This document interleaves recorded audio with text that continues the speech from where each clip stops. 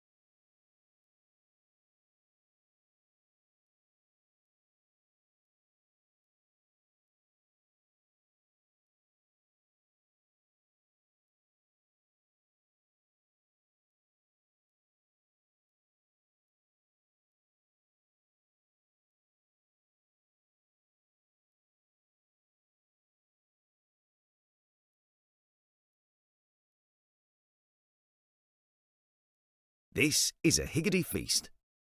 There's plenty of this, and these as well. We top it like this, and bake it like that. Higgity. Baked generously.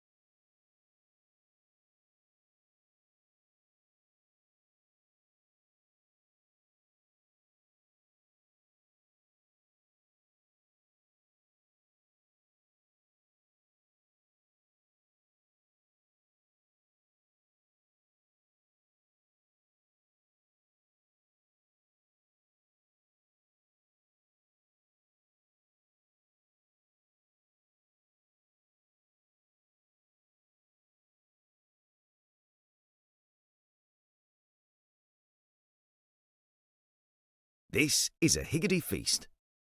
There's plenty of this, and this, and these as well. We top it like this, and bake it like that. Higgity. Baked generously.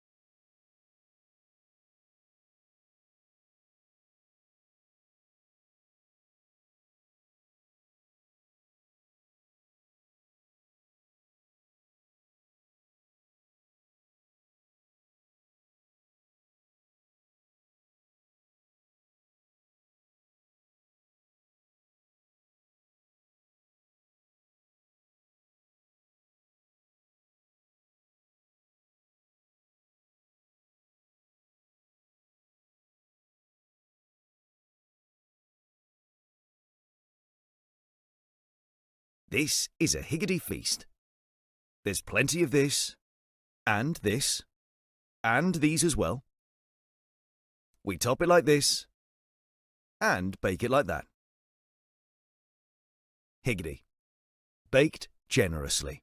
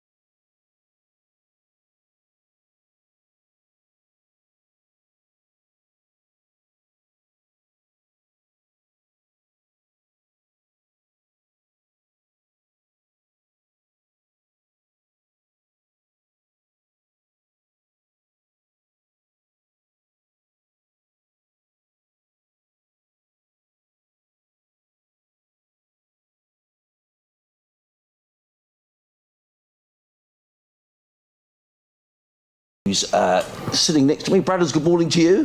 Good morning to you, Adrian Harms. Not that we haven't spoken to each other in the last hour. I agree. Always makes me chuckle that, because we always say, good morning, good morning, good morning. Yeah. It's not like we've just seen each other. No, we had breakfast together at 6 o'clock this morning. I don't know. Now, yesterday morning, Yes. we'll talk about the game in a minute. You were having a little wander around Hove, as you do first thing in the morning, and you got stopped by... I got Southwick. Yes. Got stopped by the local You got stopped, constabulary yes, for as prowling being around. a suspicious person. Yes. And did the same happen this morning? No. Right. Okay, so you're in the clear this I'm morning. all right. It was me and a lone fox out and about at 7 o'clock. Oh, really? Yeah. Okay. Yeah. Well, first things first, let's just double check that we're working okay. There we are. We've got the hats being waved from the top of the Spen Karma Pavilion. How many hats can you see being waved, Bradders? I can see three. I can't even see the pavilion. I can see two being waved over there. Very embarrassingly there, my Julian, who's a regular listener to the show, there he's waving his blue hat. He always gets in touch and waves. And there's a chap sitting behind him for years. I've been saying, and thanks very much to Tim as well for getting And his in touch. name's not Tim. And he's not Tim. And he emailed me and he said, just to let you know, I sit behind Julian and my name isn't Tim. Well. Embarrassingly though, Bradders, I have forgotten what his name is. Well, it's not Tim, So perhaps Julian could send me an email and let me know who it is that's waving. And while on the subject of emails, it's great to have your correspondence throughout the day here on BBC Radio Sussex, BBC Hereford and Worcester. So you can email us sussexcricket@bbc.co.uk, or you can tweet us bradders@bbc or at BBC Sussex Sport. Like there's a good amount of school children making their way in Bradders at the far end of the ground as well, which will good to get them in. add to the atmosphere. Really good crowd here yesterday. It was Excellent. Free entrance for everybody here yesterday. We had a very, very good crowd. There won't be as many today, but still the crowd are coming in, which is good news. So the commentary team today, we're going to be joined by Ariana Douse, who'll be joining us at 11:30, so that'll be really good to hear from Ariana, who's been away in Australia. In Perth. Yes, it's all right for some. So we'll hear all about Ariana and what she's been up to, and looking ahead to the season with Ariana. She'll be with us all day. And after lunch today, we're going to be joined by Ali Orr, the Sussex opening bat, who injured his knee at the Oval a couple of weeks ago in the T20 blast, and injured it nastily. And we hope Ali's going to be better soon, but he's going to be out for probably a couple of months, which is a real shame at this stage of the season. And he'll be joined by Steve Finn, who's going to wander over and have a natter as well. So we've got lots of people to listen to today, lots of stories to tell, lots of cricket to describe.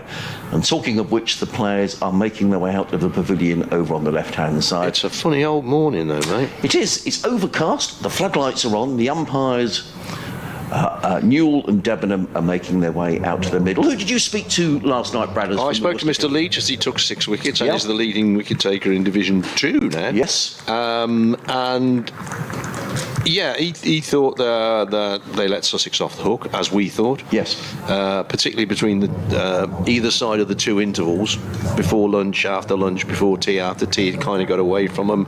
But he thinks this is not a bad pitch, but maybe a 250, 280 pitch, not a 338 for 9 pitch. Yeah. And at one stage, Sussex, when Finn Hudson-Prentice was out, Sussex were 142 for 6, and they'd have certainly taken where they finished on 338 for 9. I spoke last night to Henry Shipley. Seems a nice man. Very nice guy, yeah, New Zealander, plays his cricket in Canterbury. Canterbury, New Zealand, not Canterbury, Kent, and chatted away. He looked better than a number 10. He made 41 last night, and he'll be back in action with the ball at some stage during the day. So floodlights are on. These feel like good bowling conditions, Bradders, this morning. Yeah, and although Carson played very well, you know, you've got 2 tail-end batsmen in them, so Worcestershire would hope to finish this off fairly early this morning and then get out there and get some runs. They are 1 bowler light, Worcestershire, this morning, because Adam Finch was banned from bowling by the umpires for running on the pitch yesterday. He was. So it's going to be Ben Gibbon who's going to open the bowling from the C end of the ground. For those of you who don't know Hove, it means he's running up the hill from the C end, the C about 500 yards behind us as we sit here into the commentary box. Floodlights on, the field, 2 slips, a wide-ish third man down by the players' pavilion, a backward point, cover mid-off, mid-on, mid-wicket, and a fine leg. And it's Ben Gibbon who's going to get us underway, coming in to bowl to Jack Carson, who played very nicely yesterday. Did. He's 60 not out as Gibbon runs in over the wicket, bowls, and Carson is beaten first ball outside the off stump through to keeper Roderick, and there is no run. You'll be all right on your own for a couple of minutes. I will. You're going to go won't and do a panic. quick update? You won't panic, will you? Okay. In fact, what we'll very quickly do, we'll just bring in Ariana for a couple of minutes, just while Dave does his update to the listeners on BBC Hereford and Worcester. So we can say hello to Ariana as Gibbon wanders back to his mark. Jack Carson coming in at number 9 and batted really nicely, making 60 not out, and he's facing his second ball of the day as in comes Gibbon and bowls, and Carson lets that one go outside of the off stump. And it's a very good morning to Ariana Douse. Hello, Ariana. Hello, it's lovely to be back here behind the commentary and behind the bowlers on, more importantly. Yeah, and it's lovely to see you. You've been in warmer climes. I mean, it's warm here at the minute, but you've been away for a good part of the winter. Tell us what you've been up to. Yeah, so I left England in October, heading over to Perth, Australia, and I did a lovely cricket season out there, followed by a little tournament in Hong Kong for the February Global organisation. Well, that sounds exciting. Yeah. In comes Gibbon over the wicket, bowls and let go for the third time in the over by Jack Carson through to keeper Roderick, and there is no run. So Perth for 6 months sounds great fun. Was it all cricket or a bit of pleasure as well? And I did manage to get a few trips in there. Managed to fly across to Sydney, watched the pink test on the one day that it was raining, so I just got the merch. I was there, didn't watch any cricket. that's a shame. And then I also managed to go up to the Great Barrier Reef during the Christmas break that we fantastic. get out there. It's very peculiar in the middle of the season to have Christmas, so that was a first. did they have Christmas trees and things like that? Yeah, not as much, no. In comes Gibbon and bowls, and Carson drives to backward point, fielded there by Jake Libby, and there is no run. Was that your first taste of Australia, or Yeah, that's the first time I've ever been to Australia. Right. It was, a very big experience and very lovely. you enjoyed it? Definitely, I loved Right. it. Well, that's good news. Well, we'll hear a lot more about it as we go through the day. As Gibbon wanders back to his mark, as I say, at the sea end of the ground. There's quite an appreciable slope for those of you who don't know the ground, which goes up the hill here from the sea end up to the Cromwell Road end at the far end of the ground, as Gibbon is in and bowls, and forward comes Carson and plays to mid-off, fielded by skipper D'Oliveira, and there is no run. We should give a big shout out, we spoke a lot about it yesterday, to the Southern Vipers, who retained the Charlotte Edwards Cup down at Worcester over the weekend, which was great news. And I know you know a lot of the girls that have been playing in that side. Yeah, it was definitely a performance as always from Vipers. They've put in the work. The Blaze were undefeated in their rounds leading up to the final, and Vipers were just stronger than ever coming into that final, with Danny White blasting 50 and Bush contributing at the opening. Final ball of the over. Gibbon comes in and he goes past the outside edge of Carson through to Gareth Roderick. So good opening over for Ben Gibbon, who's bowled 17 overs, 5 maidens, now 0 for 57. Sussex haven't added to their overnight total of 338 for 9. Jack Carson is on 60. Ari Carvelos is yet to score, and they really do dominate that competition, the Vipers. Yes, well, in the first year they didn't manage to secure the trophy, but they were in finals day, and they've come back stronger. I think it's more motivation that their coach is the cup, as one would say. Right. It's very... They sort of lift her up. And Yeah, bring her home and the trophy. So, yeah, it's definitely one fun one when they actually win that, and they've won so many of the Rachel Hay Flint trophies as well, except for last year, so they'll be looking to get that back in their trophy cabinet, I'm sure. It's going to be Joe Leach who's going to open the bowling from the Cromwell Road end of the ground. Wonderful figures, 6 for 79 as in comes Leach and bowls, and forward comes Ari Carvelos, plays to mid-off, and there is no run. I get the feeling, Ariana, that the sun's going to come out in a minute. It just seems to be getting a little lighter. It does seem to be getting light. I'm not sure if that's because the floodlights are on. No, I think despite the floodlights, I think it is getting a little lighter. So fingers crossed. We will get an extra 2 overs today.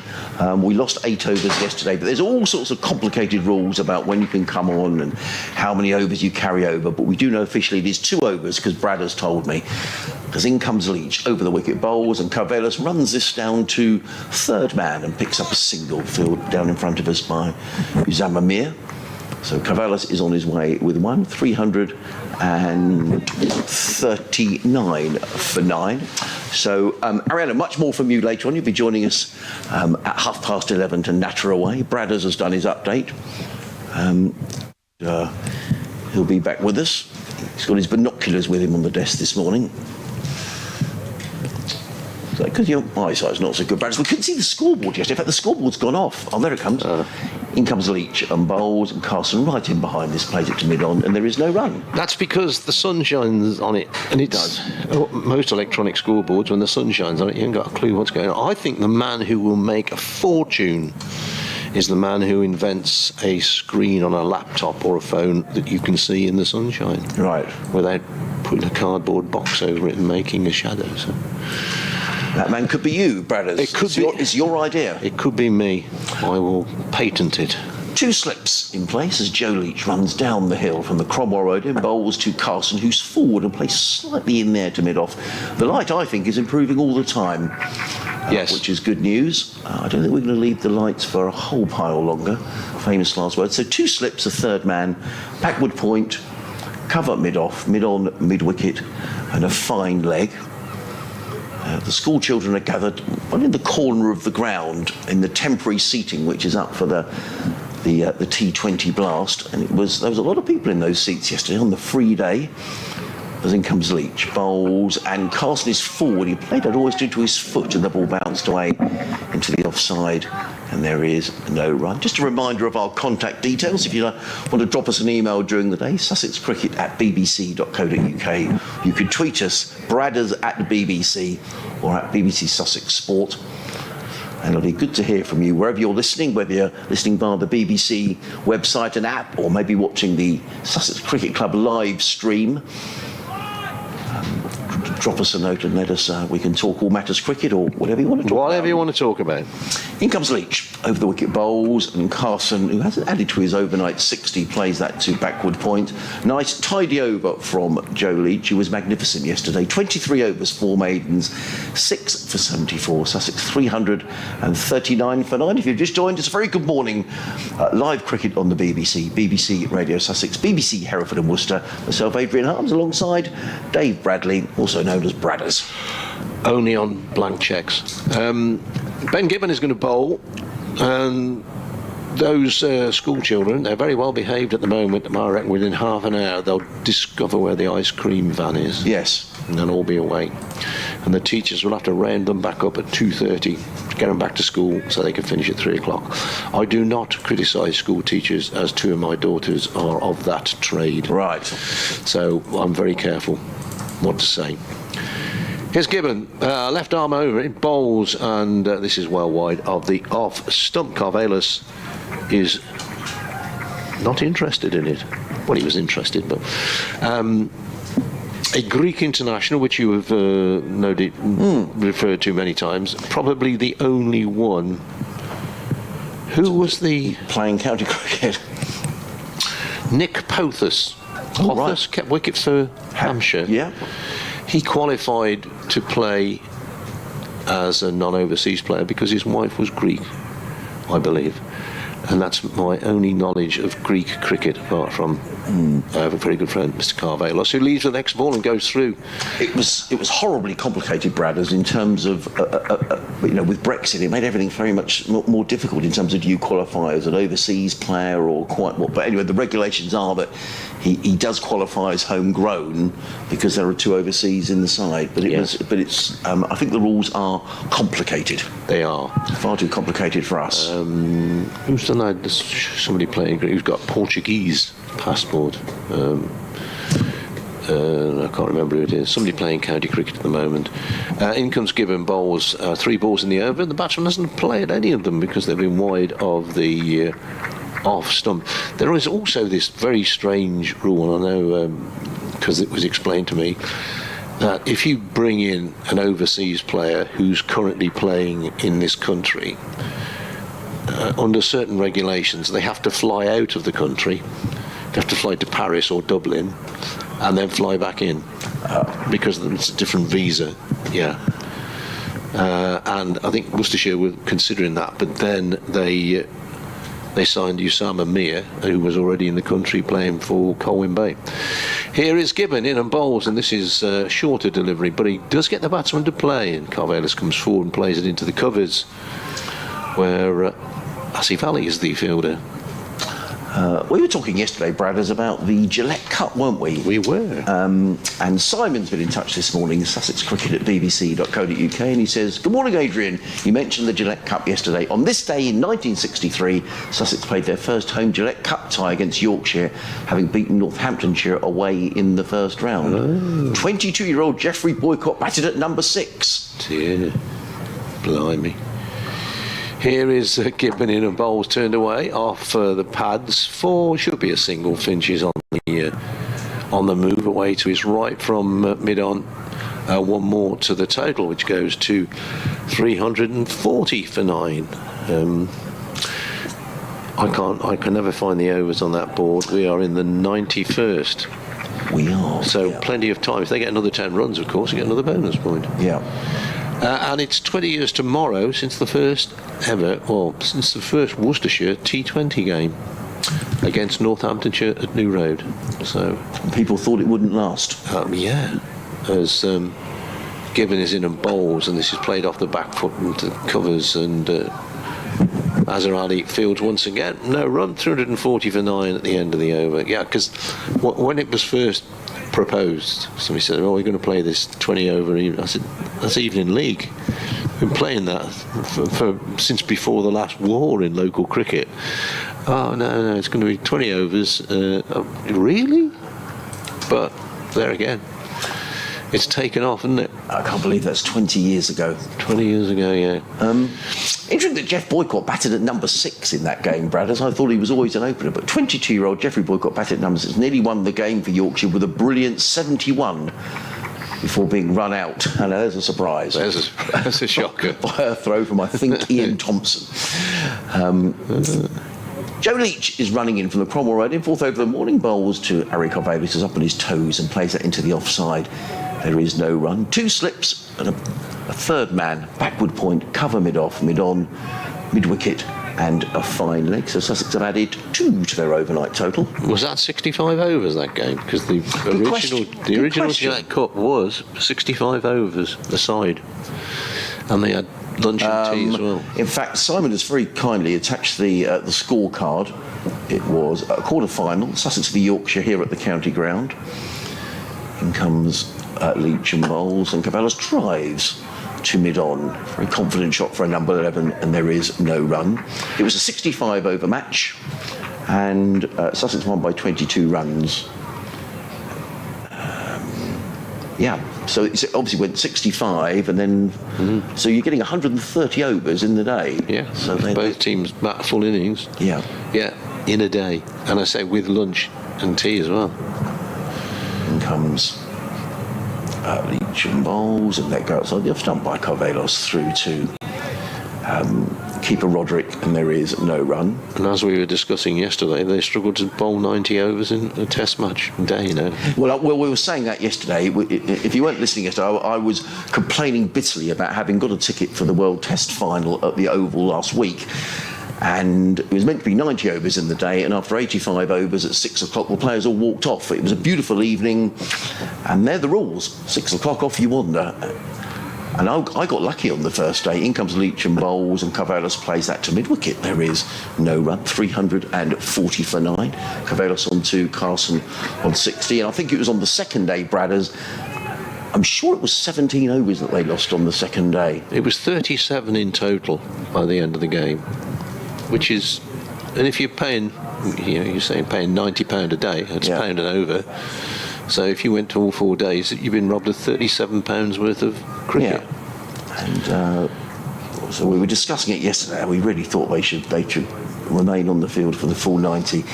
In comes Leach. Over the wicket, Bowles to Corvallis, who plays into the covers. A good stop there by Azhar Ali, and there is no run. Total remains is 340 to 9. We were waving to our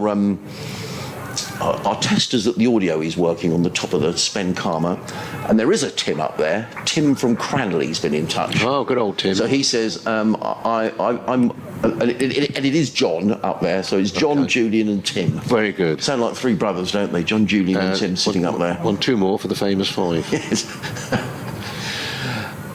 Probably up there with their lunch, nice flask of coffee or something, probably sneak some beers in as well, I expect. They're enjoying the cricket from the top tier of the Sven Karma Pavilion. Good morning to you, gents. In comes Leach over the wicket, bowls, and played in the air by Ariana Douse, but safely enough, and it's going to race away for a boundary towards the clock tower scoreboard. The first boundary of the morning goes to Ariana Douse. He moves on to 6, and Sussex to 344 for 9. And Joe Leach's figures: 24 overs, 4 maidens, 6 for 78. John Malone has been a touch from Bexhill-on-Sea. He says, coming through loud and clear on the stream. An interesting day's cricket ahead. A good recovery by Sussex, though. He goes on to say, I must say I do miss the John Player 40-over competition on a Sunday. Sunday afternoon cricket, 2 o'clock start, restricted run-ups for bowlers, home for songs of praise. Spot on. Yeah, and the Onedian line. Is that what that was called? I thought it was called the one-din line, though. John says the sun has come out in Bexhill-on-Sea along Good the lad. so that's good news. Thank you, John. Here's Ben Gibbon in bowls. Played off the back foot. Nice shot. That's raced away for 4. It was a dive by Jake Libby at backward point. And these are more than useful runs for Sussex. They're heading up towards that 350. 340, that could be an 8 on there. It's like doing your eye test, isn't it? It is. Yeah, what read along the bottom line? AZ, could be a Q. We'll test Ariana when she comes on, because she's got younger eyes than ours to see whether she can see the scoreboard. I think that's 348. 8. Yeah. It's just on an awkward angle. And Carson goes on to 64. He awaits the next ball from Gibbon, and that beats him outside the off stump. He has a little dabble at that. Only one slip left in there now by Brett D'Oliveira. This is 93rd over, so this is not an old ball. And he had 13 overs with this one, because we took the new ball last night. Worcestershire took the new ball, and then we went off for bad light. Light improving now, and the floodlights are off. Yeah. Price of electricity. Can't keep those floodlights on all day, mate. Here's Gibbon in bowls. Carson covers up, plays the ball back down the pitch. Bowler himself does the fielding. Obviously not as many in today as yesterday, because yesterday was a Sunday, a sunny Sunday, free entry. Great effort from Sussex. Well done to the club and whoever thought that one up, because you get people in and they buy a burger and they'll buy a drink. They do. And they might come back another day. Bottoms on seats. Yeah. Yeah, they might come back another day because they've seen a good day's cricket. There was big queues for ice cream, wasn't there, yesterday lunchtime? Certainly was. Which neither of us joined, I will add. Gibbon in, Carson drives and has got that. That's a very good catch. Full length down to his right by wicket-keeper Roderick. He took one yesterday to get rid of Hudson Prentice, and he's gone way down in front of first slip. Probably wouldn't have carried to slip. Fine catch by Roderick, and Sussex are all out for 348, which is a pretty decent score considering yesterday they were 142 for 6. Just be a little disappointed that they've missed out on a third batting bonus point, getting to within 2 runs of it. But as you say, a fine catch by Gareth Roderick. And the Worcestershire players just gathering a little handshakes all around. And I'd imagine it'll be Joe Leach who'll lead them off, having taken 6 for 78 in his 24 overs. Just following on that email from John Maloney, he also says, well done to the Southern Vipers. So thank you, John, for your email. There's Ben Gibson and his ground staff come out to do their repairs. A bit of brushing going on, and they'll remark the crease, etc., as the Worcestershire players wander off. Heavy roller. And the roller makes its way on. And good applause. I'll just turn up the effects microphone so you can hear the applause for Joe Leach as he leads Worcestershire off the field, I would imagine, for the umpteenth time in his career. Brad. Yeah, well, I think we said yesterday, it's the 17th time he's taken 5 wickets in an innings. He's not, he will excuse me for saying he's not the youngest person playing county cricket at the moment, but he just keeps going, and I don't know, is he going to be another Darren Stevens? Is he going to be playing into his 40s and still doing a job? That's a thing. match start delayed Kent against Surrey. It's interesting. Could be light, couldn't it? Yeah. Yes, on here it's saying rain delay, so there's obviously a little bit of rain around. I'll just give you the scorecard and get this breaking in. So Sussex all out for 348, of which Clark was caught, Libby bowled Leach for 5. Tom Haynes caught by Gareth Roderick, bowled by Joe Leach for 9. Tom Alsop caught by Haynes off of Joe Leach for 19. At that stage, Sussex were 47 for 3. Then there was a partnership of 72 between James Coles, who made 48, and Ollie Carter, who was eventually out for 76. Coles batted beautifully before rather giving it away, playing a shot down to third man. He didn't really need to play. He was caught down there by Joe Leach off the bowling of Adam Finch, who was eventually taken out of the attack, as Bradders was saying earlier, for running on the pitch. Ollie Carter batted nicely. He was caught by Jake Libby off the bowling of Matthew Waite for 76.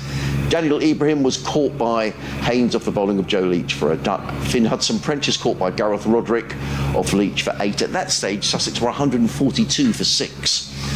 But the tail wagged and some. Nathan McAndrew made 65. Well, he was caught by Finch off the bowling of Meir for 65. Henry Shipley on his debut, the New Zealander, he was caught by Finch off the bowling of Leach for 41. And Jack Carson, the final man out, for 64, batting at number 9. So Sussex from 142 for 6 to reach 348. I think we'll be very pleased with that effort, Bradders. Certainly would, yeah. And I still think there's a little bit in this. I think it's probably a better wicket than we thought it was. Yesterday morning, cloud conditions and everything favoured the bowlers. 1 or 2 got themselves out, I think, in the Sussex lineup, which is always the way. You can always say 1 or 2 got themselves out. But we'll see. We'll see if that's a good score. They're actually playing cricket at Bristol. They have had so many days rained off. They have. I mean, whole games. Yes, the first game of the season, I think, against Yorkshire, they were rained off. So we'll run through just to go through the Worcester bowling figures. 24 overs, 6 for 78 for Joe Leach. Magnificent figures. Ben Gibbon, 18.4 overs, 1 for 62. Adam Finch, 13 overs and 5 balls. Then he was taken out of the attack. He was banned from bowling for the rest of the innings, having run on the pitch on a couple of occasions, been warned by the umpire. He took 1 for 58. Zamamir, 1 for 66 in his 16 overs. Matthew Waite, 16 overs, 1 for 65. And Brett D'Oliveira, 4 overs, 0 for 16. He got through his overs as they would to take the new ball. No Ed Pollock in the Worcestershire side today, which is a shame. I like watching him bat. Does that seem like a different approach for Worcestershire when they're batting, Bradders? He certainly has, and he's the sort of guy, within an hour he can change a game, change a day's cricket, but sadly he's not been doing it on a regular basis this season, which is why he's not in the side. Kashi Valley is another man who could come into the Worcestershire team. I see he made a very quick century for Bedfordshire yesterday. I think he got 117 less than a run a ball. So he was another option. But there was a game last year at Merchant Taylor's. Worcestershire set from memory 240 to win against a decent Middlesex attack. And he came in, Ed Pollock, and within an hour he nearly took us out in the commentary tent. It was myself and Dave Townsend, and the ball landed directly between us. And I think he hit something like 6 sixes, and then the game was all but over when he was out. So he can do that, but he hasn't been doing it. So I feel sorry for him. Nice fella, but you've got to produce it on the field, haven't you? You have.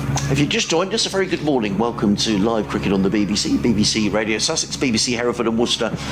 Adrian Harms and Dave Bradley on commentary this morning, soon to be joined by Ariana Douse. And after lunch today, we're going to be speaking to Ali Orr, the Sussex opening bat, who's out for a while with a knee injury, and I think Steve Finn's going to wander over as well and have a natter. So if you want to send a message in or a question to ask Ali or Steve, please do so. sussexcricket@bbc.co.uk, or you can tweet us at Bradders@BBC or at BBC Sussex Sport. Bradders was talking about games around the country. We'll start in the second division. Yorkshire 296 for 5 at Chesterfield, having Old Derbyshire out for just 111. Funny that, because we thought Derbyshire out for 111. This is not a great pitch. Yeah, and then Yorkshire go out and rally it around. David Milan not out on 88 for Yorkshire, who lead by 185. Glamorgan all out yesterday for 390 up in the northeast at the Riverside. Kieran Carlson, who's in good form, the Glamorgan skipper, he made 162 yesterday. Durham have lost a wicket in their first innings. They're 25 for 1. Bradders were saying they're playing down at Bristol. They didn't get much play yesterday. Gloucestershire batting first are in trouble against Leicestershire. They're 118 for 5. 3 wickets there for Chris Wright, who just keeps on going. He's 38? Yeah. And he's good bowler. Very, very good indeed. Yeah. Early in the season saw him, and as you say, he runs in. He's a bit of a Joe Leach type of character, isn't he? Yeah, he's a bit older than Joe, but as we were saying the other day, these guys who put it in county cricket, Michael Hogan, Joe Leach, Rushworth. Yeah. Really good. Yeah. Bowl any time of day. Season after season, pick up stacks of wickets. In the first division at Chelmsford, Essex, 373 for 6, a century for Sir Alistair yesterday, so well done him. As Bradders was saying, delayed start down at Canterbury, where Surrey are 18 for 2, the leaders of the county championship, after Kent made 301 yesterday. Good recovery by Kent, who were 96 for 5 at one stage, but Jordan Cox made a very good 100. At Southport, that's a lovely ground at Southport, Bradders. Very nice. 4 days there 2 or 3 years ago, and it's funny. And I remember the Lanc skipper got 100 on the last day to win the game. But what I do remember is we got free drinks in the press area. Oh, nice. Paul Edwards, who you'll know, yes, very well known. He came around. He said, "Anybody want a drink?" And I thought, "Well, you're not buying it, are you, mate?" And so the club bought us all a drink. So I can't remember the scores, but I remember that. They've got some lovely outgrounds in Lancashire. A couple of years ago, we were up at what's the school? Sedberg. Yes, it's glorious. The most beautiful cricket ground I think I've ever been to. Yeah. It was absolutely magnificent for a one-day game. Lovely. And we were made very welcome there. That's I think Will Carling's old school. Could well be. A big rugby school, and a lot of well-known people. And Martin Spate, who used to play his cricket down here, I think is the head of cricket up at Sedbergh School. And talk about Lancashire, they're 166 for 1 at Southport. Phil Salt, formerly of this parish, is 86 not out, and the cheers you can hear are for the school children at the far end of the ground. We'll find out which school they're from, and we'll give them a shout out in a few moments' time. So if the lads operating the stream could let us know what school it is, give a shout out to the school children who are having a day out of the classroom. Never happened to me, but good luck to them. Hope they have a lovely day. So Lancashire 166 for 1 at Southport in reply to Hampshire's 142 all out.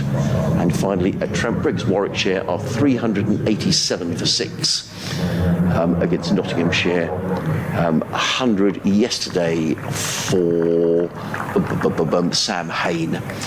Those matches in the first division. Well, the good news is that we'll be underway shortly. The Worcestershire players making their way out to the middle, Jake Libby and Gareth Roderick. And I'm delighted to be joined for the first time, well, it's the second time today, I'm wrong, by Ariana Douse, who's sitting next to me. Good morning to you, Ariana. Good morning again. Yeah, second time. Very short period of the first time. So. And it's definitely lighter now, because the floodlights have gone off. Yep, I'd have to give it to you. You were right. So it's going to be opening the bowling from the Cromwell Road end is going to be Nathan McAndrew, who's going to bowl the first ball of the innings to Gareth Roderick with 4 slips in place. Tom Alsop at first, Tom Clark at second, James Coles at third, and it looks like Jack Carson at fourth. Finn Hudson-Prentice at backward point, Tom Haynes at mid-off, Harry Cavalas at mid-on, Daniel Ibrahim at mid-wicket, and Henry Shipley, the new signing, down at fine leg. I would imagine he's going to open the bowling from this end. I don't know. We'll have to wait and see. But in improving light, it's still grey overhead, but the light is improving as in comes McAndrew to bowl to Roderick, who was just surprised. A little extra bounce there from Nathan McAndrew. Played away onto the offside. He looked a bit suspicious then, Gareth Roderick. Yeah, it's always nice to see a pitch in England providing just that little extra bit of bounce. It always is a nice surprise for the batters, but I'm sure he'll take note and be ready for it for the next ball. In fact, Ari Carvelos looks like he's warming up at mid-on, so maybe Henry Shipley isn't going to take the new ball for Sussex. We'll have to wait and see, but it's Nathan McAndrew who's coming in down the hill from the Cromwell Road end and bowls, and he nudges to slip, and it just bounced in front of Tom Alsop. That was a full shot by Gareth Roderick. He was caught rather flat-footed on the crease, and the ball went into the slip cord and it bounced in front of Alsop, but two uncertain shots, I think it's fair to say. Yeah, he doesn't look comfortable at the moment facing Nathan this morning. As you said, the first one just bounced that extra little bit, and the second one a bit hesitant, caught at the crease and almost out as it didn't quite carry to first slip there. So the slips are on their toes. As McAndrew waits at the end of his run, and he's on his way. The tall Australian overseas in and bowls, and Roderick this time is far more confidently forward, plays to backward point, fielded by Finn Hudson-Prentice, and there is no run. We've had lots of emails coming from Tim and Julian and Clive and Martin, and I'll get through all of those during the course of the next half hour. Lots of people watching then, that's nice to hear. It is nice to hear, yeah. Joe, it's often the case on a Monday, Ariana, that listening figures are better on a Monday. I think it's because everyone's in the office and they're pretending to be working, but they're not really. Yeah, Monday blues back in the office. Yeah, especially after a lovely weekend. Yeah, with the weather. And comes McAndrew bowls, and the first runs of the innings, Gareth Roderick plays that nicely away through backward point. I don't think it's quite going to make the boundary. Finn Hudson-Prentice in hot pursuit. He pulls the ball up about a yard or so inside the boundary and comes back for his third run. So Worcestershire on their way. They are 3 without loss. All 3 runs to Gareth Roderick. So a couple of emails. Paul Limmer has been in touch. Hello, Paul. And he says, thank you for the commentary yesterday. A great advert for county cricket. And yes, I do agree. Sussex do so well to offer it for free. Yes, hats off to Sussex yesterday. And Paul goes on to say, sadly, I could not come myself, so I watched the feed and listened to you.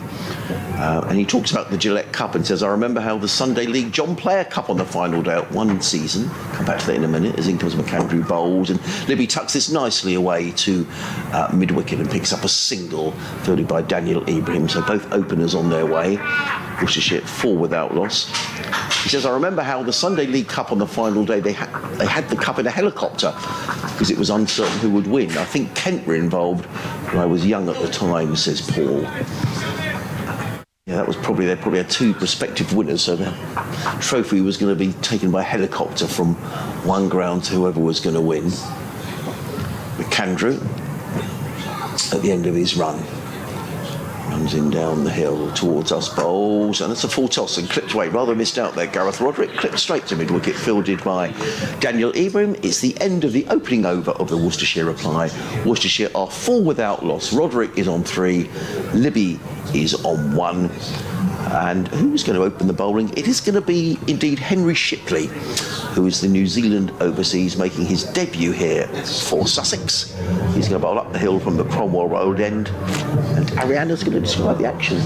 Yeah. Oh, actually, you just had an update coming on to listeners on BBC Radio Sussex. So I'll wait for this update, Ariana, and then you can describe the action from Henry Shipley, who's going to be bowling his first delivery in Sussex colours. Spoke to him last night. Nice guy. Over here for 4 games. 4 games. Did you get over to New Zealand when you were in Oz, or were you purely in Oz? No, we were tempted, me and my boyfriend, to go and watch one of the test matches over there. Oh, that would have been good. It would have, but unfortunately it didn't happen. Well, here comes Henry Shipley. First ball for Sussex right arm over the wicket. He's in and bowls, and he very nearly gets a wicket with his first ball as well. A loose shot outside the off stump by Jake Libby, and the ball rattles through into the gloves of Ollie Carter, and there is no run. That was quicker than I thought it was going to be, Ariana, because his approach to the wicket seemed to be quite slow. But there was a bit of extra bounce, and that was a pacey delivery.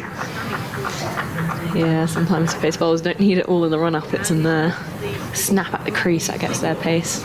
3 slips and a gully in place as Shipley runs away from us. He's in and bowls to Libby, who's more solidly forward, plays it down the onside of the track, fielded by Shipley off his own bowling, and there is no run. So 3 slips, a gully, backward point, mid-off, mid-on, mid-wicket, and a fine leg. There will be some heavy showers potentially. It will be drier later, warmer with clear Shipley turns and runs away from us. Number 46 on his back. He's in and bowls. And forward comes Jake Libby and plays that confidently enough to extra cover, fielded there by Tom Haynes. And there is no run. I can see the Sussex Chief Executive watching on from the side. Looks like Rob Andrew over there enjoying the cricket. I think that's Rob Andrew over there.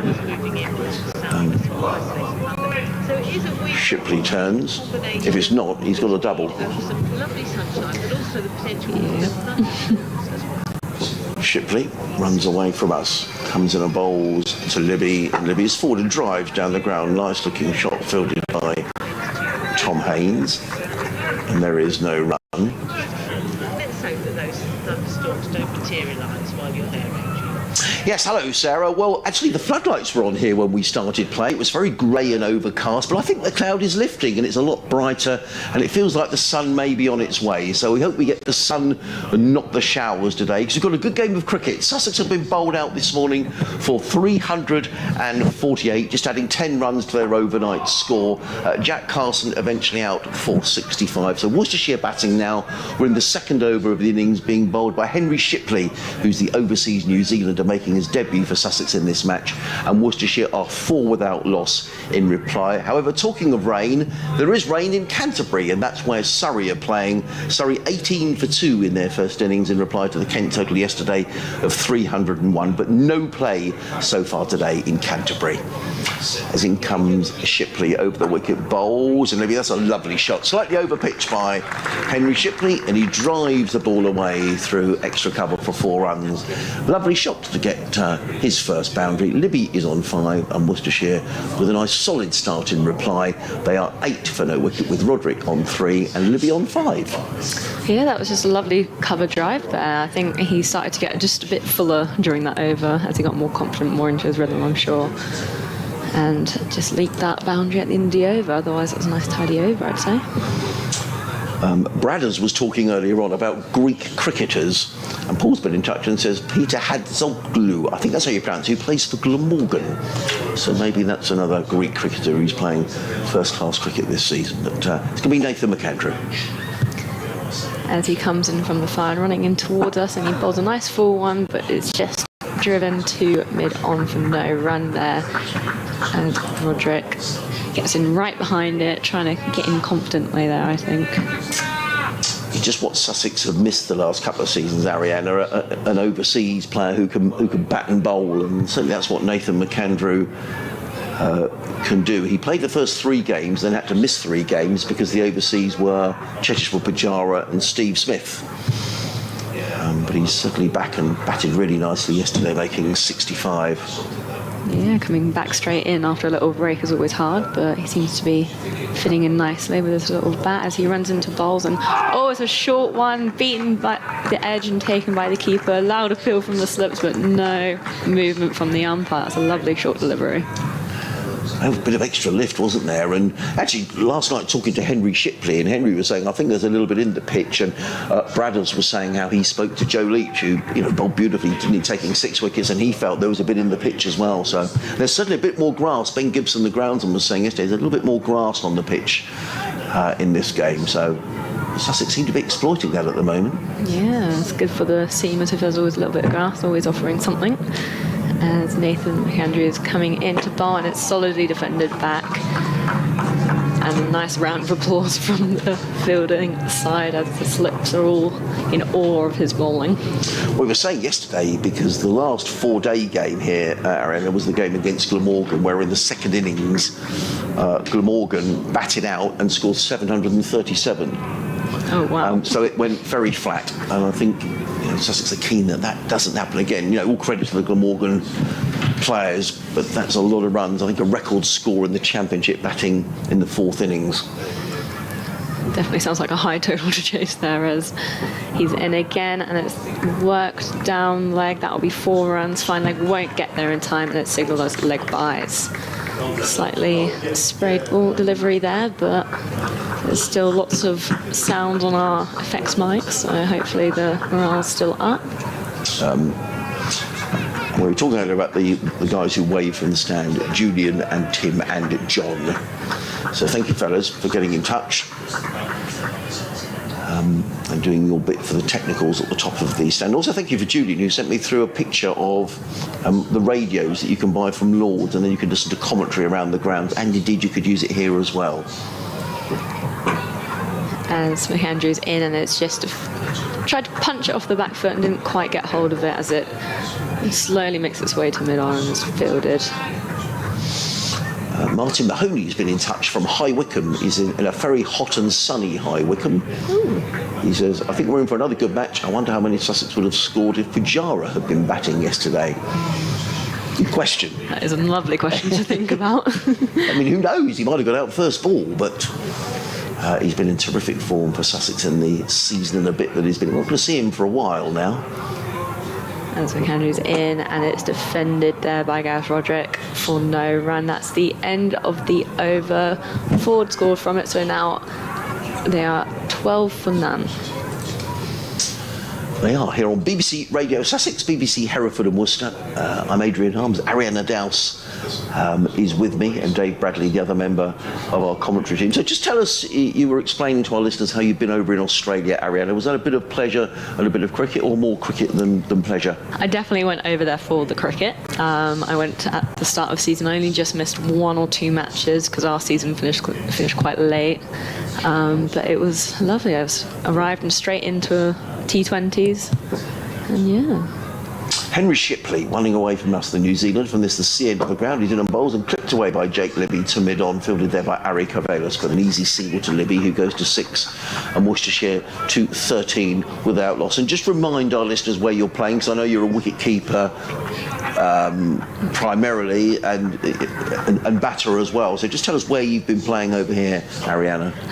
So I'm currently on loan from Hampshire to Berkshire for the Southern Central County Cup, which is a Vipers tournament set up to increase 50 over cricket in their region. Has that competition started? Yes, there was 1 round of fixtures, and I debuted for them last week, I believe it was. In comes Shipley and bowls, and Roderick turns this down towards fine leg. I think came off the bat. We'll just wait for the signal. In fact, it came back for 2. We'll just wait for umpire Debenham's signal. And indeed, they did come off the bat. So Gareth Roderick goes to 5 and the total to 15 without loss. Did you win? Yes, we won. We played Sussex at home at Backer, and I scored 118 not out. So 180? Yeah. 18. 18. Well, 80 would have been even more impressive. So where were you where were you batting? Number 3. Oh, fantastic. Yeah. So just up at the Amex Stadium at the academy. Yeah, oh, fantastic. You've got the Amex in the background. Oh, well done, Ariana. There. Brilliant. In comes Shipley, bowls, let go outside the off stump, and there is no run. So that's a statement. So you've been out to Australia, you've been playing a bit of cricket, you come back and get a ton. So what was the result of that? Did someone say, well, you must come and play for us, Ariana? Well, actually, I've been trying to break into the Sunrisers region, as Vipers released me just before I went to Australia. And based on that and a few other performances for them, I'm now in their second 11, pushing to try and be involved in the Rachel Ho Flint tournament. So, fantastic. Well, what a start to the season for you. Shipley in and bowls, let go outside the off stump by Roderick. There is no run. When the Vipers let you go, that must be disappointing. Yeah, it's definitely disappointing. At that point, they had a couple keepers there, and they were getting some more keepers in. And then even this season, they've got an Aussie international come over just playing for the Sussex women team, and she's straight away been picked up and playing in the T20 tournament for them. So everything can happen in the second like that in this competition now. Shipley on his way, bowls, and forward comes Roderick, plays into the onside, picks up a single to mid wicket. Good running by these two. Roderick goes to 6 and the total to 16 without loss. So knowing you didn't have a contract with the Vipers, you went out to Australia. Did that make you even more determined to succeed going out there in the winter? I think it did. I tried not to let it put pressure on me to perform out there, but I was definitely trying my best to prove them wrong for how they let me go. But yeah. Shipley in, bowls, and played into the onside by Libby to square leg, fielded by Daniel Ibrahim. It is the end of the over, which are 16 without loss. Roderick and Libby are both on 6 if you just joined us this morning. Sussex adding 10 to their overnight score, eventually out for 348. Joe Leach finishing with 6 wickets for Worcestershire. Jack Carson out for 65. In reply, a solid start by Worcestershire. They're 16 without loss here on BBC Radio Sussex, BBC Hereford and Worcester. I'm Adrian Harms. I'm with Ariana Douse. We hear so much about women's cricket and how strong it is in Australia. Was that your experience of Australian cricket? Yeah, I hate to admit it to when I was there and playing with the girls. I didn't want to big them up too much when I was out there, kind of thing. But yeah, their club level compared to out here was probably the equivalent of regional stuff. The wow, level really? was very high out there. Yes. Unfortunately, due to the funding and all going into concentrating on regional, club level out here has dipped slightly. So the comparison between the club levels was huge. And is that because there's more women playing, or there are more clubs? I wouldn't say there was more women or more clubs. I think just the structure and the way it's set up out there has just been a little bit better organised, I'd say, as Nathan McAndrew is rolling down the hill here. And it's flicked. Oh, and Ollie Carter flicked off the legs. Ollie Carter puts in a diving stop to prevent it going for 4. And they get through for 1. It's a leg by signalled by the umpire there. And the helmet has been runned on just for that ball to Roderick. There was a short square leg under the helmet. And one of the things around the women's game here, Ariana, which I think when they've had Charlotte Edwards Cup, and then there seems to be a bit of a break. Is there a better schedule and a better structure from that point of view as well? I definitely say that this year for the women's, they've increased the fixtures in the Rachel Hove Flint. This year, yeah. As McAndrew is in and it's left alone outside the off stump as it whizzes through to the keeper. Yeah, so they've doubled the fixtures, so now there's a home and away fixture for the Rachel Hove Flint tournament, which is the one-day competition, and they've just finished their T20 competition, the Charlotte Edwards Cup, and there is a break in the middle of the Rachel Hove Flint as well for the 100 in August. So there's lots of opportunity out there now for women's to play. And yeah, the setup at regional is definitely progressing and will definitely improve women's cricket. As Nathan McAndrew is in again, and it's driven just to point for no run there by Jake Libby. And would you say, so the structure is better, and the standard is definitely better, you would say? Yes, there's definitely more now of element of professionalism in the women's game at regional, and it's more talked about and more well known, I think. So it's definitely getting there. It's definitely getting there, the women's game. It's very exciting for a young girl right now to be growing up with all these possibilities and actually being able to look at and see the women that are being paid to play cricket right now. Which is very exciting. As Nathan McAndrew's in, and it's driven past mid-off. That's racing away. These two are going to run hard, but it's gone for 4. That was a beautiful shot there from Jake Libby. Beautifully played, wasn't it? Just slightly over-pitched by Nathan McAndrew and driven away beautifully through the offside. But all you can do, Ariana, is to get an opportunity, and if you get the opportunity to score runs, and you clearly did that. Get 100. Yeah, and hopefully that continues and I can do that for Sunrise. But we'll have to see. And that's just well timed there by Jake Libby as well. He didn't overstride, overhit, anything like that. He just waited and it flew away at this home county ground. Beautiful shot, wasn't it? Yeah.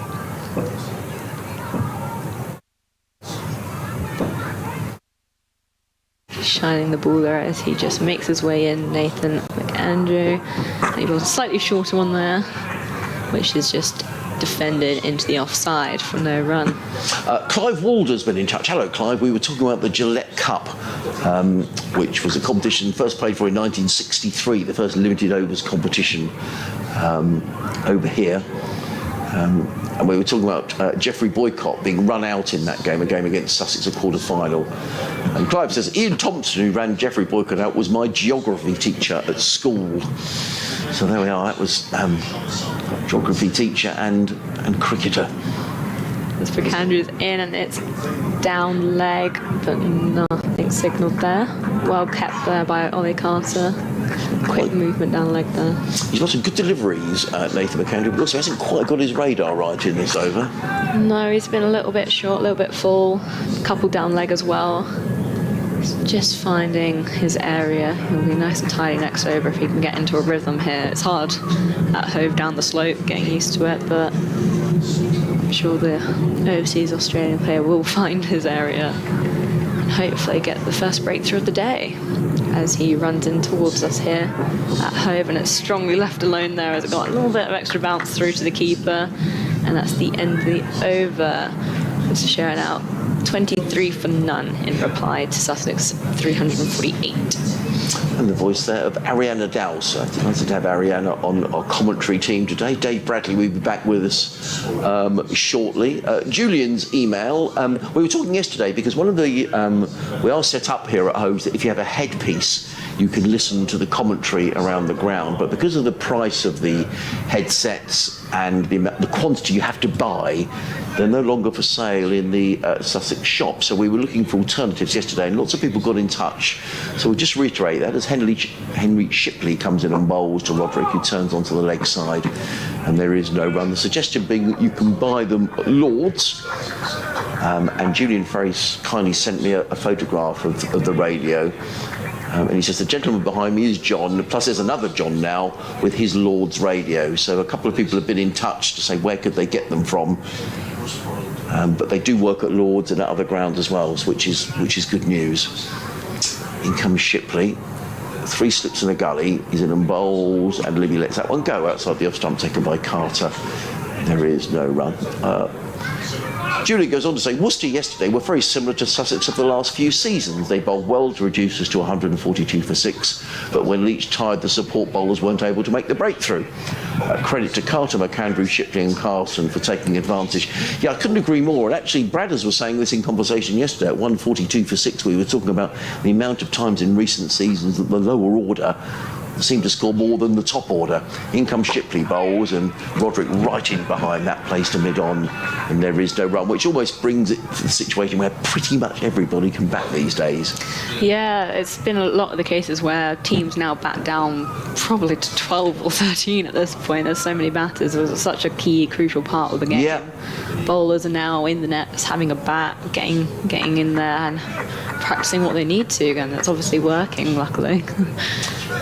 Shipley, 3 dot balls in this over, 25 without loss. He's in and bowls and let go outside the off stump by Gareth Roderick. In there is no run. Good news down at Canterbury, where they're back on playing at interruption for rain this morning. Surrey 21 for 2 in reply to Kent's 301. The leaders of the county championship. Lancashire continuing to pile on the runs at Southport against Hampshire. Phil Salt is on 97, formerly of Sussex. Doesn't play an awful lot of county championship cricket, Phil Salt, but good to see him in form today. In comes Shipley bowls, and Roderick clips this nicely through mid-wicket for 4 runs. That's a lovely shot. Beautifully timed, and just clipped the ball off the front foot. Through mid-wicket for 4 runs, and the ball raced away down the hill. No chance of cutting that off. No, that seemed to gain speed as it went down the slope. Oh, definitely. But yeah, it was a nice technical shot there. Didn't look to work it too much and just found that gap really easily there. That's an interesting turn of phrase, an interesting technical shot. Yeah, it was a nice technical shot. You didn't look to flick it too square. Nice straight bat coming down, and that's the way you play in this kind of format. Beautifully played. Yeah. Roderick goes to 10, 27 without loss. Worcestershire, and that one he fences with outside of the off stump. The ball goes past the outside edge through to keeper Carter. There is no run. So Henry Shipley, 3 overs, no maidens, no wicket for 12 on his debut for Sussex. Worcestershire in reply to the Sussex total of 348 or 27 without loss, with both Gareth Roderick and Jake Libby on 10. Just a reminder of our contact details: sussexcricket@bbc.co.uk, or you could tweet us Bradders at BBC or at BBC Sussex Sport, or a message for either myself or Ariana or Bradders, and you can talk about cricket or whatever else you want to talk about, really. But just a reminder, after lunch, Ali Orr, the Sussex opening bat, and Steve Finn joining us here on live commentary. As McAndrew is in, and it's worked to the leg side, but for no run as square leg comes around and cuts that off. A century for David Milan for Yorkshire. Yorkshire piling on the runs at Derbyshire, 315 for 5, leading Derbyshire by 204 at Chesterfield. Durham have lost another wicket. These are all matches in the second division, now 40 for 2 after Glamorgan made 390. Michael Jones, the latest man out, for 8. Lots of runs being scored then. Yeah. As McAndrew is coming in, bowls, and it's defended solidly just to mid-off, no run. I often walk past when I go to the when we go to the Amex Stadium. We actually park in the car park at back of that huge car park outside, and we walk up to the Amex Stadium when Brighton are playing. But I've never actually been on the ground. I've walked past it on many occasions. It always looks really nice. It looks a good wicket, and you've scored 180. No, I'm not saying you got 180 because it was a good wicket. It just looks a good track. Yeah, I actually went to college there, so I've played at that ground for 5 years. Right, so it's like your home ground. Hence McAndrew's in, and it's a slight down leg, half a peel from the slips there as Ollie Carter does the work, but no movement from the umpire. Yeah, so at the start it was they were converting it into a cricket pitch. So the first few years there was mushrooms on the outfield, a bit of flying off a length kind of thing, hitting some batters in the head. It was a challenge, but now the groundsmen have put in the work, and it's a lovely batting track there now. Yeah. And they've got covers there. I mean, they've got all it's a... Yeah, it's a very proper setup there. It's the home of Sussex women's county cricket, so many matches have been played there for them. So, yeah, they look after it, and they've got the facilities for it. As McAndrew is in, bowls, and it defends and just flies past the outside edge there. And the slips are very encouraging here for their bowler. And did you go to back up because of cricket? Is that why you went there, or were there other reasons for going? I went for the cricket academy there, yes. Right. So they have a very almost elite schedule kind of thing, where they have their school working hours in the morning, and then every afternoon they have cricket going on. And they have a very strong setup as you train and go to college there kind of thing. It's also, I think, an MCC hub for the women's as well. So, yeah, they've got quite a gig going on there as McAndrew is in, and it's driven, but for no runners, it goes straight to mid-off there. And was that selective, Ariana, when you went there? Did you have to go for an interview, or did they assess your cricket ability, or how did that work? No, it was very much, I decided to go there for my cricket development, and I had the GCSE results to get in for my A-levels, so it was no interview process for the cricket side of things. It is a very much elite structure from the side of Sussex women are there, and they've got a very good training schedule, but there's no interviews required, I don't think, to get into Aldridge Cricket Academy. As McAndrew is in, bowls, and it's slightly short, and again beats the edge. And a nice array from the slip Gordon, and that was a nice maiden over as well for him there. So Warwickshire still on 27 for none. And you're listening to live cricket on the BBC Radio Sussex, BBC Hereford and Worcester. Very good morning, wherever you're listening to. It is just about the morning here. You may be watching via the Sussex Cricket Club live stream with cameras at either end of the ground here at Hove. I think the guys probably haven't found out the name of that school who's sitting at the far end of the ground. So if they could let us know, and we'll give them not that they can be able to hear us, but someone might hear that we've given a shout out for whatever school the children are from today, but they're enjoying themselves, I'm sure, a day watching the cricket as opposed to maths or whatever it is they should be doing today. And it's going to be Ari Cavalos who's into the attack. He's replaced Henry Shipley, running in up the hill, comes in and bowls, and forward comes Roderick, plays into the offside, fielded by Tom Haynes. One more to Gareth Roderick. He goes to 11, and the total to 28 without loss. I think Ari Cavalos might bowl well on here. I was thinking that this morning because he just bowls this really sort of nagging line and length, just around about middle and off. And I think he just might be the type of bowler who could exploit. I think he bowls a similar line and length to Joe Leach bowled yesterday. So it'll be interesting to see how Cavalos does. He's bowling with 3 slips, and he runs away from us. 28 without loss. He's in and bowls. And looking to turn that on the leg side was Jake Libby, and he was rather squared up. And suspiciously goes and has a little prod of the pitch. Yes. As his teammate comes down and says a couple words. Yeah. I mean, he's not much above medium pace, Ari Cavalos, but he just bowls this line and length where he's always at He's always at the batter. He's now waving because someone's moving behind the bowler's arm. Yeah, I believe it. He's just saying, would you mind? He's very polite, Eric, about this. And he's probably saying, excuse me, sir, would you mind moving? I can imagine others would be less polite, but he's a really nice guy. And there was someone moving right, but there's a steward there as well who's just saying he mustn't walk behind the bowler's arm. In comes Carvelos over the wicket, bowls, and forward comes Libby again, and just looks slightly uncertain as he plays it down the onside of the track, and there is no run.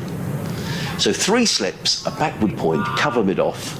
There's a mid-on, mid-wicket, and a fine leg. Nathan McAndrew all the way down the far end of the ground. Looks like he's been bought out a drink by the Sussex 12th man, who looks he's a long way down there, Ariana, but that looks a little bit like Archie Lennon. It might be Bertie Foreman, one of the two, on 12th man duties.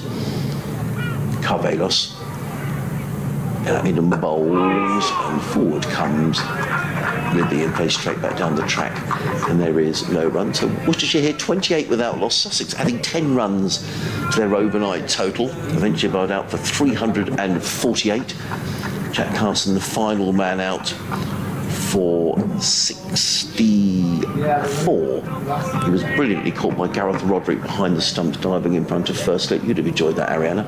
Yes, I think I saw a few of the highlights of the wickets, and I was loving a few of the takes there as the keeper. In comes Carvelos and bowls, and Libby plays down the offside of the track, and there is no run. We've been treated here to some really good wicket keeping this season. Ollie Robinson, who was formerly of Kent, the Kent Ollie Robinson, is now at Durham. He kept here in the first match of the season and kept beautifully. I think Gareth Roderick has kept really well in this game as well.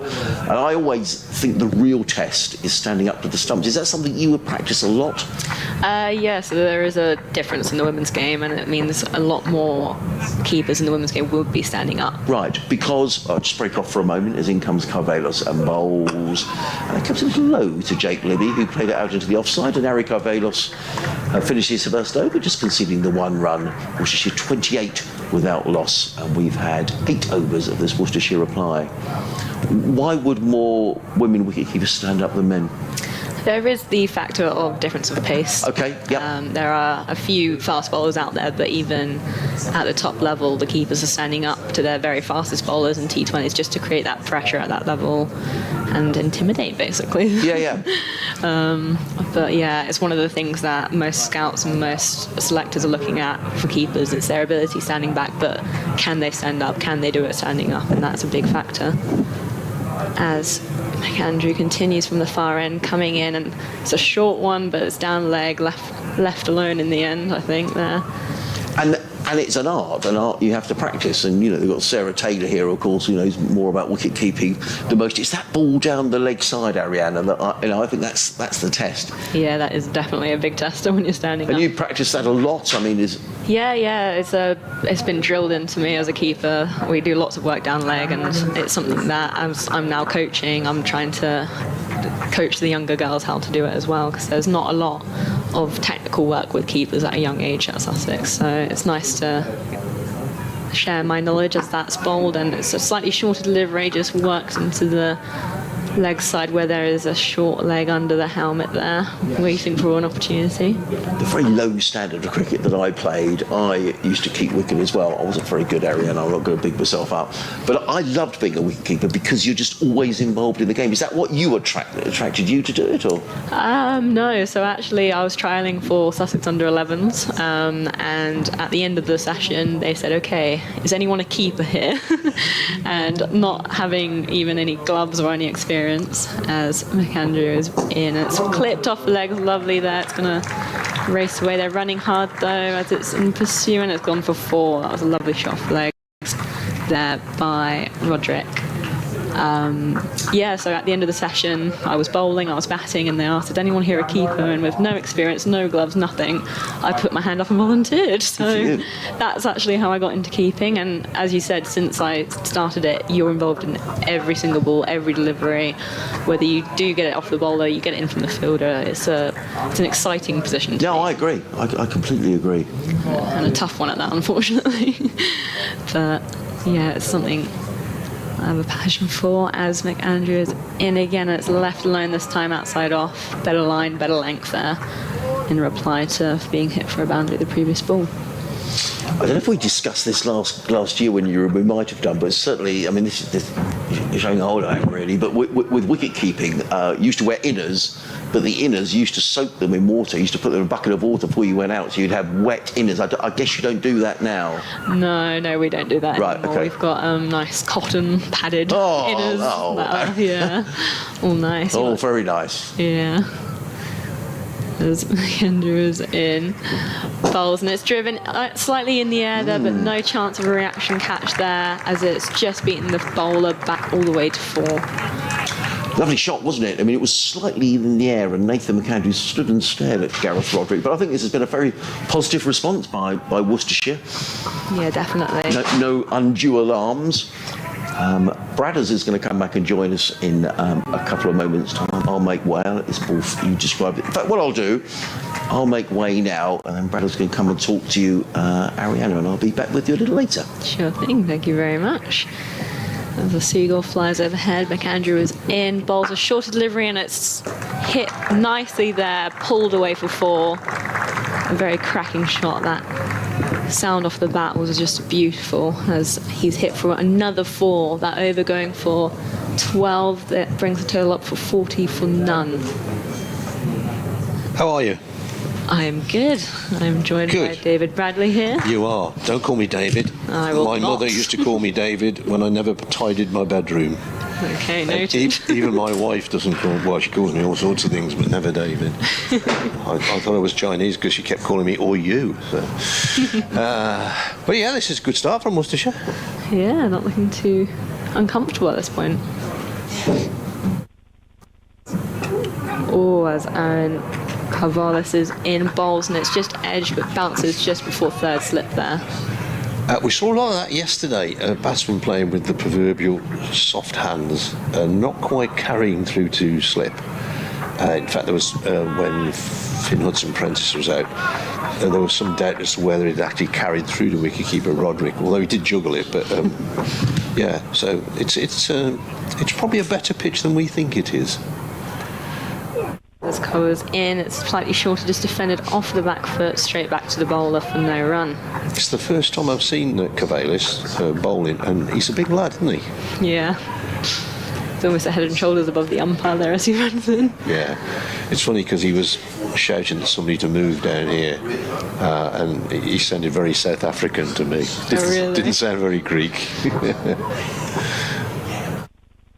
He runs away from that area, from the seaside end, and bowls in, and just defended a bit more solidly there by Jake Libby, who was struggling a little bit previous over against him, I'd say. He's had a few weeks off, Libby. He's had a back injury, so he's probably lacking a bit of time in the middle.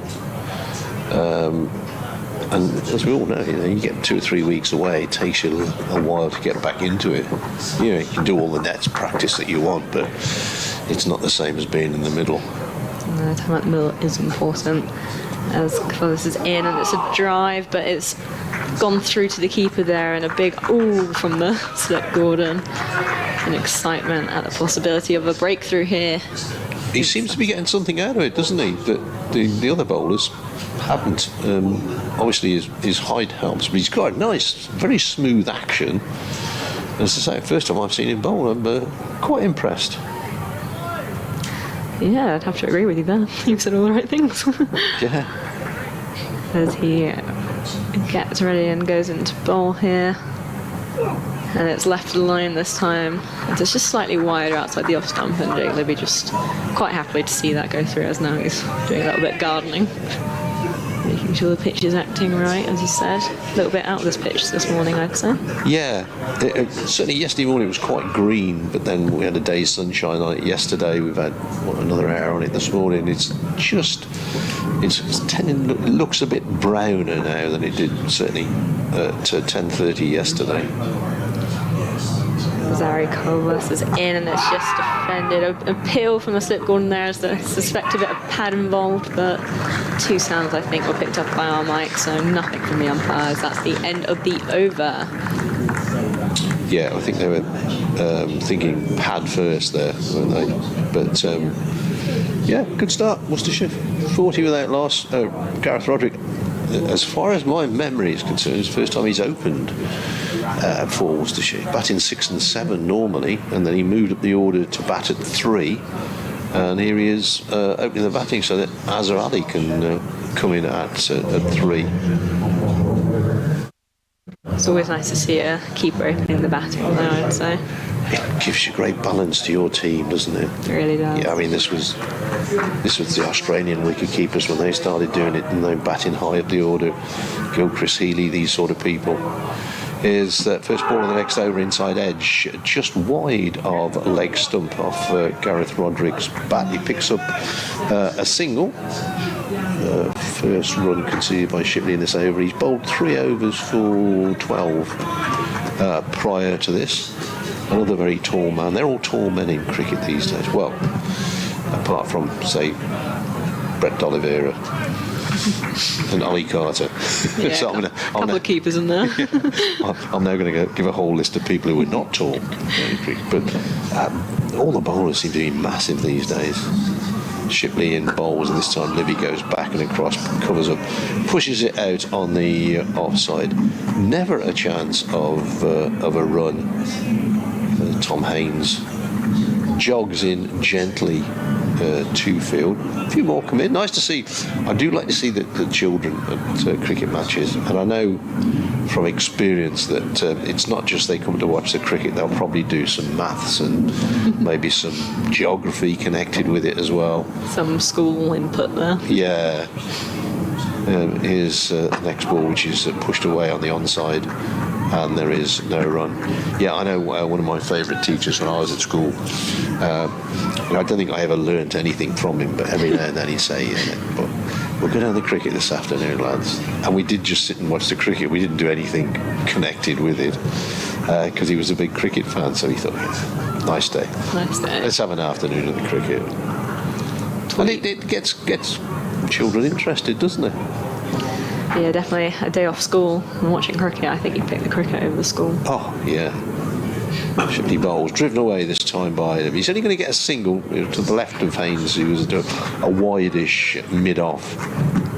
And he ends up at an extra cover position, fielding that one. Did you get a lot of cricket at school? I did not get many days off to go and watch Sussex play cricket, unfortunately. No. One excursion I do remember thinking, I'm not entirely sure why, but we ended up going to the Harry Potter world up in London as a part of an arts trip where I remember getting given a sheet and not doing anything with it. Shipley bowls, this is short outside the off stump, through goes to the wicket keeper. Yeah, so you had a teacher who liked Harry Potter then, it sounds Must have, but I loved Harry Potter at that age, so it was a dream come true for me to go up there. I've got to put my hand up here. I've never read a Harry Potter book. Have you at least seen the film? I've never seen the film. Oh, I'm sorry about that. We were getting on so well. We were. This is a big moment here, unfortunately. I've watched bits, and I know who people are in it. Yeah.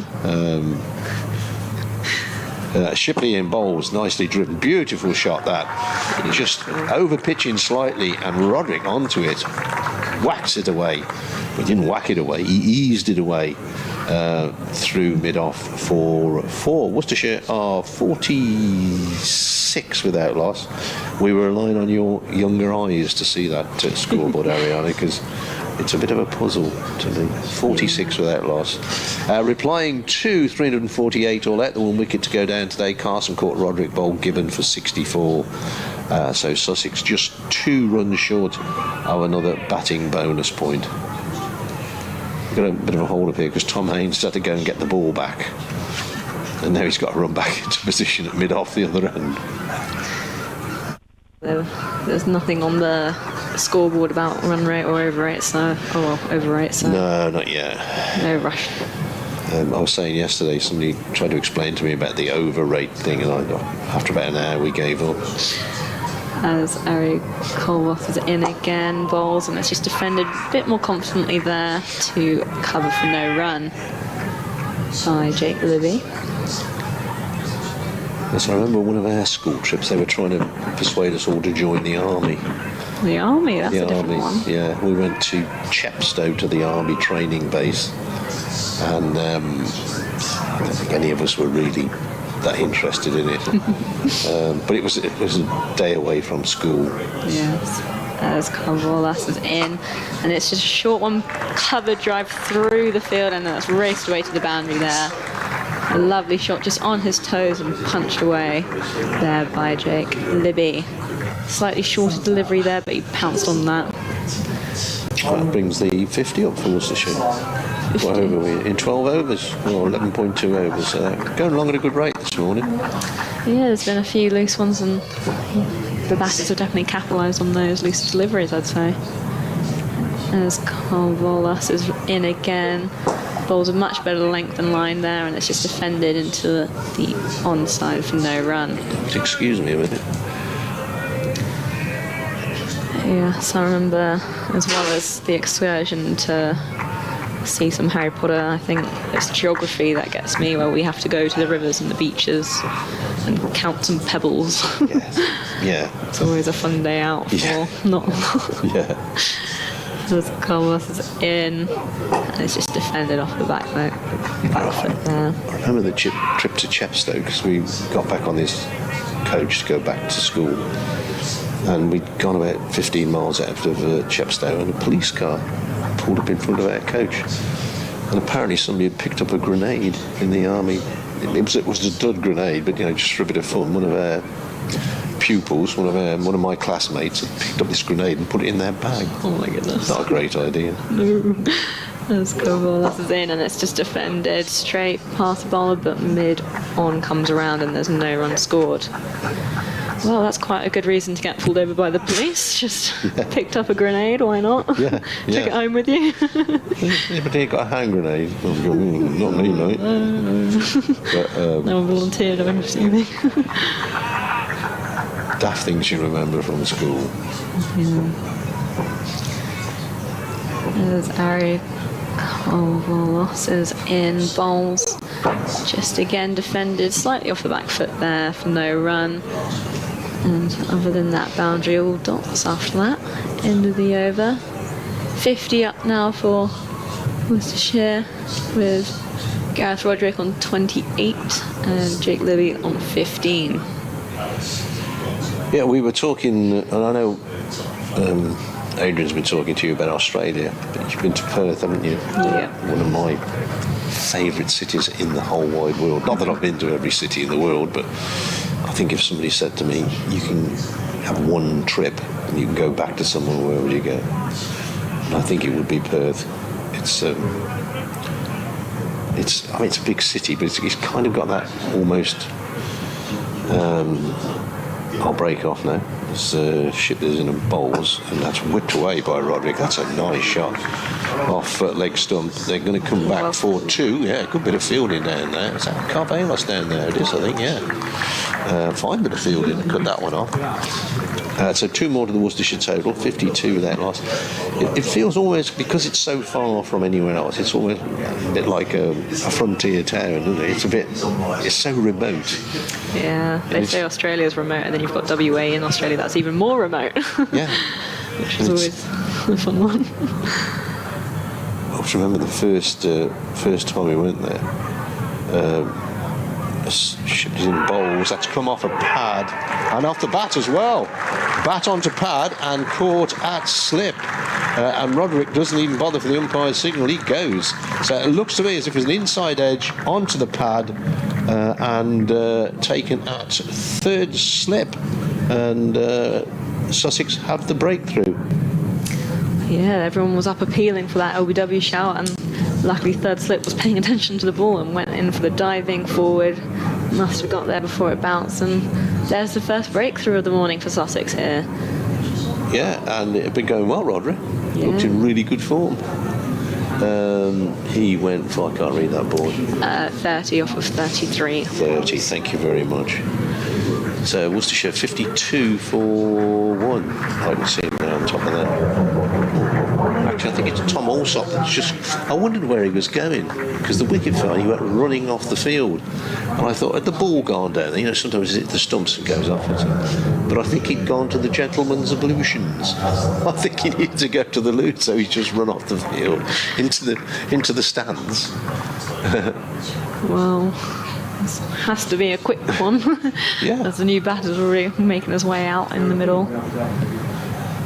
And the subs are running off with the drinks.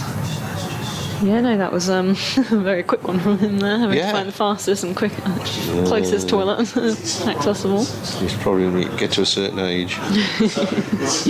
Maybe one too many cup of teas as he was waiting. Yeah, he's not at that age anyway, so should be fine. Should be able to go a whole session, shouldn't he, without having to run off. So, the breakthrough there, I think it was James Coles who caught that one, third slip. He was alive to it. Only just got it. He had to dive forward because it did come so slowly off the pad. Azhar Ali is the new batsman in for Worcestershire. Hasn't been having the success that he had in his first season. Shipley's in and bowls, and Azhar is back initially. Then he comes forward and plays the ball out to cover point. Is that Finn Hudson-Prentice, the fielder there? Averaging 28.36 before this game. He's got a century to his name. 312 runs, Azhar Ali, in 12 innings. So not up to the standard that he was last season, although he struggled at the start last season and then got into it and scored a lot of runs, scored a double century. Shipley in bowls, Azhar Ali lets it go by outside the off stump, short and wide. A motley sky, well, I think we'll call it today. It was we had the floodlights on at the start here, and there was some conjecture as to whether we'd start on time. But as the locals will know far better than me, you do get strange weather patterns sometimes in places like Hove. Scarborough's the same as well. You can be sat on a gloomy Scarborough day and 5 miles down the road it's cracking the slabs. Shipley in bowls, Azhar Ali turns it down on the leg side, one bounce down into the ground. Tom Allsop it is under the helmet. No, it's not Allsop under the helmet. Danny Abraham under the helmet, because Allsop is at first slip. So 4 slips, cover point. That position there's not extra cover and it's not mid-off. It's kind of in between. A mid-on, a short leg, and there'll be a fine leg down there somewhere, just out of my view. Shipley from the Cromwell Road end in bowls. Azhar Ali's hurried this time, but he comes forward and plays it solidly to mid-on. Completes the over. And a round of applause for Shipley, who's taken his first wicket for Sussex, having batted very well yesterday evening. So if you want to make yourself popular with the home crowd, you need to take wickets, score runs, score goals, score tries. No matter what sport. Yeah, just do anything like that. And they'll love you. They'll love you forever. Well, they'll love you till you have a bad game, and then they won't. Till you lose a match for them or something similar. As Ari Calvas is back in, and it's just flicked off the legs. Square leg putting the effort here to stop 2, and they just get the single as Louis is off strike, and that brings the new batter back on strike here. It's been an interesting game, this, because, as I said earlier, I think it's a better pitch than we thought it was yesterday morning, but there's still a bit in it, and especially, this is a new ball, so it's going to do a little bit. I think opening the batting in county cricket these days is not an easy task. Well, opening in any cricket is probably not easy, but there's always something in it. There's something always likely to happen. As Ari Carvalho is in bowls, and it's just worked awkwardly off the hip there, but fielded by the man under the helmet at short square, as no runner scored. Slight change of field where they've just bring square leg up under the helmet here for the new batter, Azhar Ali. And the sun's now out, which is lovely. It's a glorious day now, isn't it? Yeah, we'd not thought it would be like this morning, waking up to grey clouds. As Ari Carvolas is running away from us at the seaside end, and it's defended nice and strongly off the back foot there for no run. I've been to a few of the Central Sparks games this year at New Road. Yeah, good games, yeah. in a work capacity, but I thoroughly enjoyed it. Although I was very disappointed in the last game that Izzy Wong wasn't playing, who is one of my favourite cricketers of any gender, I think, at the moment. Yeah, she has Ariana Douse. It's defended off the legs there. Nice little shout from the slipboard, and as it was a slightly lower one, that didn't bounce as much, but it was all backed, unfortunately.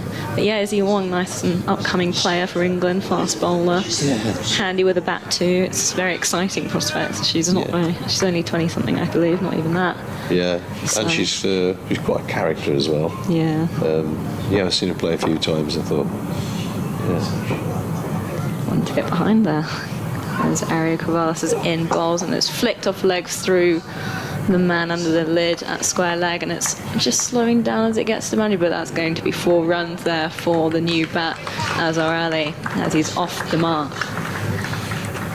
And that will bring Worcestershire 57 for 1 now. I'm going to have to leave you at the end of this over to go and talk to some other people. Talking to lots of people today now, aren't we? We are across the world. The internet will, I think, if I live to be 100, the internet will always be a puzzle to me, because there's people. Somebody in New Zealand was listening to us yesterday, and I think, how can you do that? As Ariana Douse is in, and it's just defended to the offside for no run. At the end of the over, it is. Is the end of the over. Adrian Harms will come back because he's had half an hour with the physio. It hasn't worked. Oh no, not good to hear that. As we now have some announcement over the comms here. Yes, I don't know what the announcement was about Ariana. The sun's out, and fingers crossed the showers stay away. So Bradders has gone next door to do his update to the listeners to BBC Hereford and Worcester, and we'll have an update to do here in a minute, and Bradders will be back and Ariana will have a breather. But in the meantime, it's going to be Henry Shipley who's going to carry on from the Cromwell Road end of the ground, coming into bowl to Jake Libby, who's 16 not out. He's in and bowls, and Libby is 4 defensively, plays into the covers, and there is no run. I was sitting at the back of the commentary box. I saw the ball hit the pad, and I presumed to be given out LBW. Yeah, no, there was a big appeal there, but they were all appealing as it hit the pad, and as the ball was just slowly making its way towards the third slip there. Obviously, there was a bit of bat onto pad then, and it was given out court in the end. Bit of a nick. Yes. Shipley gets his first wicket in Sussex colours. He's in and bowls down the hill and played into the offside, and there is no run. You've played a fair amount of cricket, and you know this ground well, Ariana, and it is quite a slope, isn't it? And quite often, for someone like Henry Shipley, who's new to this ground, it's a different skill bowling downhill here. Yeah, it is. Bowlers have to adjust with their run up and making sure. I think the main thing is no balls when you're coming down the slope as a fast bowler, and yeah, he's done well not to give. I think there was 1 maybe in this innings. Shipley in again, bowls and short, and that's pulled away onto the leg side, and that's a good shot by Jake Libby. It rather ballooned in the air, that delivery, and Libby just waited for it and just pulled the ball. There were 2 fielders on the leg side, but it was good placement as well between those 2 fielders, and the ball races away for 4 runs, and Libby goes to 20, Worcestershire 61 for 1. Good shot. It's all about the placement there, Ariana, because he's got 2 fielders out there. Yeah, and he didn't overhit it either. He wasn't looking to smack it. He just placed it right in between those 2 fielders. I think that was his main focus there. Yeah. As he played that lovely pull shot. Yeah, I know a few bowlers that would prefer to come running up the hill just to avoid dealing with the... Really? Yeah. In comes Shipley and bowls, let go outside the off stump, taken by Ollie Carter, and there is no. I guess one of the problems, not a problem, but if you think, oh great, I'll bowl down the hill, I'll go bowl really fast, and you might get carried away. I guess that's the issue bowling here. Yeah, it's a little bit of control from the fast bowlers there. Obviously, if you've got 2 different mindsets, or there's a nice little slope, I'm not going to run up the hill, I'll take it nice and easy down the hill, or there's a hill that's got some pace on. No, absolutely. Depends what mindset you're in, I guess. In comes Shipley again bowls and clipped away by Libby to mid-wicket, fielded there by Daniel Ibrahim, and there is no run. We hoped at the beginning of this season, it's a shame the way that injuries have worked out, particularly for Jofra Archer, but we thought with the Ashes coming up that we might get from one end Ollie Robinson and from the other end Jofra Archer, which had been a terrific in a game before the Ashes. And I was trying to think which end they would have bowled at, and I think Jofra here isn't here to ask, but I think he bowled a lot of overs up the hill. He still bowled at the speed of light, but to have Jofra from one end and Ollie Robinson from the other would have been quite a sight. In comes Shipley over the wicket bowls, and Libby is forward, plays into the offside, and there is no run. It is the end of the over. Worcestershire are 61 for 1. Libby is on 20, Azhar Ali is on 4. Man out was Gareth Roderick when the score was on 52, caught by James Coles off the bowling of Henry Shipley. Got a brief break in play as some refreshments or a new pair of gloves are bought out. When you bat, do you change your gloves during the innings? I do not. I know many players who have like 3 or 4 gloves in their bag, but I've never been one to change gloves. I always just keep them on. Is that because you're superstitious? No, it's just I don't see much point in it. Right. I understand that it might be for the sweat and when you're out there for a long time, the gloves, or a bit of feel or superstition, I'm not sure, but yeah, it's never been something that's crossed my mind as a batter. As Ari Calvos continues from this side end, and it's a shout for a catch as it's worked just past the man under the lid at short square.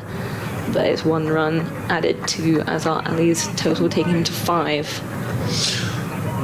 We were talking about this, about changing gloves yesterday, and it was during the test match last week, and I think Steve Smith had been in for 9 balls, and they brought out a change of gloves. He changes gloves really regularly, and he's not alone in changing gloves, is Steve Smith. They take so much time out of the game by the time they're brought out and changed.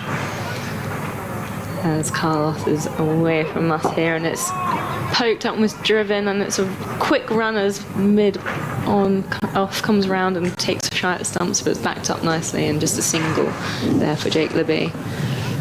If you were going to a game, would you have 1 set of pads, 1 pair of gloves? What would you have? What would be in Ariana's kit bag? I guess I'd have a couple of bats ready in case one goes. Right, okay.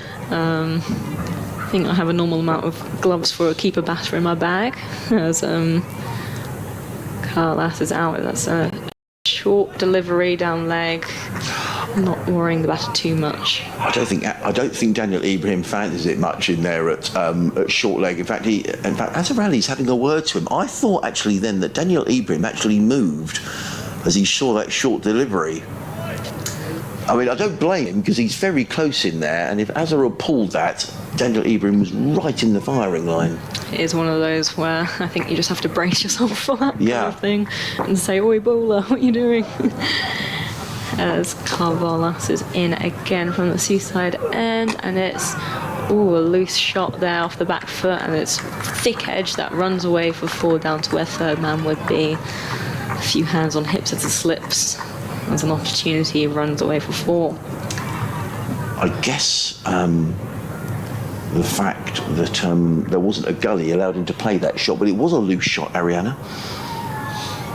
So a couple of bats, would you just have 1 pair of wicket-keeping gloves in your bag, or would you have a spare? I have a couple of inners and then just 1 glove in my bag. I'll always have a couple more at home, ready to rotate through them as the keeper gets through their gloves in the season. But yeah, just in the kit bag, bog standard. As Ari Colvos is in, and it's defended as it's slightly fuller, and no run scored. Just having a quick glance down some of the scores elsewhere around the country. The leaders of the county championship, Surrey, are in trouble at Canterbury. 39 for 4. Ooh, a couple of wickets there. In reply to Kent's total list of 301. Burns, Sibley, Atkinson and Latham all back in the pavilion. Carvolas is in, bowls, and it's just worked again through the leg side, almost through that man under the lid at short square leg, and that will be the end of the over. Right, we're going to have a little change around in the commentary box here at Hove. So Ariana is going to have a breather for half an hour. We'll see Ariana again after lunch. And Dave Bracegirdle, Dave Bradley. Crumbs, that's Nottinghamshire, isn't it? Yeah. That's the most awful thing you've ever said to me. Yes, yeah. But perhaps you look a bit like him, I don't know. What? That's even worse. You're digging a deeper hole here. Never fear, Worcestershire supporters. It is Dave Bradley who's back with us. It's going to be Henry Shipley who's going to come in down the hill from the Cromwell Road end. And he's going to be bowling to Azhar Ali. We'll talk about that dismissal in a few moments' time. It was a strange dismissal. Gareth Roderick out for 30, caught by James Coles in the slips, as in comes Shipley over the wicket, bowls and let go by Azhar Ali outside of the off stump, and there is no run. Adrian Harms is at home for us today. Yes, thank you, Sarah. Worcestershire in their first innings are 68 for 1. That in reply to the Sussex total of 348. Jake Libby on 21, Azhar Ali on 10. The man out, Gareth Roderick, who was caught off an inside edge that went onto his pad and then ballooned to James Coles in the slips, and that gave the first wicket in his Sussex career for the New Zealander Henry Shipley, who's bowling from the Cromwell Road end. So Worcestershire here are 68 for 1. Meanwhile, Surrey, the leaders in the county championship, are really struggling down at Canterbury. Kent yesterday making 301. Surrey in reply are 40 for 4. Unusual to see Surrey struggling, Bradders. Unusual, not unpleasant. Funny, No, lots of people say. I mean, they got a reputation a few years ago, didn't they, Surrey, of being the Surrey Strutters, as they were called. Yeah.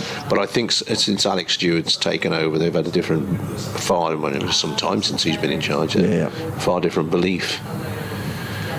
Shipley bowls and played away into the offside, but Azhar hasn't got all of that. I don't think it's going to go all the way to the boundary. Hudson, Prentice and Carson in hot pursuit.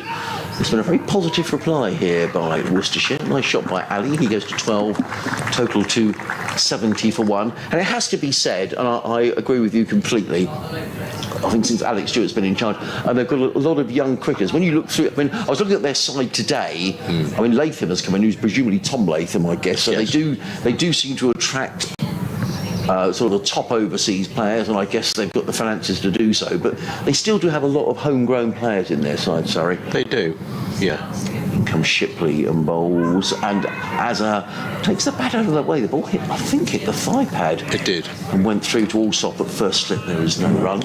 And of course, Gareth Batty running the show there now. Alex Stewart's on leave, if you want to call it that. Yes, he is. And compassionately, so Gareth Batty's running it, and he's not known Gareth for many years from his time at Worcester, and he's not a strutter. No, he's a very down to earth Yorkshireman. In comes Shipley, bowls, and Azhar plays into the offside, and there is no run. Yeah, I wouldn't have thought, with those two at the helm, brothers, there's only room for too many egos. I mean, there's some good players there, but I think going back a few years when certain people were there, I agree, whose initials are KP and people like that, they weren't very popular, but and you get a feel about teams, don't you? And it's the same in any sport. Shipley on his way, bowls, and Azhar just plays to mid-off. There is no run. End of Shipley's over. 7 overs, no maidens, 1 for 26. He picked up the 1 wicket to fall. I imagine we might get a bit of spin before lunch. I won't be a bit surprised to see Jack Carson given an over or 2. Yeah, Usab Amir didn't get much out of it yesterday, but didn't think he bowled too well either. He bowled too short, I thought. I've just got a text from a mate of mine, Horace, who said, "Is Shipley entertaining you?" And I thought, what's he on about? And of course, Shipley's entertainments are I'm giving us some advertising here. They're a company that has gaming machines and that sort of thing. Oh, what? Yeah. So I thought, what's he on about? I wouldn't have guessed that, perhaps. No, I didn't. I had to Google it. It's a village as well, isn't it? Shipley's in Yorkshire. I think it is. Yeah. There's a Skipton. Skipton. Oh, Skipton's lovely. The ship in at Skipton. I'm sure it's the ship in at Skipton. Although why it's called the ship in at Skipton when it's in the middle of the country. We've got to change the bowling. Tom Haynes is going to bowl from the CN. We also got somebody warming up at backward point as well. Looks like Finn Hudson-Prentice, I think. Yeah. First ball on leg stump, whipped away. Good stop, good bending stop from James Coles. One of those where he could have dived, but he didn't. I reckon he didn't dive because he's on the wicket ends there, and he doesn't want to get down there in the dirt and the dust. One more to the total goes to 71 for 1, I would estimate. Yeah. So what was it around a bit, Tom Haynes? I think these conditions are slightly overcast. He's one of these bowlers. He's always bowling there. He's always at the batsman. Yeah. Haynes in, bowls. Azhar Ali forward, pushes back down the pitch. No run. Yeah, and the quicks, although they've got a wicket, maybe haven't got too much out of it. But yeah, he might be the sort of guy who's. And as you say, Hudson-Prentice doing some warming up as well, so he might be somebody who makes it move around a bit. It's a clouded sky. It's not a bright scene as this is flicked away by Azhar Ali. Nice shot. He'll get a couple for this one. No, settling for one. By that, there is cloud in the sky. I'm not suggesting it's a dull day at all. It's a very bright day, but there are no shadows being cast by the players at the moment, so the sun not quite poking through. That single takes Worcestershire to 72 for 1. Azhar Ali has 13. Jake Libby has 22. Haynes this time to Libby, who's getting a ball on leg stump, and he plays it down to fine leg as well, and he gets a single as well. He's straying slightly down that leg side, isn't he? Mike Garvan has been in touch, Bradders. He says, "Hello, gentlemen. I'm watching from Taranaki in New Zealand." Oh, I think he sent me an email yesterday. Unless there's somebody else watching in Taranaki. He said, "I hailed from Bewdley in Worcestershire." That's it, yeah. So as you can imagine, it's fantastic to be able to watch my county team play. He says, "Up the Bears." Next ball is wrapping the pad. I would think that's missing leg stump. There's a loud appeal, but by the way Azhar Ali played it, unless it came back a long way. Yeah. Does he say up the Bears or up the Pairs? He says up the Pairs, says our listener over in New Zealand. That's good. I thought he said up the Bears because we don't want any of that. No. Taranaki, North Island. So we'd be into the winter months over there. Yeah, probably would. We have some New Zealanders take part in our quiz on a Saturday morning, and it's usually about 10 o'clock at night there, and they've had a couple of bottles of wine. And they don't score many in the quiz, let's put it that way. Haynes in, bowls, and this time Azhar Ali turns it away off the leg stump down to fine leg, and he picks up another run. More work for Shipley coming in from the boundary. End of Haynes' first over, tidy enough, big appeal. Didn't really look out, but we're not at the best of angles. We're not. Tim Drew has been in touch. Hello, Tim from Cradley, which is just over the border in Surrey. And he says, you were reminiscing about limited overs cricket. In the 70s, 200 was often a winning score in the old Sunday League. Yeah. If the team batting first got over 220, you might as well go home between innings, as it was effectively over.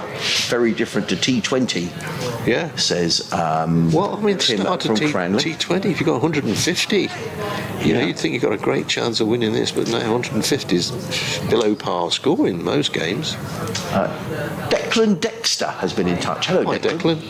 He says, good morning, Adrian. Sussex Disability team are playing at Hove this Sunday, the 18th of June, against Middlesex. Oh, good. It's a 1 o'clock start. Free tickets can be obtained on the Sussex Cricket website. In comes Hudson-Prentice. There's a change of bowling. Bowls to Azhar Ali, who stands up and punches out into the offside, and there is no run. He says, we had over 300 people watching last year. It would be great to get as many people down to watch again this year. It's a great way for us to raise further awareness of disability cricket. If you could please give this mention, that would be much appreciated. So there we are, 1 o'clock this Sunday, the 18th of June, Middlesex, 1 o'clock start at Hove. So get yourself down to watch. Good luck to that. Good luck. Good luck.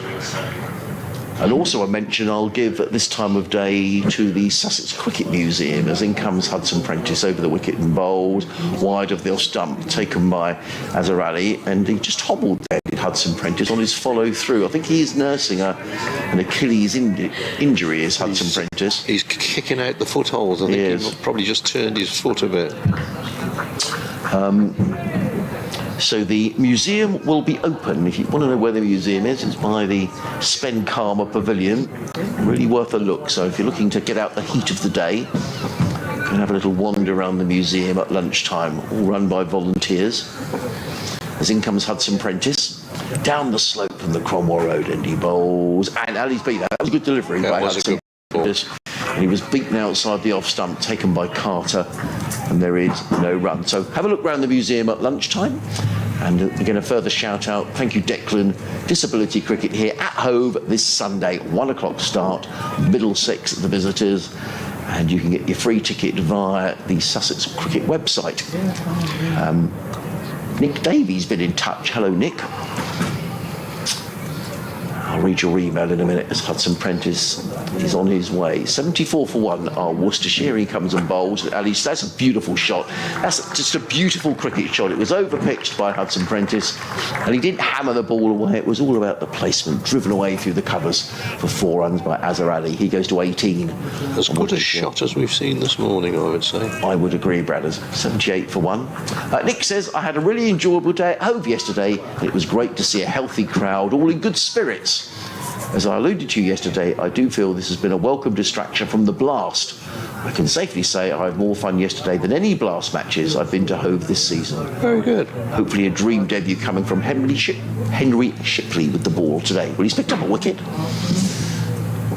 Now it's Hudson Prentice who's in the attack from the Cromwell Road end bowls, and Azhar Ali lets that one go outside the off stump. I've been castigated. Shipley is actually, thanks to 2 people who told me, is in West Sussex. Ah, so right. There we are. I wonder whereabouts in West Sussex. It is, and I've just done a Google. It's Horsham. Right, okay. In the Horsham district of West Sussex. Oh, well, there we are. Just off the A272. I'm living down this. There we are. See, every day's a school day. Thank you, Brad. Bit of local knowledge. Yeah, well, only because 2 people told me. In comes Hudson Prentice bowls, and Ali is forward, placed a backward point. There is no run. End of the over, 78 for 1 with Azhar Ali on 18, Jake Libby on 25. Sussex making 348. Live cricket here on the BBC Radio Sussex, BBC Hereford and Worcester. Adrian Harms, Dave Bradley, Ariana Douse with us. We've got a question for Ariana, which we'll ask after lunch when she's back on commentary. Graham got in touch. Thank you, Graham. He says, can you ask Ariana if she's had any specialist keeper coaching at county level? Ariana was explaining how she took up keeping when she was 11 because no one else wanted to do it. Ariana took the gloves and never looked back. So we'll ask about specialist keeping.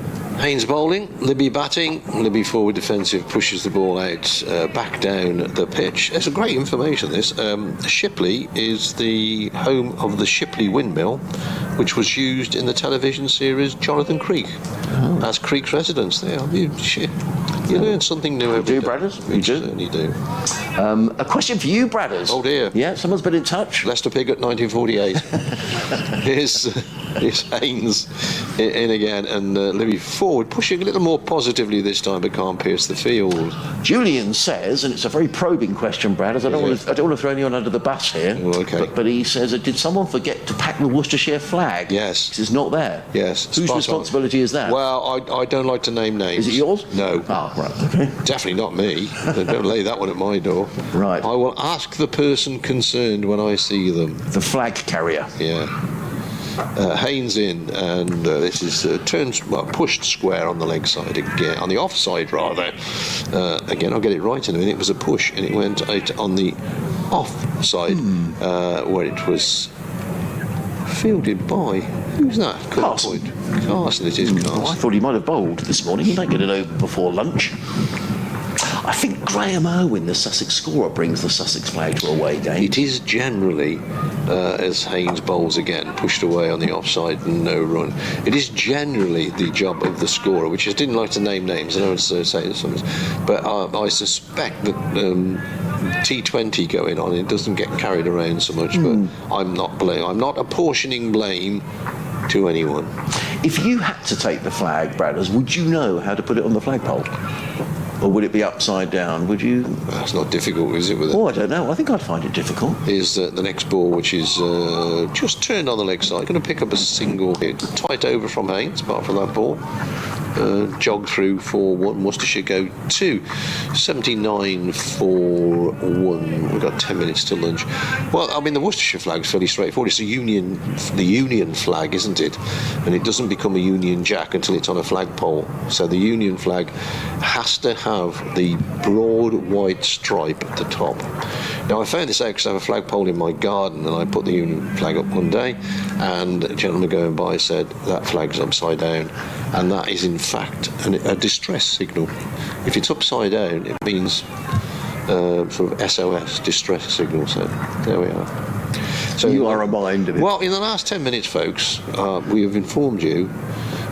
And as nice shot by Azarani, he drives that away, makes it look easy, as all good batsmen do, pushes that one away through extra cover for 4, and Worcestershire go to 83 for 1, replying to 348 all out.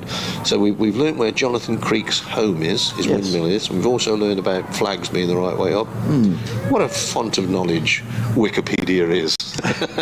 Did you put the flagpole up in your garden, or was it in the house when you bought No, it? we have 2 flagpoles. Right. I like putting flags up. It's Oh, and you put them up? yeah, I've got about 40 or 50 different flags, I think. Right. Of different countries, or? Yeah. Okay. I think my favourite is the flag of the Seychelles, which is many different colours. And the South African flag's quite bright, but. So I always have the cross of St George. You're not missing any cricket, by the way, because Worcestershire have smashed the ball out of shape, clearly, in the 20 overs we've had so far. The cross of St George and a flag. Right. So would you perhaps choose the national day of the Seychelles, for example, to fly their flag? I'm not sure when it is. Right. Just, feeling the mood to put it up. I think we're going to get a changing ball. And so Brenda Lowe's, good old Brenda, here she comes, out of the pavilion with a box of balls. Jadil Ibrahim is running towards the boundary. There goes Brenda. Every game first in the queue. She was there very early this morning because I walked. Yeah, she's always first in the queue, Brenda. They had a lovely birthday party. I'm going to drop myself in it here. 80th, I think it was, back in the week. And they had a lovely birthday cake. And Brenda's been supporting the club for many, many years, and she's always, every game... The life and soul of county cricket. Absolutely, yeah. And she's always responsible for bringing the balls onto the outfield, and how the umpires are going to take an age to decide which ball best represents a ball which is 20 overs old. 20 overs old. 20 overs old, yeah. We lost one of our stalwarts, Doreen Jackson, who was like Brenda, who was always there first in the morning, always sat... not necessarily in the same seat, because she always sat behind the bowler's arm. That could change as to where the side screen was and where they were playing, but Doreen was a very well-known figure at New Road. We often said if Doreen wasn't there, it wasn't a first-class game. It didn't count in the averages, but they are. They're life and soul. They are, absolutely, and a very popular figure around Hove. And we got a new ball. We have got a new ball. Just to say, we are going to get 2 extra overs today. We are. Because we lost 8 yesterday, so generally speaking you make up the 8, but Bradders was quite right. It's all about when the players go off the field and cut-off times, and all horribly complicated. But we do get 2 extra overs. In comes Hudson Prentice bowls, and Libby forward drives to mid-on, fielded by the eager Tom Haynes, who gets in the throw, and there is no run. There's a lot of... That's the sort of equation when the scorers really need to know their stuff, because I automatically presume you lose 8 overs, you make them up the next day, but not the case. Don't get a scorer talking to you about over rates unless you've got an hour to spare. And it is very complex, and the umpires are involved, the match referee gets involved as well.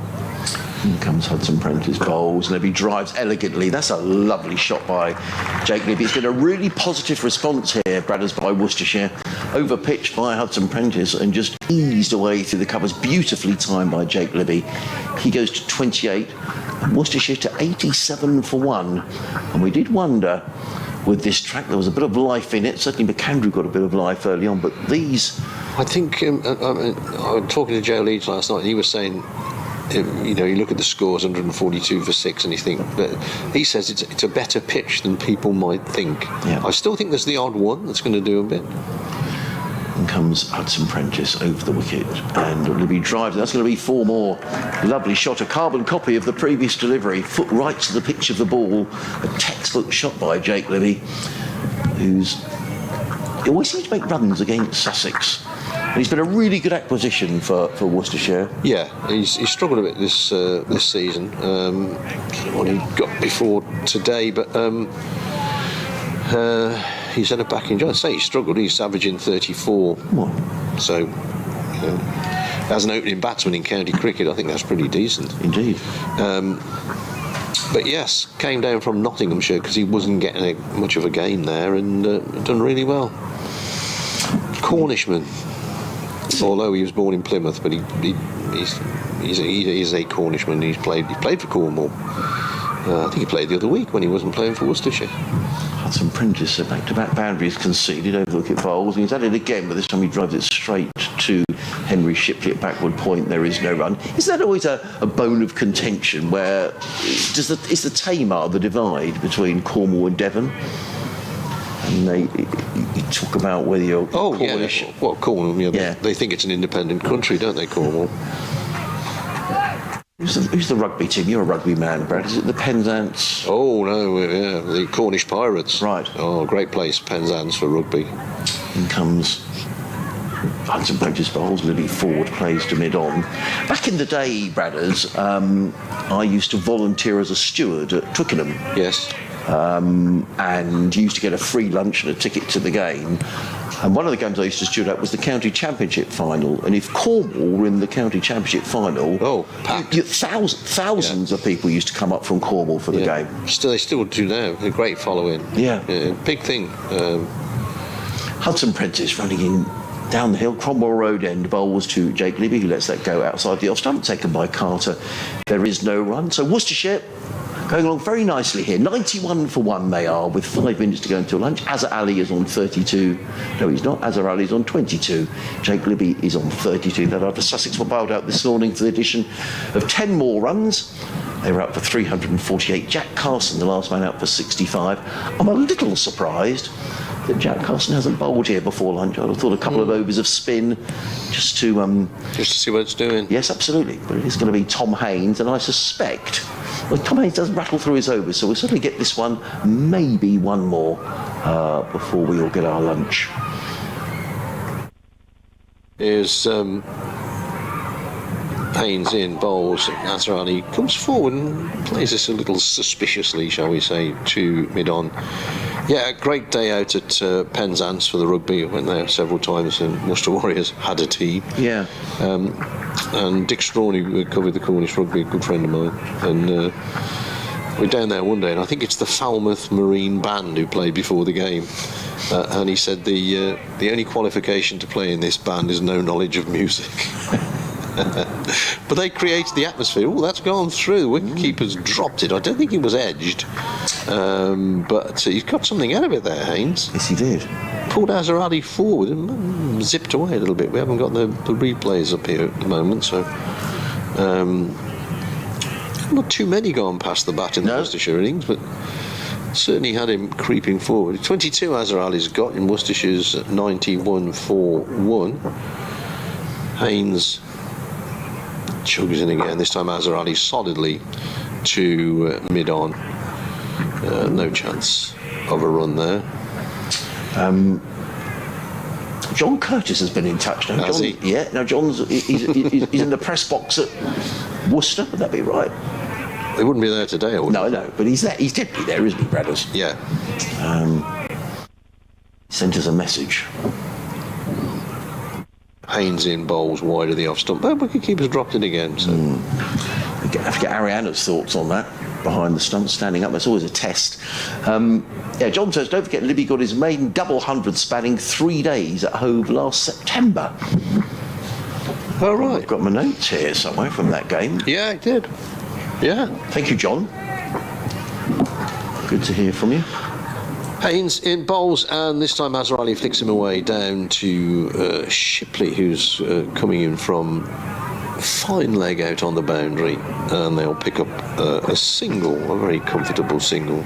The time I've got 12:58 Did you say they go by the digital clock, which we can't see? Yeah. So I think we'll get another over in.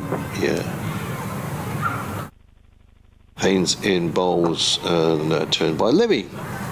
Out on the leg side for a single, same scenario as the last one. So that brings the over to a conclusion. We are going to get another over in, and it looks as if Finn Hudson-Prentice is going to bowl it because he's just given his hat to the umpire. Worcestershire are 93 for 1. Azhar Ali has 23 and Jake Libby has 33. We'll quickly rattle around the scores around the other counties during this last over before lunch. We'll start at the second division. Yorkshire bowled out this morning for 353 at Chesterfield. As in comes Hudson-Prentice. Down the slope bowls and Libby is forward and plays that through backward point, picks up a single fielded by Henry Shipley, but not before Libby's gone through for his 34th run and Worcestershire to 94 for 1 in reply to the Sussex total of 348. Yeah, Yorkshire bowled out for 353, a century for David Milan. Derbyshire are 0 for 0, trailing by 242. They were bundled out for 111 yesterday. Durham 119 for 3, 119 for 3, the leaders of the second division. The Riverside against Glamorgan. In comes Hudson-Prentice. Forward comes Azhar Ali, and he thought about a single, but it was never really there, and Shipley was in very quickly from point to field, and there is no run. I shall have to nip off and do some newsy type stuff. Okay, 390 Glamorgan made yesterday. We'll just bring back in Ariana for a couple of ticks here, just as Brad goes and does his update. To the listeners in Worcestershire. Down at Bristol, Gloucestershire 201 for 6 at home against Leicestershire. Hudson-Prentice in and bowls, and forward comes as Ali plays back down the track, and there is no run. We had a message for you, Ariana, from Graham, who was saying, did you get any specialist keeper training, or was it you a bit self-taught? It's a weird one, unfortunately, because Sussex at the time when I was there in the pathway, we had Sarah Taylor playing, Carla Rudd, who was Vipers keeper, Abby Freeborn, another regional keeper. Hudson-Prentice in and bowls, forward comes Azhar, plays into the offside, no run. And Sussex just seemed to produce amazing keepers, but we didn't really have a keeping coach down at Sussex, so I made the move to Hampshire, and that was at the time that Bobby Parks was there. Yeah. He's a wicket keeper, and I got specialist training from him down there, which was through Hampshire and Vipers Academy at the time when it was KSL back in the day. And yeah, I had a few sessions with him. That was my regular training. Definitely. Yeah. Hudson-Prentice on his way bowls, and Azhar drives fluently to mid-off, and there is no run fielded there by Nathan McAndrew. So yeah, I think that was the first time I got proper keeper training, probably at the age of 15, 16. So wow. Quite late on. But it's very tricky to come across a specialist keeper coach. I think I even had a couple of sessions with Michael Bates before he went off with the England squad, helping out new Amy Jones keeper with some high catches. I remember seeing that on some Instagram there. Last ball before lunch, Hudson-Prentice is in bowls, forward comes Azhar Ali, plays into the offside, there is no run. So, lunch here at Hove with Worcestershire, an excellent reply to the Sussex total of 348. They're going to lunch on 94 for 1. Azhar Ali is on 20. Now, your eyes, does that say 25? 23. 23, so I got it wrong. Thank you, Ariana. I can see Jake Libby is on 34.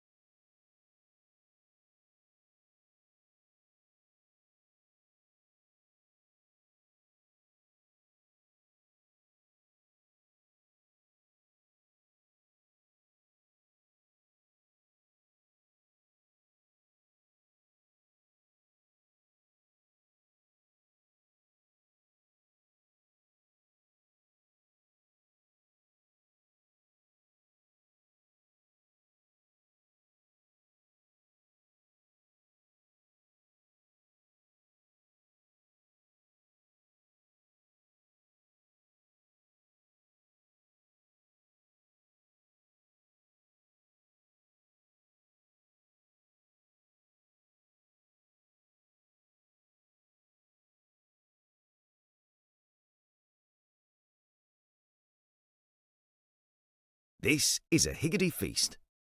There's plenty of this, and these as well. We top it like this, and bake it like that. Higgity. Baked generously.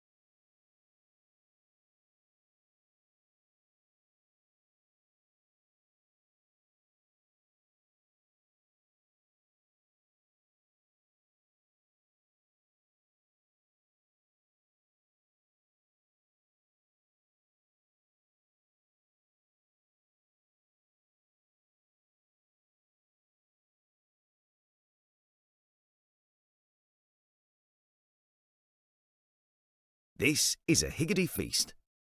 There's plenty of this, and these as well. We top it like this, and bake it like that. Higgity. Baked generously.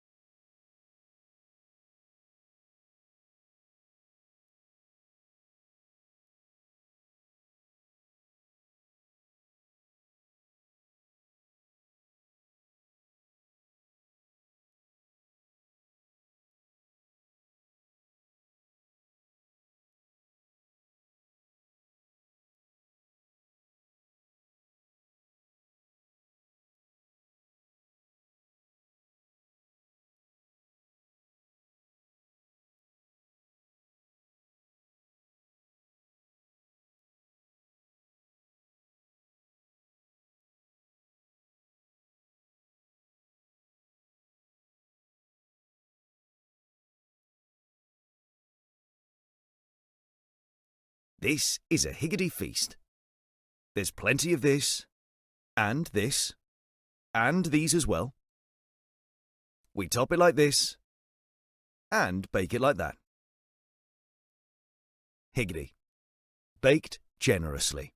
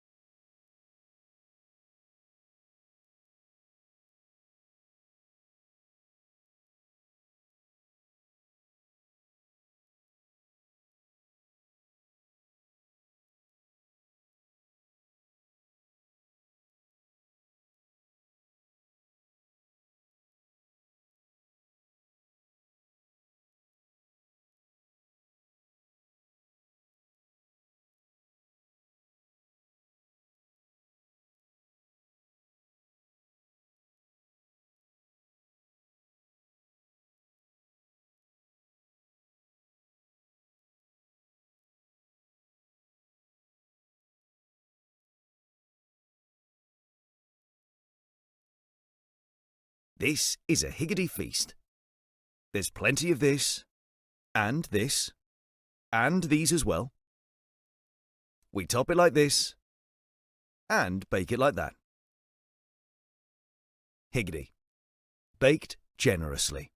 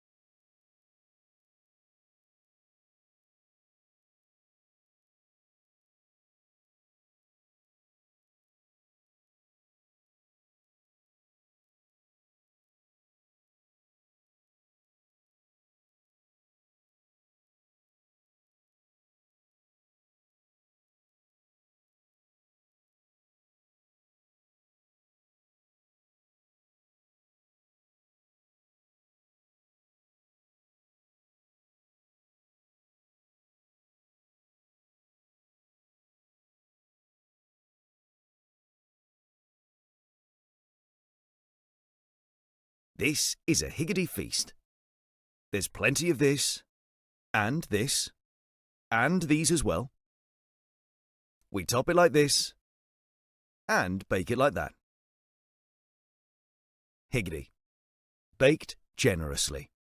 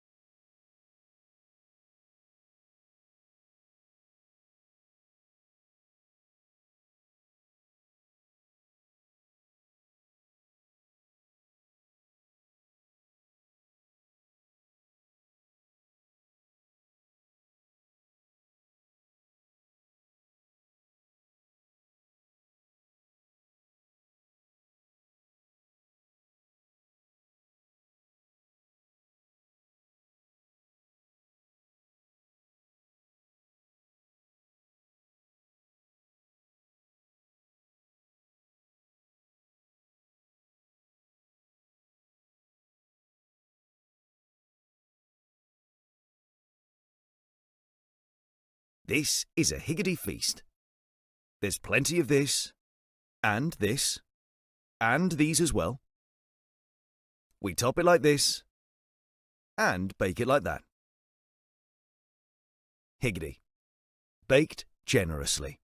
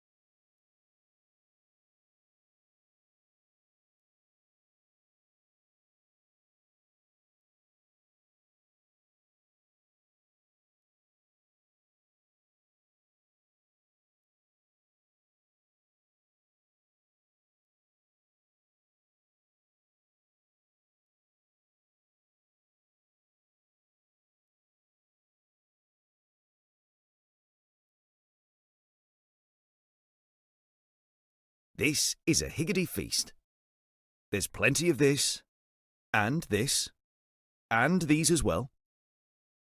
We top it like this, and bake it like that. Higgity. Baked generously.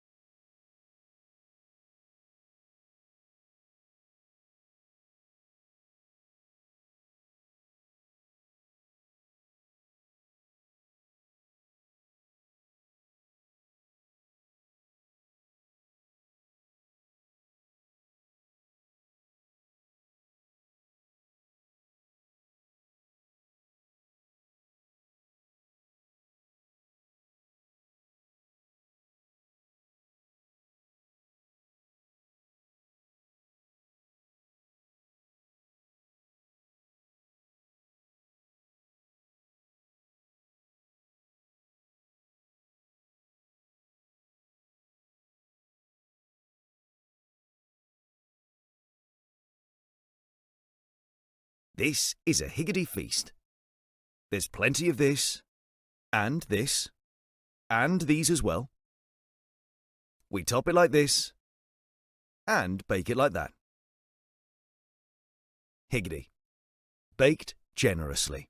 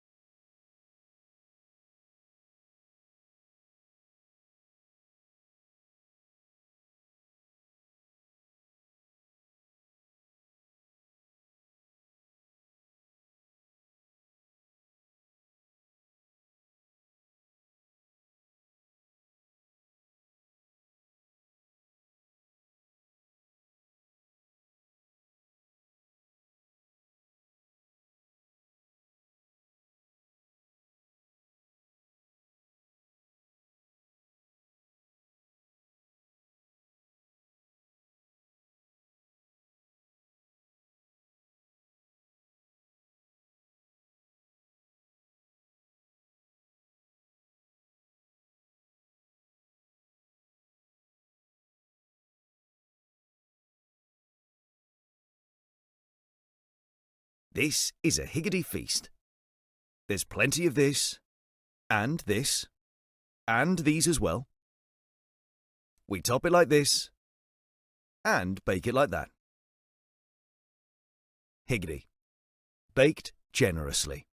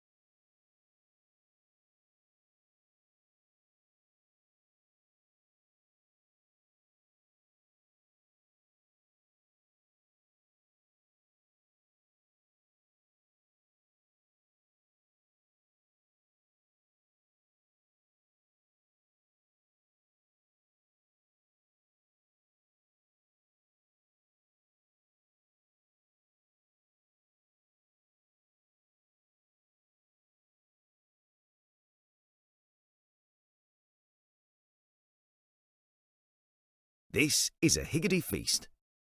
There's plenty of this, and these as well. We top it like this, and bake it like that. Higgity. Baked generously.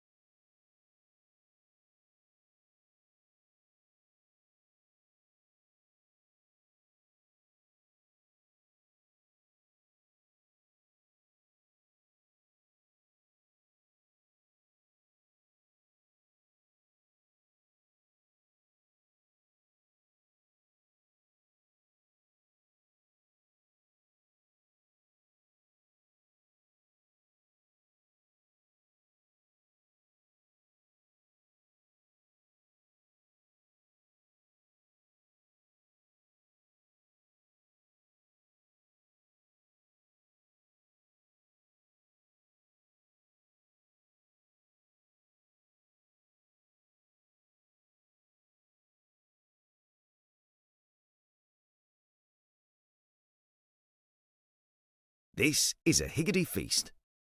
There's plenty of this, and these as well. We top it like this, and bake it like that. Higgity. Baked generously.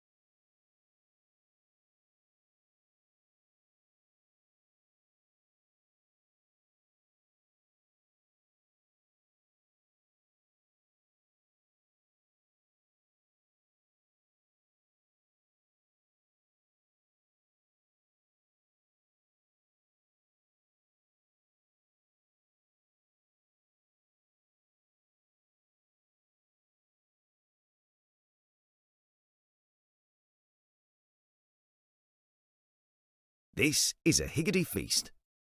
There's plenty of this, and these as well. We top it like this, and bake it like that. Higgity.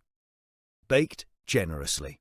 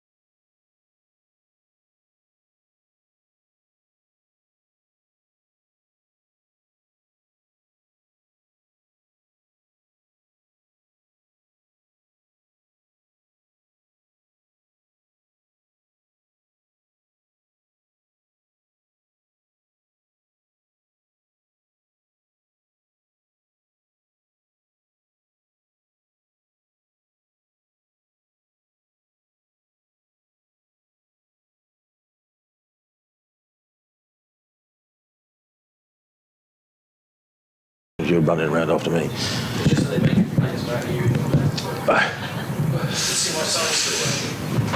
Well, very good afternoon. Welcome back to Hove for the afternoon session on day 2 of this county championship game, Sussex against Worcestershire.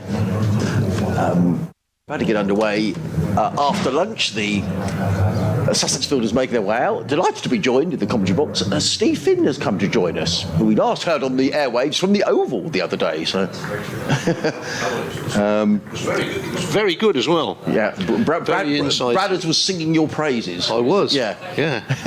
Well, I was stuck on a traffic jam on the M23 at the time, so any entertainment would have been good, mate. I was fascinated by your story of Pajara following the ball back to the bowler. I've never heard of that before. Do you want? Yeah, why don't Steve come and have a sit down? And I think Ali Orr is on his way. Is he limping his way round? Is he? Yeah, well, poor Ali. So come and have a natter away, Steve. Great to see you. First things first, I guess. How are you? And how's your knee? Yeah, it's been a little bit, well, not a little bit, very frustrating actually to have missed all of the season so far, but we're making progress. We actually are getting somewhere close to being able to bowl at 100% again. And That's good news. Yeah, the frustrating thing with having missed so much cricket now over the last 11 months or so is that it takes a while to build yourself back up until you're ready to play at the intensity that the guys are playing at out there. So even though it feels close to me at the moment, I think realistically we're probably still a little while away from me being able to compete at 100% in professional cricket, but there are positive signs. And it is a knee, is it, Steve? Is it? Yes, yeah, it's knee. It's been slightly more complicated than a usual knee injury would be, with like a small bone disease that I had inside there that we've had to wait to clear up. Used all sorts of alternative medicines and things like that, and actually made some progress in the last 2 or 3 months. Yeah, so we're getting there. Good news. Yes. Well, let's hope we get you on. Would you hope to place at some stage this season? Yeah, absolutely. Well, it's going to be Nathan McAndrew who's going to get us underway after lunch with Worcestershire 94 for 1. As in comes McAndrew and bowled to Libby, who turns the first ball after lunch off his hip through square leg and picked up a single fielded there high by Jack Carson. I don't know if you've been up in the dressing room talking to the boys. What's all of the feeling got as we're sort of 4 sessions into this match? Yeah, well, I think we had a tricky start yesterday. Obviously, Worcestershire winning the toss and deciding to bowl first in those conditions when there was that grass on the wicket. I think we'd have done the same, or we would certainly have done the same, to try and make the most of that. And they did in that morning session, taking 3 wickets. And that's sort of the difference between the two teams. A session into their batting and a session into our batting is the fact that they've only lost 1, because the wicket is in that period now where it does start to play really well. So the bowlers have to be disciplined. In comes McAndrew over the wicket, bowls to Ali, who lets that one go outside the off stump, taken by Ollie Carter, and there is no run. Now, Bradders was saying he heard you on Test Match Special the other day, and I was at the Oval last week. I went up as a fan on the Wednesday. It was good cricket, wasn't it? It was the wicket was a bit tasty. It was great cricket, but there was just one thing that grated with me, Steve, and that is over rates. And I just couldn't believe, because I just presumed they would bowl 90 overs. And well, international cricket doesn't work like that, does it? Because of the broadcast cut-off times. And is that what it is? Yes. Yeah. It's the broadcast cut-off times, I think. In comes McAndrew, running away from us, bowls to Ali, who's forward, plays out into the offside, fielded by Daniel Ibrahim, and there is no run. I think we were fairly lucky on the Wednesday. That was the day that Travis Head made all his runs, and we only lost 6 overs. But I think on the second day there was something like 12 or 13 overs lost. And that just seems a shame when it was such a beautiful weather. Or have you got sympathy with? There's a balance between the two arguments, I think, because I think to rush through 90 overs for the sake of rushing through 90 overs would be to the detriment of the intensity and quality of the cricket, and that's my feeling as a fast bowler who wants to bowl every ball with the intensity, 100% intensity. McAndrew in again, bowls, and Ali lets that one go outside the off stump, taken by Carter, no run. But on the flip side, I understand the frustration of people who want to watch 90 full overs worth of cricket, whether there's some degree of leniency available from the ICC to say that we're going to play until we finish the overs as long as the light and the conditions allow us to, as we do in domestic cricket, but whether that would fit in with broadcasters' schedules, etc., I think is a first question. And also, I think we have to remember that in that game at the Oval, the physio came onto the pitch a lot. Andrew, on his way again, bowls to Ali, who plays very late and plays it to Coles, who comes running in from third to field, and there is no run.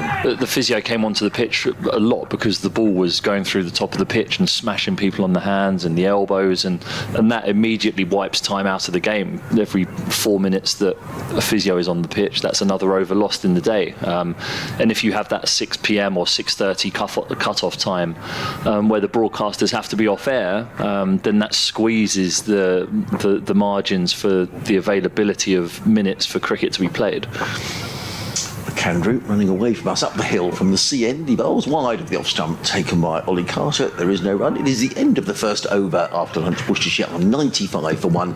Azhar Ali on 23. Jake Libby on 35. It's good to hear another side of the argument, actually, Steve, because we were really slagging it off yesterday. Yeah, no, and I understand the frustration. I really do. And as a player, you want to give people the opportunity to watch the cricket that they want to watch. And actually, Alex Hartley went down and sat with people in the crowd for a little bit because she had friends down there, and she asked them, she said, do you mind that you're missing overs of cricket? And they said, no, we're just having a great day out watching cricket. So I don't know whether the feeling inside the ground that you're really disappointed that you've missed out on 10 overs play, but I do understand the frustration of wanting to get your money's worth when it comes to watching cricket.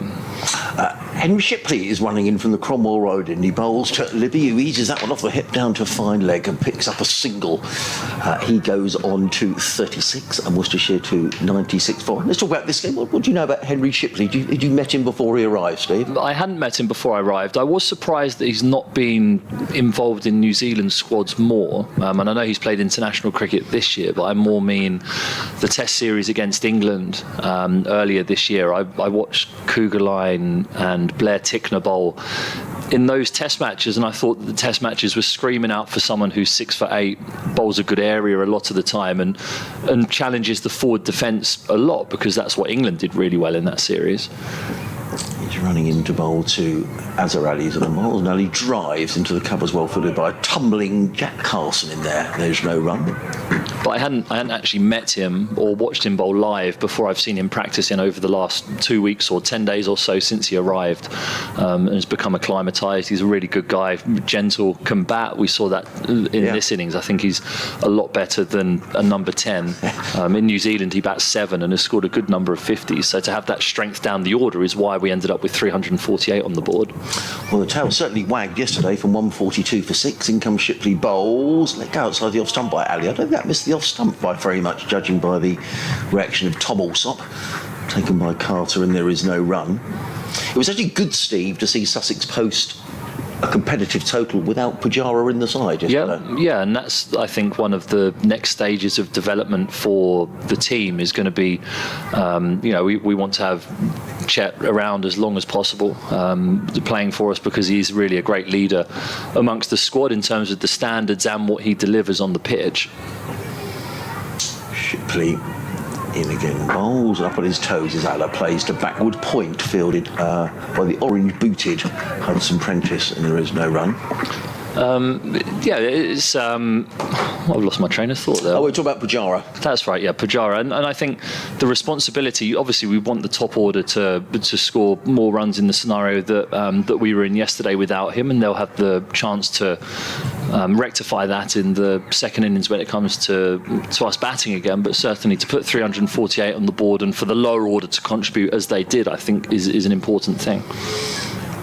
In comes Shipley again, bowls and forward comes Already, played to backward point, and there is no run. And you've been here for 18 months now, Steve. Mm-hmm. What people talk about progress, and sometimes supporters get impatient. Yeah, naturally. What progress have you seen from the Sussex side? Well, I think you've got some.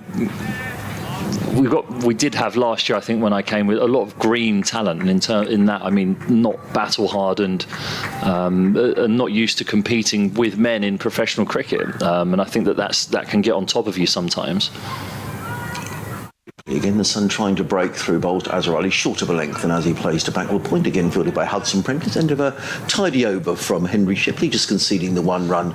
Worcestershire 96 for 1. Libby on 36, Azarali on 23. Listening to live cricket on the BBC Radio Sussex, BBC Hereford and Worcester. Myself, Adrian Harms, chatting away to Steve Finn. Good to see Steve with us on commentary this afternoon. It's nice to be here. It's a bit warm in here, isn't it? It is warm. Yeah. That's because Brad is in here.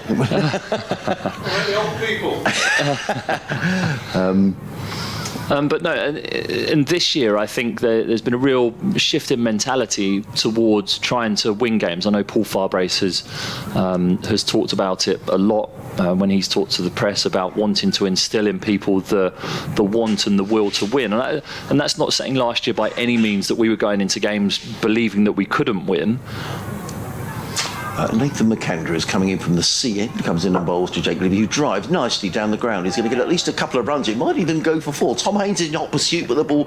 Let's get down the hill here very quickly. A tumbling save by Tom Haynes. In fact, it's really good running by Jake Libby. You don't get too many all-run threes down to this part of the ground, but that's what he does.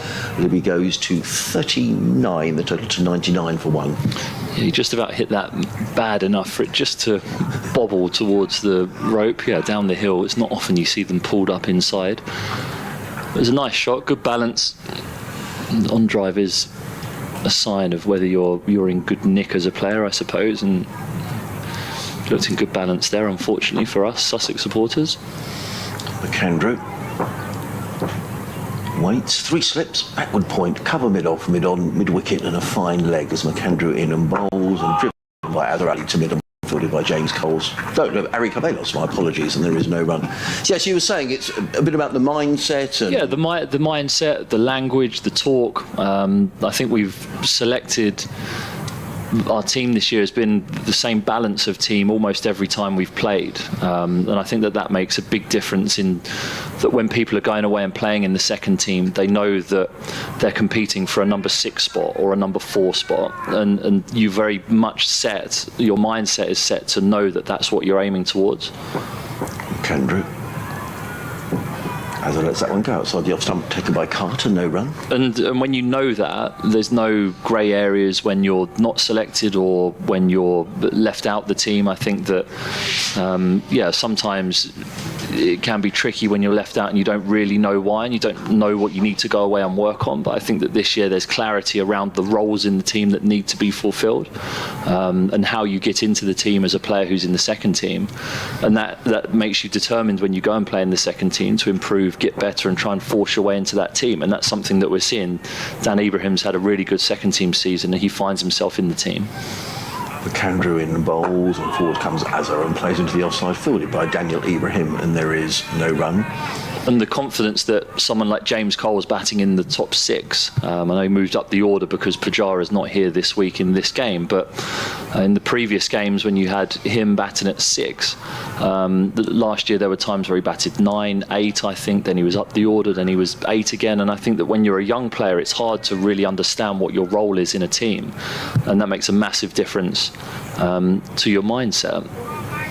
And it's no wonder, I think, this year that he's had that clear, defined role and he's put the performances in that he has. Yeah, and he's making runs. McAndrew just had a word there to Ben Debenham, the umpire. I don't know what that was about, but he's in again, bowls to Azar, who lets that one go outside of the off stump, and there is no run. He's hot on the danger area, I think, this game, Ben Debenham. It looked as though he might have been just telling Nathan McAndrew not to run on the pitch. We saw a fella in the first innings, didn't we, get warned off for... Yeah. Couple of warnings and then hang your boots up. He was out of the attack. Not hang them up, but for a few hours anyway. We're going to bring Ali Orr in for a natter in a few moments' time with his bad knee, but I can't let you go, Steve, without having a natter about the Ashes. Yep. McAndrew in again, bowls, and that's a good delivery, and he beats Azar, who was pushing forward outside the off stump. The ball rattles through into the gloves of Ollie Carter. Good response from Nathan McAndrew. In fact, just before we talk about that, a word about Nathan McAndrew, because certainly my feeling, it's not the feeling of anybody else, and who cares what I think, but I think Sussex have really lacked an overseas who can be in this position in the order, someone who can make runs and can take wickets as well. Well, it brings a nice balance to the team, doesn't it? I think when you've got someone who can offer you, especially an overseas player, a high quality overseas player who offers you performances in every facet of the game, I think that's an important quality to have. And yeah, valuable lower order runs, and he's a really fit lad, and he runs in, really looks after himself, and he can bowl all day. And I think again, to have that as an overseas player.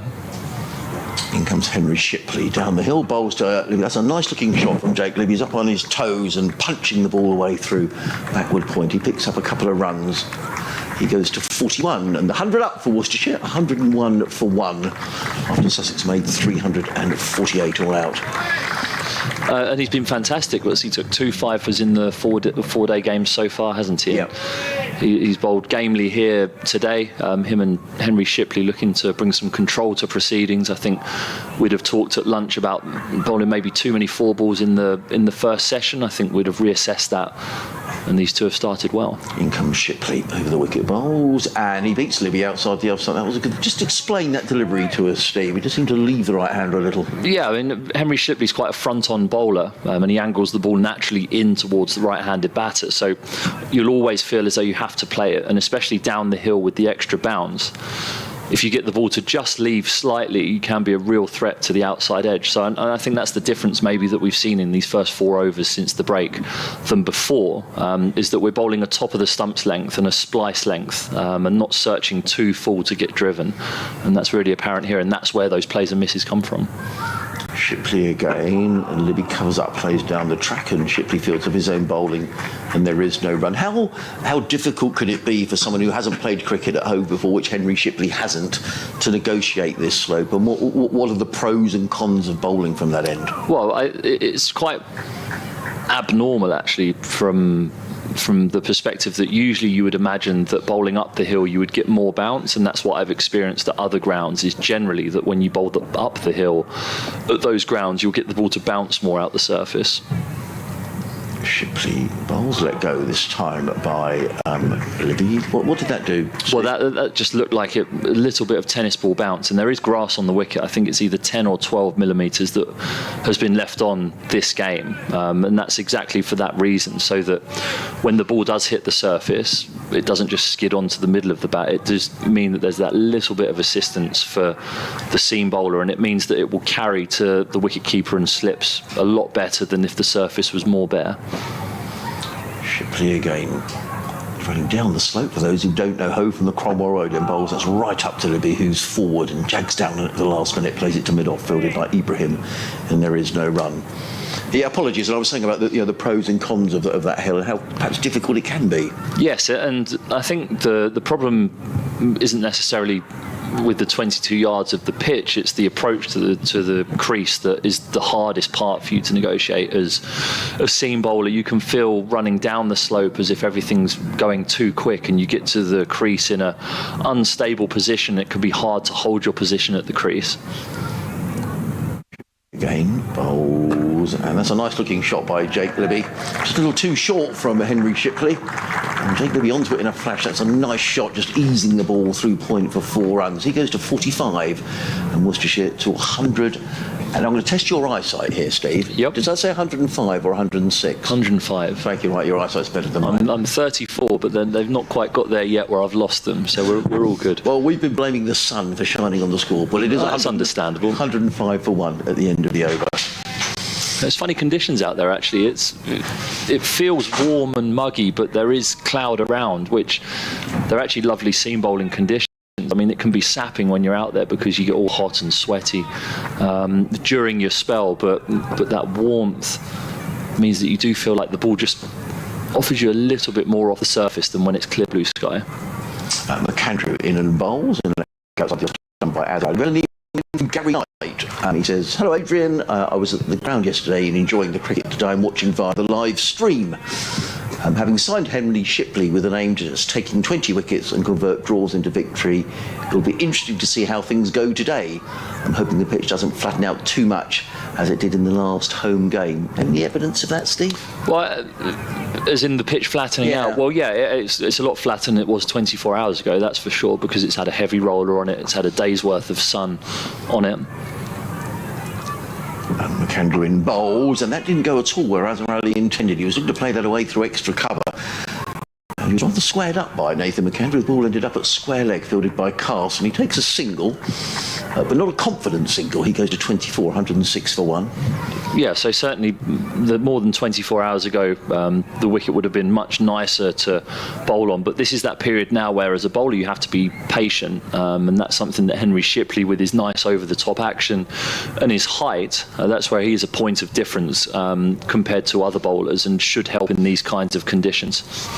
The school children are leaving the ground, so it must be nearly the end of the school day as in comes McAndrew bowls, and Libby's beaten. That's a good delivery by Nathan McAndrew, and Libby looks suspiciously at the pitch and wanders down, does a little bit of gardening. That's what batters do every time they play and miss. It's not their fault, it's always the pitch's fault. Gary goes on to say, you were discussing earlier which end Ollie Robinson and Jofra Archer might choose had they appeared together earlier in the season. He says Jofra were actually was shown to be sitting in front of the players' changing rooms a little while ago, so perhaps you might be able to ask him. I wasn't aware that Jofra was around, but you seen much of Jofra? He's been up there today doing some stuff, and one of the England physios or S&Cs was in doing some stuff with him in the gym, which was nice to see. Yeah, let's hope it's all going well as in comes McAndrew and bowls. Down the leg side, taken by Carter, and there is no run, which leads us nicely into the Ashes. As someone who's played in the Ashes, do you sort of watch with a bit of envy, thinking, crumbs, that must be great to be involved in that? Yeah, it evokes memories, doesn't it? I think when you think of the build-up to a series and the furore around it as you're going into the dressing room on your warm-up days, that's what the guys will be experiencing this week. I think the squad meets up today after they've had a trip to Scotland to play a bit of golf, I think, over the weekend. The squad meets up today, and that's where the attention will really turn to cricket. In comes McAndrew bowls, and Libby turns that down to fine leg, picks up a single. Jake Libby, he goes to 46. He's faced 76 deliveries, 107 for one at Worcestershire. Yeah, the match starts on Friday, and I covered the World Test Championship final for TMS a couple of days ago, and you can just feel the excitement around English people. I was in the box with Jonathan Agnew, Alex Hartley, Jim Maxwell, Justin Langer, and we were focused on the cricket that was going on, but all you can really think and talk about is what's coming this Friday, and that's the feeling that you get as the player, and for a while, I think. McAndrew in bowls, and Azarali just tucks that one easily away down to fine leg, picks up another comfortable single, and he goes to 108 for one at the end of McAndrew's over. He is bowled 8 overs, 2 maidens, no wicket for 29. And for a while, I don't think we've had such a hotly anticipated Ashes series from both camps. I think quite often one camp's really quite comfortably been in the ascendancy. But certainly this year now, the way that England have played over the last 12 months or so, and the fact that they're not willing or won't be willing to take a backward step against this Australia team, who are now the #1 Test team in the world, who've got an outstanding bowling attack and 2 of the best batters in the world in their top 4, I think it's going to be a really, really fascinating series. Shipley in from the Cromwell right in bowls to Azarali, lets it go outside the off stump, and there is no run. And Travis Head, I understand, was down here the week before the World Test Championship doing some netting. Did you catch up with him? Yeah, he's got close ties with the club, hasn't he? He was meant to be club captain last year before he wasn't able to come across and fulfil that because of his opportunity to go and play in the Australian Test team again, and he's made the most of it, and he scored 160 at almost a run a ball. In comes Shipley bowls, let go by Azar, through to Ollie Connor. A bit of extra bounce there from Henry Shipley. And that's where I think as a bowler here you just have to remain patient. I think if you search too much, you look for those magic deliveries, that's when the scoreboard really ticks along. When you start looking for the outside edge and floating it full and hoping they nick one, that's when you come unstuck, I think, as a bowler here. There's a ring field, there is a short leg there for that extra bounce, just in case it nips back and catches the inside edge and loops up there. But you're really rewarded for consistency in these conditions. In comes Shipley over the wicket bowled, and he nicked it, and that's a terrific catch by Ollie Carter. That's a really, really good catch. Low down to his right-hand side, and Azhar Ali is on his way for 25. You spoke about being patient, Steve, and you were absolutely right. That's funny that we do know what we're talking about sometimes, us fast bowlers, even though we might get characterised as dim occasionally by our batting counterparts. But yeah, Henry Shipley, just that bounce again. Azhar Ali will be disappointed that he's played at the ball that far away from his body. He's pushing at it, trying to hit it through the gap between cover and backward point, but the extra bounce of Henry Shipley and that angle in and movement away is what's drawn Azhar Ali into the shot there. And Ollie Carter took a thin edge and was probably on or around Tom Alsop's left boot at first slip, so had he left it he may have cleaned it up himself, but Ollie Carter diving across, taking a smart catch, and Sussex get their second wicket. And since the break, these two overseas players have been really disciplined and have really set the standard and the example for everyone to come off the back of now. Terrific catch by Ollie Carter, as Steve was saying, low down. New man coming out. I didn't catch from the who the new man is, but we'll tell you in a couple of moments' time. I suspect that it might be Haynes. It is indeed. Thank you, Bradders. Just as a bowler, just coming back to the Ashes, Steve, you know, we hear a lot about the way that England play and Bazball, and I guess one of the big question marks in the Ashes is whether the England batters will be able to attack the bowling, quality bowling attack. If you were an Australian bowling against players who are coming at you all the time, what would you do? Well, I think there's two mindsets there, aren't there? I think the first one is that you enjoy it because you see it as an opportunity to get wickets, or the second is that you find it difficult because someone's putting you under pressure, so that every time you miss, they're putting it away. And I think that that's the thing that can be misconstrued with the term Bazball. Is that there's a very big difference between reckless slogging and swinging at balls that aren't there to attack, and then there's really putting bowlers under pressure. Henry Shipley figures of 2 for 33 on his debut as in on bowls, and forward comes Haynes and plays to mid-off, fielded there by Haynes to Haynes. Yes, it was Haynes to Haynes. And that's what can be misconstrued here, I think. I'm not sure we're going to go out there and see Joe Root reverse sweeping Pat Cummins on the first morning of the Ashes. But what we are going to see, if Pat Cummins misses wide and full outside the off stump, whereas before I think people have shown the Australian bowlers a lot of respect and allowed them to bowl at you. Shipley, Cromwell Road end, bowls and let go outside the off stump by Haynes, taken by Carter, no run. I think we're going to see the England batters try and put more pressure on the Australians from the outset, and I think that that's the subtle difference between recklessness and Bazball, for want of a better phrase. Yeah, I don't like the phrase myself. He doesn't either. No, I don't. Because it can be misconstrued as going out there and trying to hit every ball for 4 or 6. That's not, and you've listened to Brendan McCullum speak, that's not what he's saying he wants his team to do. Shipley over the wicket bowls and covers up as Haynes plays it in front. That's a good over from Henry Shipley. It's a wicket maiden, and Worcestershire 108 for 2 gets a good round of applause from the Hove crowd. Libby is on 46. Azhar Ali, the man out in that over, for 25. Edgbaston is always... I mean, I've sat in the Eric Collins stand. It's quite difficult. Partisan, isn't it? It's quite difficult to watch the cricket there, actually. Well, you've got Spider-Man climbing up a pole in front of you or something. But as a player, does that lift you? I mean, you'd have bowled at Edgbaston. Yeah. The crowd noise just carries you in. I mean, my best memories in an England shirt are probably at Edgbaston in ODIs and Test match cricket, and there really is something about the crowd there that just, when you're up and you're about and you're taking wickets and the team's on top, it's a really, really great place to play. In comes Nathan McAndrew, bowls, and he's past the outside edge of Libby, and this is really good, as Steve was saying, since lunch by these Sussex bowlers, McAndrew and Shipley.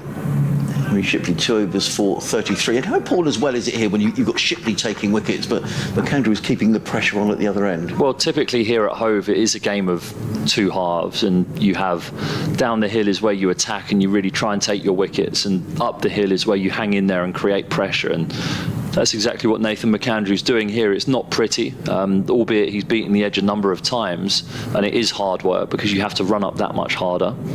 3 slips in place. McAndrew Driving is Libby into the covers, fielded there at backward point by Finn Hudson-Prentice. Yeah, you do feel like you're doing the donkey work sometimes when you're asked to come up the hill, but it's a necessary part of building a partnership with the bloke who's bowling at the other end. And Shipley has 2 wickets, 2 for 33. He's looked threatening. He's beat the edge a number of times. And McAndrew up the hill is just bowling that top of the stumps length, not letting them score, not letting them go anywhere. So there's no let up. There's no let up, I think, in the pressure. McAndrew again, bowls and driven nicely through the cover, slightly over pitched, and Jake Libby eases that through the covers and goes to a half century, and a very good half century as well from Jake Libby. 50 off 79 balls, Worcestershire 112 for 2. Came to Worcestershire from Nottinghamshire. He wasn't getting much of a chance at Nottinghamshire, and he looks a fine player. He's made runs against Sussex before, a double 100 I think here last year or the year before, Bradders. And that was a nice way to go to a half century. Slightly over pitching McAndrew there?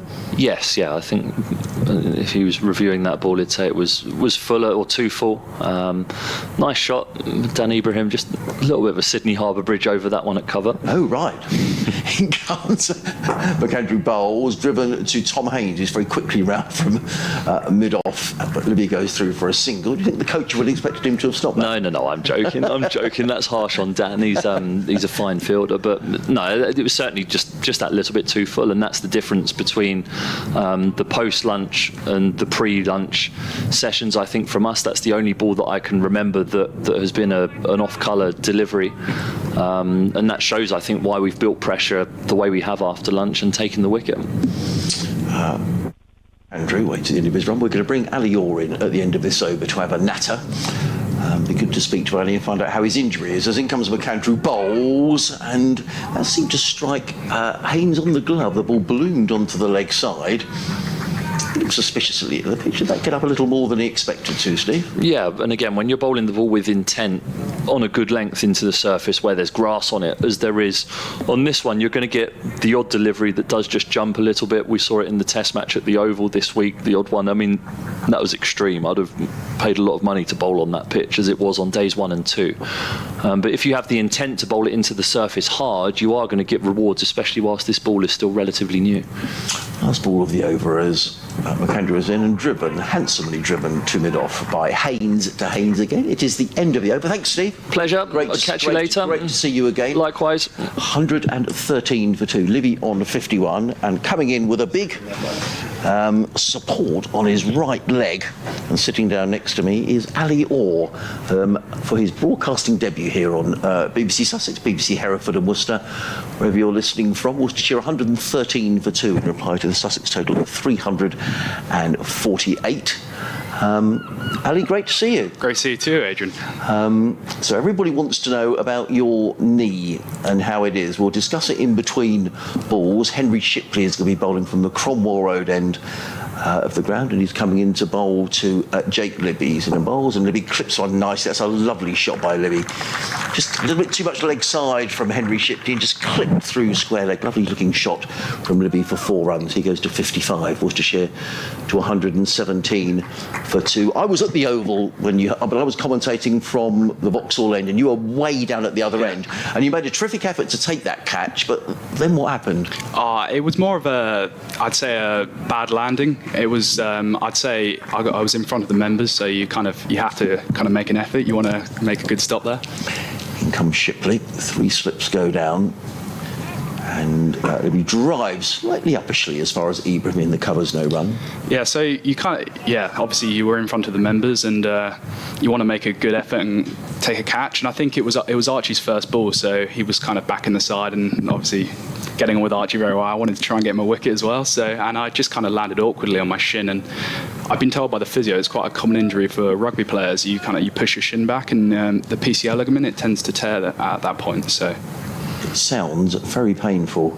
In comes Shipley again, bowls, and Libby's back and easing this through the covers. Beautifully timed shot by Jake Libby, and he's going to get 4 runs. I don't think they'll catch that. So 2 boundaries in the over from Jake Libby, who's looking dangerous here as far as Sussex are concerned. He's batting very nicely. He's on to 59, the total to 121 for 2. So you went off, and did you realise at that stage how bad it was, or did you think, oh, it's... I'd say it was the most pain I've been in on a cricket pitch in a while, unfortunately. But I think at the time it was more, I had so much adrenaline from actually being at the Oval for the first time. And to be honest with you, I'd never batted there, so I was so keen to bat afterwards. In comes Shipley, and Libby is driving again, this time to mid-off, but Tom Haynes prevented the single. Libby thought there was a single there, it wasn't. There's a dot ball. And you did bat. Yes, I did. In the end. You hit a 6. Did you hit a 6 over long off? I hit 2 actually. Yeah. Did you? Oh, right, sorry about that. I knew there was one, and that's a big hit down to that end of the ground. Oh, I think you're doing me a favour there, Adrian. It wasn't that big. It was quite small on that end, so I had the wind as well. So. In comes Shipley and bowls, and forward comes Libby, plays it down the track, and there is no run. So anyway, the injuries happen. You here with a leg brace on, you're bandaged up. What's the diagnosis, and when are we going to see you on a cricket field again? I think the official diagnosis is a torn PCL and also the PCL capsule, which is at the back of the leg. And the official diagnosis, I've been told, is 8 to 12 weeks. But obviously, depending on how the rehab goes, how it reacts, I mean, it could be anywhere between that. So hopefully on the lower scale, and we shall see. Well, I'm sure everybody will be wishing you well and wishing you back into action soon, as in comes Shipley over the wicket, bowls, and Libby plays that with soft hands through the gully region. He's picked up one. He's going to look for a second. Hudson Prentice is quickly back, but he can't prevent a comfortable second run being taken by Jake Libby. He goes to 61, and Worcestershire at the end of the over to 123 for 2. Henry Shipley, 11 overs, 1 maiden, 2 wickets for 43. So lots of rehab. So does that mean you're in the gym with Steve? Are you two sort of best buddies now? Yeah, we have actually got quite close over these last few weeks actually, and I'd say there's a cohort of us actually in there at the moment. You spoke about Joffre earlier, he was in there today, so it's actually quite nice to speak to some very experienced people in the gym at the same time. It's obviously frustrating, but I mean, you're in there with other people, and Steve's obviously been injured for a lot longer than I have, so it puts it all into perspective, and actually it's quite helpful having someone like that you can speak to and sort of how to approach these sort of things, because it's my first proper injury. Ari Carvelos is warming up at mid-on. He will be coming into the attack, I suspect, to replace Henry Shipley, as McAndrew is in outside of the off-stump, taken by Carter, no run. And of course, Ari had a nasty injury last year. So does that help maybe talk to someone like Ari? And they've got over the injury and they're back playing. Massively. But to be honest with you, Ari had an injury for the whole 50-over competition, still played through it. So I mean, he's making me look pretty soft here, sat in a knee brace, and he played a whole competition with it. And I believe ended the competition with 19 wickets and second top wicket taker in the whole competition, so I think he's your man. Well, he's just getting himself warmed up at mid-on. 3 slips. Would you say there's 2 slips in the gully or 3 slips, Ali? I'm going to say it's 3 slips. In comes McAndrew, bowls down the leg side, taken by Carter. I think that was Nathan McAndrew with that roaring. I think he was annoyed with himself. I'm actually going to disagree with you there, Adrian. I think that's first slip, second slip, and a fourth slip. I reckon. Do you? I think that's quite commonly we've actually done this year. We've had a first slip and a second slip, and not so wide as a gully, but a fourth slip almost, especially up the hill when the nicks don't carry as much. You almost have a closer slip there, just for that almost that wider one, which you kind of get that thin edge and almost try and get the chance there, really. Tom Clark in there at second slip, James Coles at fourth. So we'll go with what Ali says, because he's the expert. In comes McAndrew, bowls down the leg side, and there's a tumbling take by Ollie Carter, who holds the ball up as if to say there was a little nick on that, but there wasn't. And there is no. And you filled in the slips occasionally. Occasionally when no one else can do it, but we're actually very lucky here. We've got a very, very good set of slip fielders. I mean, Tom also put first slip. I mean, I don't want to tempt fate here, but he's a very good slip fielder, and obviously Clarkey, I'd say he's probably the best slip fielder we've got at the club. And yeah, we're just very lucky. We've got people in the slips who can definitely catch him, but I'm going to have to touch him wood now after saying that. So yeah, and you often seem to get put in a short leg as well. What have you done to deserve that, or who have you upset? In comes McAndrew and bowls, and that's down the leg side again, tucked away down to fine leg fielded in there by Shipley. 1 more to the total. I don't think Nathan McAndrew will be pleased with the line that he's bowled in this over. Haynes goes, in fact that's his first run, 124 for 2 are Worcestershire. Yeah, so when you go in at short leg, are you volunteering to do that? I'd say it was more at the start. I was told to do it, but I think kind of looking at the side out there, I'm the only person apart from Tom Haynes who doesn't actually bowl. So I mean, it's more of a you're going in there. Right. Okay. So. You got no choice. No. McAndrew runs away from us. He's in and bowls. That's a lovely looking shot. There was a cry of catch, but I don't think there was ever really a chance of a catch. And Libby's playing very nicely here. He's clipped that one away, beautifully timed, Ali. He goes to 65. Worcestershire to 128 for 2. And I wouldn't be surprised if Nathan McAndrew takes a break at the end of this over. I think suddenly Ari Carvelos is going to bowl. I wonder if it might be time. I don't know what you guys think. Might be time for a bit of Carson. Yeah, I agree. I think, Jack will be very useful in this situation. I think, like you're saying, the pitch has obviously dried up a bit, and I can't say I saw before, but hopefully get a bit more spin out of it and a few chances sort of close infielders. A lovely shot by Jake Libby. He's on 65. He's faced 87 balls. As McAndrew in the sunshine, up the hill, bowls, and lets that go outside of the off stump, taken by Ollie Carter. There is no run. So end of the over, 126. 128. Thank you. No for worry. 2. Libby on 65. Haynes is on 1. You're listening to live cricket on the BBC Radio, Sussex, BBC Hereford and Worcester. You may be watching via the Sussex live stream. Myself, Adrian Harms, alongside Ali Orr, Sussex opening batsman, who's out of action with a knee injury. And we are going to get a change of bowling, and it is indeed going to be Ari Carvelos who's going to come in from the Cromwell Road end. So to be in the top 3 for Sussex, you have to be called Tom. Yeah. So you're and you have to be a left-hander as well. So so the exception to the rule being Ali. Have you always opened the batting? Is that been your preferred position? Yeah, I'd say so, definitely. I get too nervous sort of watching cricket. Even now, I'm very nervous watching us and sort of praying for a wicket, so I get too nervous watching, so I've always preferred sort of going out there and almost, not saying getting it out of the way, but going out there first one. In comes Carvelos, running in from the Cromwell Road in bowls, and forward is Haynes, plays into the offside, then there is no run. And just tell us in between balls a little bit of your journey through Sussex cricket from junior ranks. So I've started off, I think my first year at Sussex was under 10s, I believe. Used to play at Blackstone, which I mean we still do in the second team, but that was always where we used to play at the bottom pitch, and you always used to almost wish of playing on the top pitch when you were a bit older. So that was where it all started. Carvelos back to his mark. Still the 3. Now that's doing not 3 orthodox slips now. As Carvelos in and bowls, let go by Haynes through to Carter, no run. Yeah, and going from there, it was I actually had a stint when I was 16 years old where I went and trained at Hampshire in the winter, which was kind of a mutual. I wasn't going to get put on the academy here, and I thought I just needed a sort of a fresh surrounding, just try something new. And it was at that point where Richard Housel took over from Carl Hopkinson as academy director, and came to a few of my school games, and we actually had a chat, and I decided to come back in the summer. So. Well, we're glad you did. In comes Carvelos with the wicket bowls and cut away. That's a poor delivery by Ari Carvelos. I think he would be the first to admit that it was wide outside the off stump, and that was a bit of a gimme for Haynes, who just helped the ball away through backward point for 4 runs, 132 for 2. Haynes goes to 5. Actually, I'm pretty sure you made 100 against Worcester, didn't you, at New Road in a 50 over? Or Yeah, that was my first list day 100. Yes.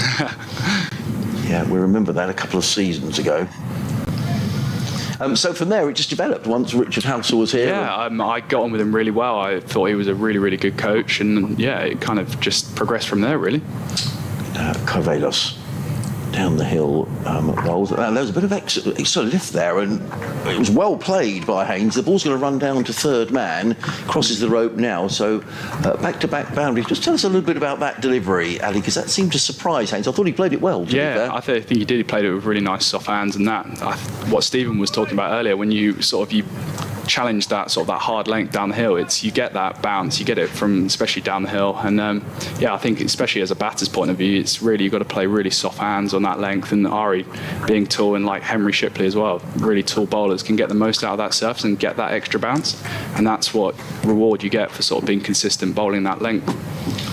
just waiting for James Coles to assume his position at third slip. In comes Carvelos. Bowls let go by Haynes outside of the off stump, and there is no run. Talking about James Coles, I'm sure you saw the catch at Lords the other night. I did. Were you there, or were you watching? No, I was watching it on the TV actually, in my flat by myself actually. But it was outstanding catch, and I'd argue it won us the game really. Jack Davis at the time was going really well. He'd was getting quite a few away, and I think it just changed that momentum into our favour. And actually, there was another very good catch by Tom Clark as well, which almost sort of went off the radar because of that. In comes Carvelos and bowls, and a wild Johnny's got behind. Is he? No, he's not. The slips are all up. It was pitched up outside of the off stump. Haynes drove at that. We thought he got a little nick through to Ollie Carter. Certainly the slips, I was convinced. Yeah, I was convinced as well. He did me in the appeal. But he obviously didn't get a nick, so it is the end of the over. 136 for 2, 65 to Libby, 9 to Haynes. So around the dressing room, Ali, I was going to ask you this. Are there any nicknames you can tell us about for some of your players? Or anything, or are you all sort of Haynesy and Clarky, or is it more inventive than that? I'd say, it gets quite inventive, some of them. Any you can tell us?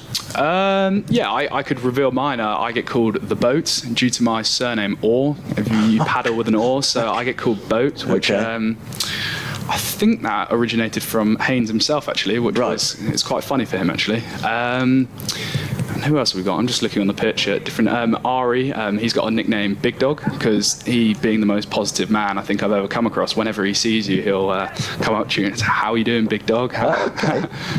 Well, it is Tom Haynes, who's, funny enough, he has replaced Nathan McAndrew at the C end of the ground. His first ball's a little too short. It's punched away into the offside. An excellent effort by, was that Finn Hudson? Bertie Foreman, I believe. Bertie Foreman, so well spotted, Ali. So somebody is off the field, and I suspect it's either Shipley or McAndrew who's off the field.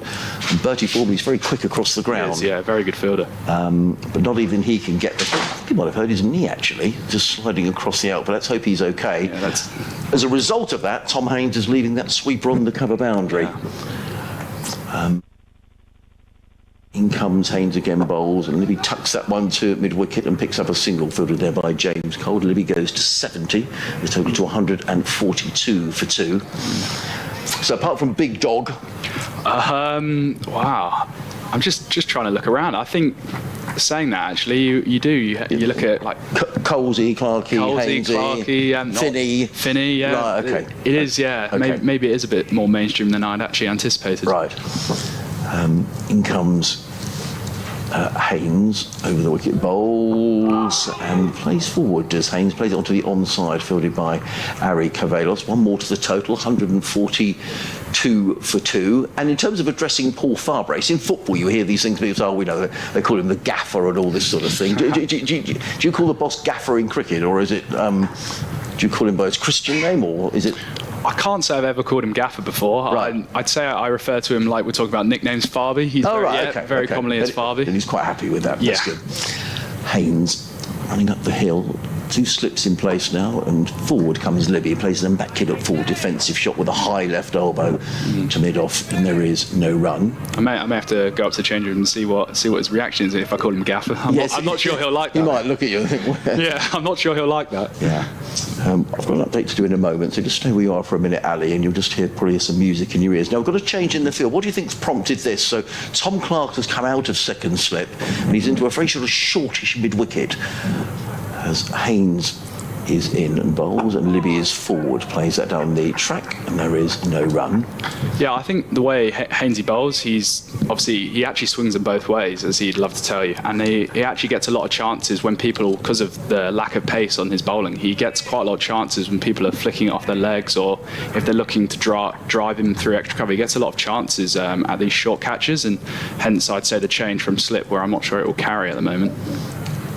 Haynes again up the hill, bowls and worked away to back. It's a really good bit of fielding by Finn Hudson Prentice at backward point, diving away to his left, prevents a single. It's the end of Tom Haynes' over. 6 runs coming off of it.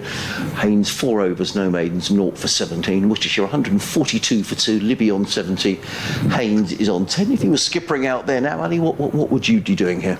I think I'd have to agree with what you said earlier, Adrian. I think I'd be looking to get Jack on. Have a look at spin option on here. I think think definitely the seamers are bowling well. I think they bowled a lot tighter after lunch, coming out, bowling, putting a lot more pressure on them. But I just think that change up of spin and maybe try and sort of squeeze them and make them play a big shot, try and make them come down, hit over the top, create a chance like that. It's going to be Carvados who's running in from the Cromwell Road and down the slope here, past umpire Neil Bowles, past the outside edge taken by Carter. No shot, and there is no run. Now, we were asking Ariana earlier on today, we will have a change around in the commentary box in a moment, about the amount of equipment you take to a game. Because I see some of you Sussex guys. I saw Henry Crocombe the other week, and he came out with his bag, and he looked like he was sort of climbing Mount Everest. It was ridiculous. He had an enormous bag, and I just wondered sort of how much kit you take to games. And I'll tell you for why in a moment. In comes Carvados running in down the hill and bowls, let go outside the off stump. There is no run. Bradders and I were talking yesterday about when we played cricket, which was a very low standard of cricket, the pair of us. And when we played cricket, no one had their own kit. So there was the club kit that someone would be responsible for, and they'd bring the bag and dump it in the middle. I mean, it might have happened in Steve's days, I don't know, but no one had their own kit. If some guy turned up with at a game, we're going to do an update to the cricket now. Yeah, we've got some cricket involved at the moment. The County Championship Division 1, it's day 2 of 4. And Surrey going pretty well, I would imagine, this afternoon. Adrian Harms is watching their game at Kent. Hi, Adrian. Yes, thanks very much indeed, Connor. Actually, we're at Hove this afternoon, where Worcestershire are going along very nicely. They're 142 for 2. Jake Libby is on 70. Jack Haynes is on 10. That in reply to the Sussex total of 348. But a couple of wickets here for the New Zealand debutant, Henry Shipley. He's taken both wickets here. But Worcestershire, with Jake Libby going along very nicely on 70, are 142 for 2. Meanwhile, not a good day for Surrey, the leaders of the County Championship down at Canterbury. Kent bowled out yesterday for 301. In reply, Surrey are 104 for 7. Good stuff. Thank you, Adrian, for that. And I've completely lost my chain. Oh, yes, we were talking about kit. Yes. So someone would be responsible. They would bring the kit. If someone turned up with their own bat, you would think, well, wow, because no one had their own bat or pads. But anyway, these days, I think most people do have their own bats and that sort of thing. I just wonder, when you go to a game, do you have a selection of pads or gloves or bats? Have a think about that. As in comes Carvados down the hill and bowls. That was a strange shot. He almost tried to paddle that away on the leg side, and the ball hit the 5 pad and bounced into the slip cord, and there's no run. Yeah, I think just on that shot, I think it's that bounce we talk about. I think it looked a bit shorter than it was. He just didn't quite get up as much, and I think that's where, like, that consistent length, that's where you can get opportunities, especially at Hove, where you don't quite get the bounce you think, or you get a little bit more. And if you've got a bit more bounce there, it may have brought the top edge into play. So Carvados. We'll have a change around after this over. It's a maiden over so far from Ari Carvados. He comes running in down the hill and bowls, let go outside the off stump, and there is no run. End of the over, 142 for 2. Libby 70, Haynes on 10. So very briefly, how many bats would you have in your bag when you go to a game? Yeah, personally, I'd take 3 bats to every game, just in case one breaks. You've just got one backup. But I know people such as Steve Smith's your best example, who we've just had. He used to take, I think it was north of 7 bats to every game. Really? Which was amazing. I used to just love going into his bag and picking them up and seeing which one was the best. Probably he doesn't have to pay for them, I expect, so that helps. No. He gets plenty of bats. And he loves his cricket bats. So. Great. Well, guys, I don't know whether you've got time to stay with us or whether you're off to do some more physio. I'm going to bring Bradders back in. You can stay for a bit longer, Ali, or whatever you guys would like to do. But we'll bring Dave back onto commentary, and then we'll bring Ariana in as well. In fact, we have a change around now, so we'll bring Bradders in and Ariana in as well, and we'll just have a bit of a change around as Tom Haynes is carrying on bowling from the sea end of the ground.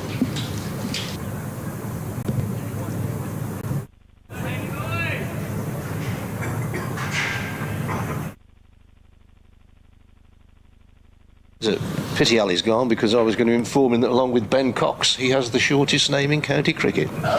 Just 6 letters. Yeah, I've some very lonely nights, I do, sat by myself.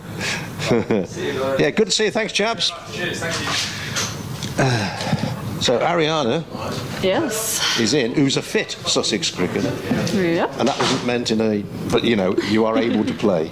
Yeah, still playing my cricket. Not at Sussex currently, but... Oh, you're not? No. You were at Sussex? I was Sussex under 11s all the way to women's. Right.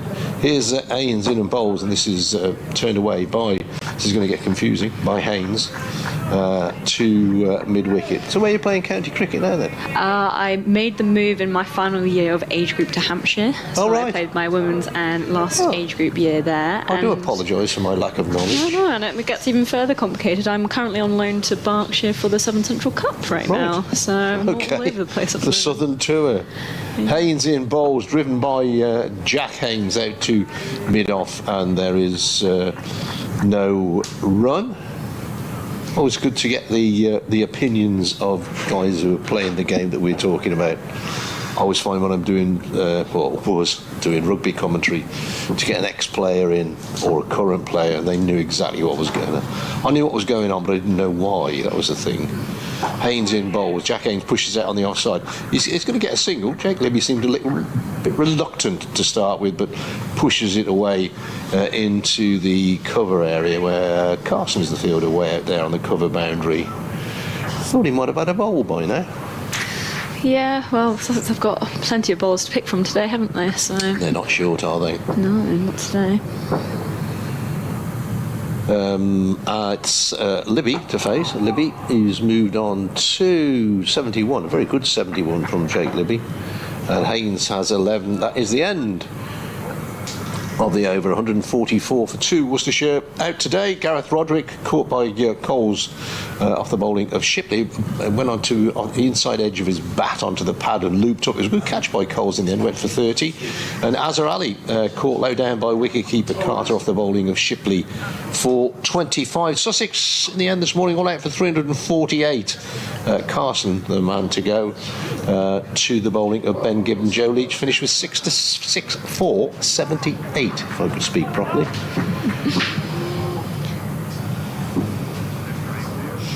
And now Ariana Douse is coming into bowl, and it's just left alone outside the off stump here by Haynes. Lovely afternoon, huh? Yeah, all the school kids have gone now. so Yes, teachers have got a knock off. hopefully the ice cream truck hasn't been emptied completely, but we'll find out on our way out today. Yeah. Well done to the teachers for bringing them along. I quite understand that you've got to finish and get them all off home. Carlos in from the far end and just left alone again there by Hayes. Bit more of a extravagant leave, that one. Bring the bat forward. Bit of flair with it. What's he doing before today? Jack Haynes is averaging just under 30, 29.6, with a century in that 134. So he's like a century and a half century this season. So he'd be a bit disappointed. He would sooner that was 30, sooner that was 49, but 39 would be a much more comfortable place to be. As Carlos comes in and it's punched off the back foot, but a strong no just as cover comes round and collects it in for no run. Just heard a seagull on the Stein Effects mic there. Do you know, it amazes me how little or never do seagulls interrupt play. You might think one might swoop across the pitch or swoop behind the bowler and put the batsman off. It never happens, does it? No, it helps that they're white as well, though. Well, that's true. Sorry, Carlos comes in and it's defended but beats the outside edge there just into the keeper's gloves. Yeah, half forward there, Jack Haynes, not really positive into it, I didn't think. But as I was saying, I think there's still a little bit in this pitch. Every now and then there's one that's going to do something, and as Steve Finn was saying, there's a lot of grass on it yesterday morning. As we were saying this morning again, the green pitch yesterday morning, green tinge, it's gradually going brown now under the sun. Carlos comes in from the far end and just defends off the back foot. No run. Both batters looking keen to try and get that single where they can, but being denied by Sussex here at the moment. Yeah, it's the old keep the scoreboard rotating, isn't it? Yeah, keep ticking over the runs. Yeah, it gives the bowler something different to. I mean, they're both experienced. Well, Jack Haynes is an experienced player now. Jake Libby's been playing for a long time, and they'll know that they just need to. Don't get bogged down. That's the thing. Yeah. Larry Carlos is in, and it's A little uphill from the slips as he plays a slightly loose back foot shot there, but for no run. That didn't appear to bounce so much, did it? Wicket keeper took that really low down. So that over, he's got one that's really taken off and one that didn't. So, yeah. I was saying yesterday there was a bit of a... The bounce was not quite... I mean, if it bounces the same every ball, it becomes a road, doesn't it? And it's easy for batsmen then. So it makes it a bit more of an even contest if the bowler's got a little something in it. If 348 plays, 144 for 2, there's obviously... It's a fairly balanced pitch, I would say. Here's Haynes in from the end. Rather squares up Libby a little bit then. Looks as if he would want to play it through mid-wicket and the ball ends up at mid-off. A few clouds wisping away, but very pleasant. Not sure what the temperature is out there. They've been complaining that it's too hot in this box, but I'm quite happy, thank you. As the next ball is driven, nice shot out through extra cover. Only going to get one though. Arsenal, I think, is the fielder way out there. Is that a round of applause there? Yeah. For the fielding. Yeah. Good crowd here at Hove, I always find. Haynes into Haynes, and Haynes, the batsman, is forward, pushes down the pitch, bowls his own fielding. Some crowd, and particularly T20 cricket these days, you can hit 6 sixes in and over and won't get a ripple of applause if you're the away team. But I always find coming here, they're always very generous. They like their cricket, they appreciate good cricket, and they're often willing to applaud the opposition. Next ball is flicked away by Haynes. A lot of oohs and ahs. It looked to me as if he got quite a bit of bat on that. But there was a lot of excitement. Yeah, I think it was just slightly in the air there as it headed towards the fielder, but bounced short and the dive was put in anyway. So yeah, just got to keep it exciting for them, haven't they? And this is a really interesting passage of play for me because Sussex want to keep it tight, and what Worcestershire didn't do for periods yesterday. Haynes bowls and pushed away off the back foot into the cover by Jack Haynes, and they'll pick up a single. One more to the Worcestershire total, which goes to 140. That could be a 6 up there. Yes, it is. Yes, thank you very much. 146 for 2. It'll be right a bit later because it's bizarre, this scoreboard, because when the sun goes further across, I can see it. But I can't see the other one then. So. Changes. It's called old age, I think. Haynes in bowls and pushed away into the extra cover area. That's the end of the over. And Haynes has bowled 6 overs, no maidens, and no wicket for 21. Worcestershire 146 for 2. Haynes has 12. Libby has 72. And you listen to live cricket coming to you from Hove today, brought to you by the mighty BBC. I'm Dave Bradley. Ariana Douse sat alongside me. Adrian Harms will return, I'm sure, very shortly. Nice to have a couple of the Sussex lads in as our guests today. Yeah, it's always nice to hear what the changing room chat is. Yeah. As Converse is in, and it's just left lie outside the off. That one definitely didn't carry to the keeper there, so that's just showing you the difference in bounce that we were talking about the previous over. Yeah. There was a... I was listening to Steve Finn on Saturday when I was driving down here, and I found his comments very interesting. He's what's the word I'm looking for? He's informative. Yeah. Informative in what kind of way is the question. Yeah. As Carval lost it in, it's just defended again. No run into the covers. No, I thought what he had to say was what he was saying today about the pitch and a bit more grass on it and the lengths that they're trying to bowl. I always find that really interesting. I'd say rugby commentary to get a player or an ex-player on was great. You know, what they're doing here, there's a line out. What's he going to do here? He's going to, let's say, throw it to the back and it'll come round. And it happened.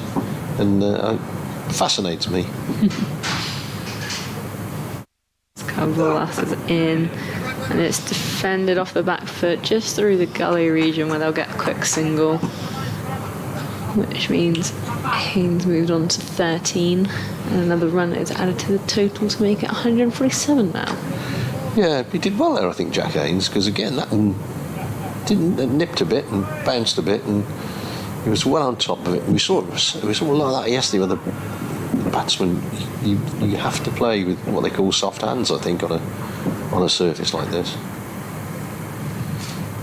As Cavrolas is in, bowls a bit fuller, but this time it's defended just to backward point for no run again. Yeah, quite contrary to the first ball where it was slightly shorter and wider and it just didn't even carry to the keeper, and that one just had that little bit extra bounce, a little bit movement possibly, so it was very well played.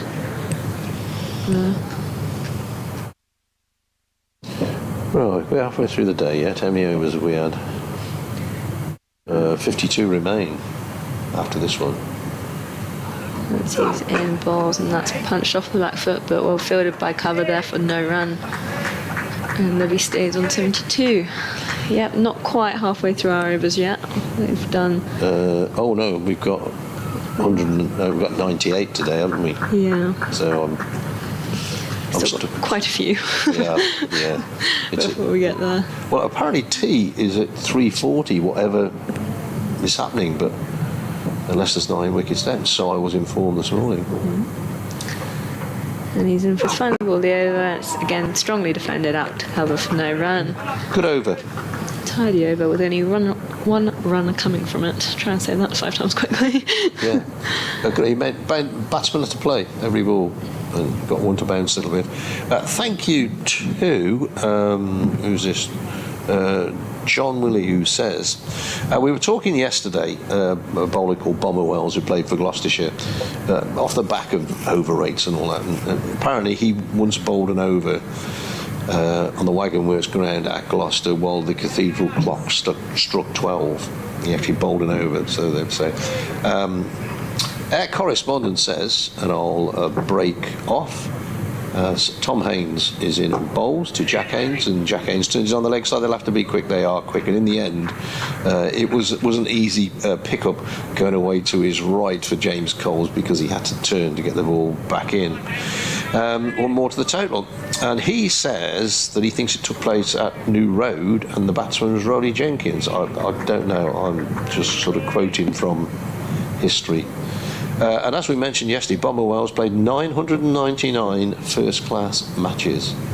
Is the next ball, which is that's going down to the boundary for something. Has it come off the bat? Has it come off? It's come off the bat. Nice little leg glance from Libby down to the fine leg boundary. Total goes to 152 for 2. Anyway, it's a pity he didn't play another game for MCC against Scotland, which he could have done. But we remember him because he played 999 games rather than 1,000. Also tells me about a match he played in against Scotland, which wasn't first class. Born in Stourport. And John, thank you very much for your email. Is the next ball to Libby, who goes back and across, plays it down on the onside. dave.bradley@bbc.co.uk if you want to email. Always good to hear from you, wherever you are in the world. We've had a few people listening in from literally all over the world today, haven't we? For a whole season, a few years back, as Haynes is in and bowls, played defensively back down the pitch, bowler does his own fielding. We had a guy who was working in a monastery in Tibet, and he used to listen to the cricket out there and got in touch with us most games. And that's the wonder of the technical world, which I don't think I'll ever understand. That was very impressive. Yeah. Next ball, Livy waits defensively, pushes away on the offside.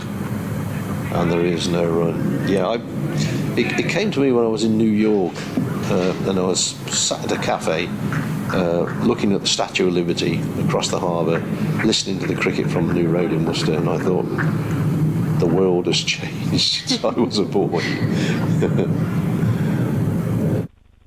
Haynes rousing again and pushed away on the offside. No run. The roar, the growl of a plane above us, coming up from Gatwick, I expect. It always fascinates me, particularly go to the Oval. End of the over, by the way, 152 for 2. The amount of aeroplanes that go over it, because where we live, if a helicopter goes over, it's the police or the air ambulance. It's one of the two. We get very little air traffic in air. Although we had the red arrows for the last 2 or 3 weekends going off somewhere else. But yeah, it's actually quite nice to see an aeroplane in the sky. Yeah, we have quite a few of them down this way as well. Yeah. Sort of heading up to some airport, usually Gatwick. As we start another over from the far end, as Carvalhas is in, defended, no run to cover. Very solid there from Haynes, right in behind the ball. I think there's a few people with shirts off, far end. Mostly gentlemen, I'll add. Sat in the sunshine. You could top your tan up today. You wouldn't have done it at 10:30 this morning. It was quite chilly. It shows how much the weather can change. Yep. As Carvalhas is in and it's defended again for no run into the covers. This is tidy bowling here, just keeping the dots coming. Building that pressure up. We've talked about it so often, and I thought that yesterday Worcestershire didn't do it before lunch, after lunch, before tea, after tea. Those, 5 overs either side, and it makes such a difference, I think. Well, as you know, the way you start a session, it goes a long way. As Carvalhas is in, bowls, and it's defended, and a quick single is taken here now. Zips again defended out to the covers, but not as middle as the previous two were, so there was the chance to take a quick single, and they did. Yeah, I have this thing about sport, I think the way you start a session, the way you start a game. The first 5 overs in cricket, the first 5 minutes in football or rugby or whatever game you're playing, I think it sets the tone for the rest of the game. Yeah, I'm going to quote my mum in a minute. Oh, okay. As Carvalhas comes in here, defends again, this time to the onside for no run. She loves her sport, my mum, so she'd always quote, I think it was Usain Bolt or someone like that, where she's like, from the B of the bang, yeah, do a little gun hands when she says it. Yeah. To be honest, it applies to sport where you need to be on it from the start, otherwise it sets a tone quite low for the rest of the game. Yeah. It does. I'm a firm believer in how you start is how you play the game. And he comes in again, bowls, and is defended, this time to more point region, but again for no run. He's been on the money here, bowling line and length. I was when I did a rugby match at Gloucester. We kicked off, they dropped the ball, scrum, penalty, and within 90 seconds they were 3-0 down. And I thought that just exemplifies start well. Carvalhas is in and left alone this time, as it's just pitched slightly shorter outside the off stump, and that's the end of the over. Only 1 run coming off it, and the score is 153 for 2 with Haynes on 15 and Libby on 76 now. We've got a change of bowling here, I think. Yeah, we're going to see a bit of spin, aren't we? First in the Worcestershire innings, Jack Carson is going to bowl from the CN, just rubbing his hands in the dust of the bowlers follow through. Debenham's been pretty keen on that. He had a word with McAndrew, and of course yesterday Adam Finch of Worcestershire was taken off by he was told he couldn't bowl anymore for running on the pitch, so something that the umpire Debenham is in particular is very keen on. Carson pushing his fielders all over them, not literally pushing them, but inviting them to go elsewhere. Looks like he's going to have... I was going to say he's going to have a long on, but he's not. McAndrew is kind of halfway back. He's got a slip, backward point, extra cover, mid-off, mid-on I mentioned, mid-wicket, deep square leg, under the helmet, short leg and a fine leg as well.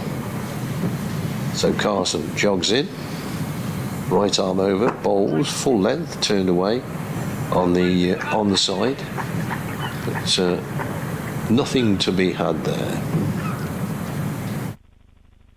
Umpire Neil going across to cover point because short leg is obstructing his vision. Carson into Haynes. Haynes drives beautifully through the offside. Really timed that, Jack Haynes. Just slightly over pitched. Probably on or just outside off stump, and Haynes very quickly onto it. Yeah, extra cover didn't have a chance to react that quickly to that. That was very well driven, that. Haynes has 19. Worcestershire 157 for 2. Carson is ready to go again. This time a couple of steps down by Jack Haynes. Turns the ball to the man who is halfway back at mid-on, McAndrew. A ripple of applause there. What's that? Is that 50 partnership? 108. Well, yeah, 50 partnership, 158 for 2. Carson in, bowls, driven back down the pitch, bowler himself. Does the fielding, almost collides with Jack Haynes, who was desperate to get his bat back into the crease.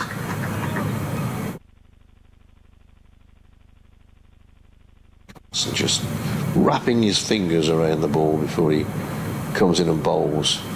This time pushed by Libby out to mid-off, thinks about a quick single, but then very quickly says no as Tom Haynes comes in. I think they would have made that by a country mile. No, that would have been a very interesting decision if they ran that.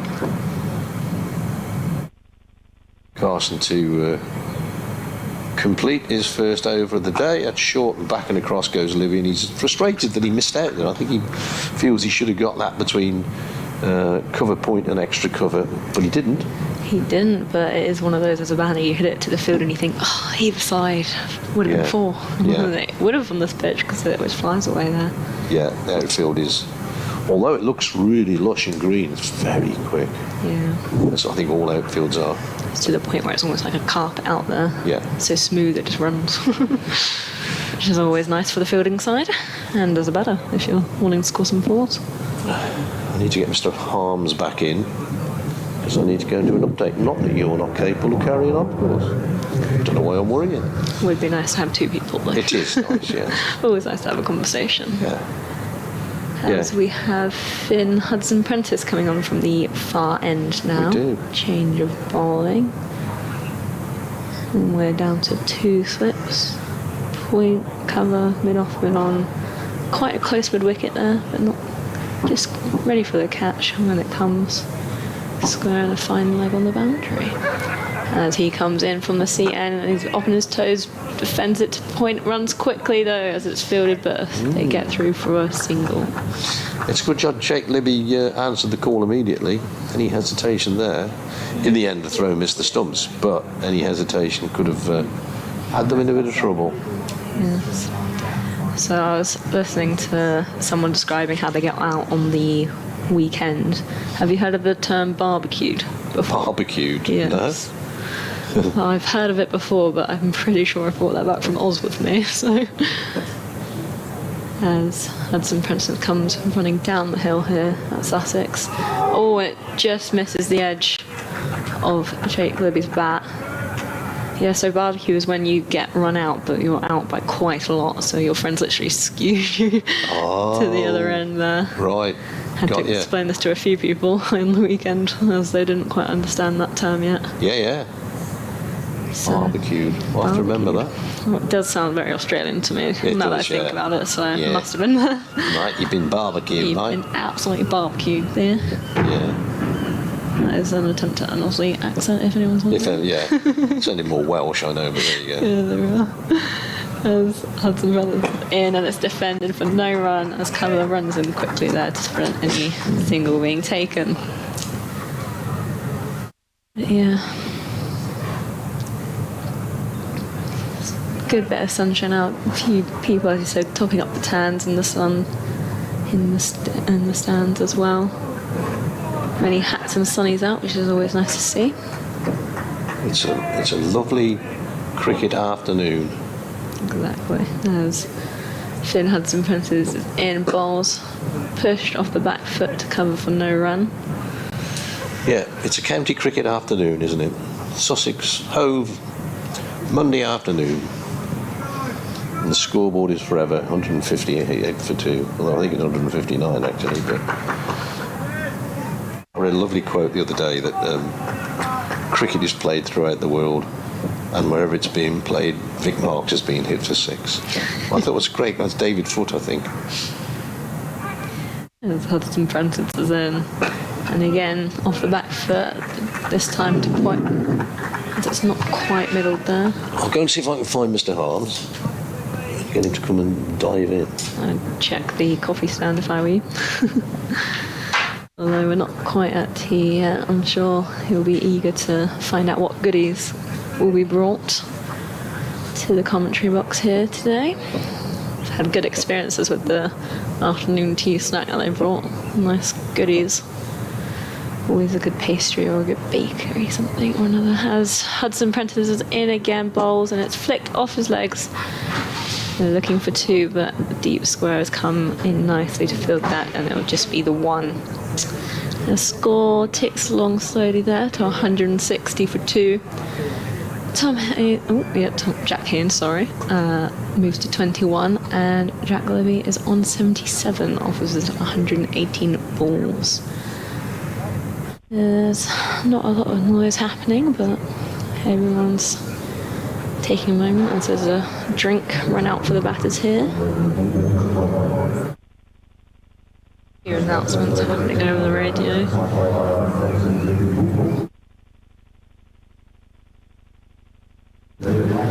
I'm sure it'll be telling them, oh, it's a lovely day, go try and find the ice cream stand that has not been fully taken over by the kids. Sorry, Anna, I was enjoying the sunshine. I was outside enjoying the sun. I was. We had a little wander up to the top deck of the pavilion. Good to see a bit of spin into the attack. I'll just let you comment on this over, Ariana, and I'll... Sure thing. As Adrian just said, still got some spin finally in the attack. It'll be interesting to see how it goes. First over leaked a boundary, but other than that, it was quite tidy. So hopefully Carson can bring back this over as he's in balls, and it's defended nicely there by Jake Libby. I think Sussex needed something a bit different here, really, didn't they? It was looking slightly samey. Time for a change-up. Yeah, definitely. And spin is the way forward when it comes to requiring a change-up in cricket, as Carlton is coming into ball from the seaside end, and it's driven to almost long on, but slightly halfway between the boundary and the ring there.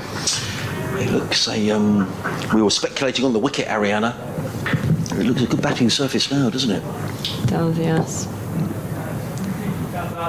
Not too many demons in this pitch, as Carson's in bowls, and it's defended strongly. They're just finding a good line of length. Yeah, you just got to... Interesting what Steve Finn was saying earlier on about you just got to be patient. Well, he came back 4 days out here almost. Well, yeah. The Carson goes into bowl, and it's driven but straight to extra cover. That's a good bit of fielding because there's no one out there on the Very good bit of fielding, wasn't it? offside boundary, and if it passed him, that would be 4. So much grateful Carson there. So we've got a lot of overs to be bowled today, Ariana. Carson's in, bowls is off spin, and it's defended strongly there by Haynes. Yeah, we're not even halfway there, I believe. No, we're not. It's almost... Yeah, we've got 98 overs to be bowled today. So I think we could see a fair bit of spin, particularly as the wicket flattens out. As Carlton's in bowls, and he looks to almost flick it, and he gets a good hand to it, but unfortunately that's a single through, which brings Libby back on strike, and actually that's over. Cheers. the end of the over. So what's that? 162 for 2. I can see it more clearly now, Ariana. Haynes on 22. Yep. Going to be on 78. Is that correct? That is correct. Thank you. Hurrah. And I think Jake Libby's batted very nicely. So we've had 44 overs of this innings. 47 overs remaining today. So we are just over halfway through the day. 98 overs today. Half of 98 is 49. So there's still plenty of cricket to be played today. But Worcestershire in for the long haul here. The last wicket going down badly. I didn't make a note of when the last wicket went down. But in comes Hudson Prentice. On the bowls, and let go slightly off stump by Haynes, and there is no run. So I think, what shall we do? Shall I do half an hour with Dave, and then I'll do half an hour with Ariana? Is that the way to do things? I think it probably is. Sounds like a plan to me. Yes, and then I could do my half past. Yes, so that's right. That would work well, wouldn't it? Because we're going to need all the help we can get, I think, with 47 overs left in the day. So Bradders is going to come in for Ariana. And I will then, here comes Hudson Prentice running him down the hill and bowls. Oh, that's a good delivery. That is a good delivery by Hudson Prentice. A bit of extra nip and a bit of extra bounce. The ball rattles past the outside edge into the gloves of Ollie Carter, and there is no run. I think Every now and then, mate, still one in there. There is. Still one there. Just took a little while for Sussex to get the spinner into the attack. Yes. I was a little surprised. Yeah, I can kind of see that the medium paces were doing a bit, and we're back to talking about pressure, aren't we? Hudson Prentice in again, bowled. There is a wicket. No, Hudson Prentice didn't go up, did he? That was the key. No. The slips and Carter up. It was a good delivery from Hudson Prentice. The previous one got a bit of bounce. That one rather scooted through. Yeah. Slightly fuller of length. Yeah. And where are we? The roller is obviously worn off. The ball's a bit old, so maybe it's doing a little bit. I might still think, they were saying yesterday this is a good pitch. I still think there's one every 2 or 3 overs that's going to do something a bit strange. Hudson Prentice in again, bowls forward is Haynes into the offside, and there is no run. I mean, these wickets at Hove have gone flat. Certainly the game here against Glamorgan. Yeah, 730 odd. And I think the reason for there being an interesting, Steve Finn was talking about the little bit of grass that was on the pitch. Yeah. That ought to make it a little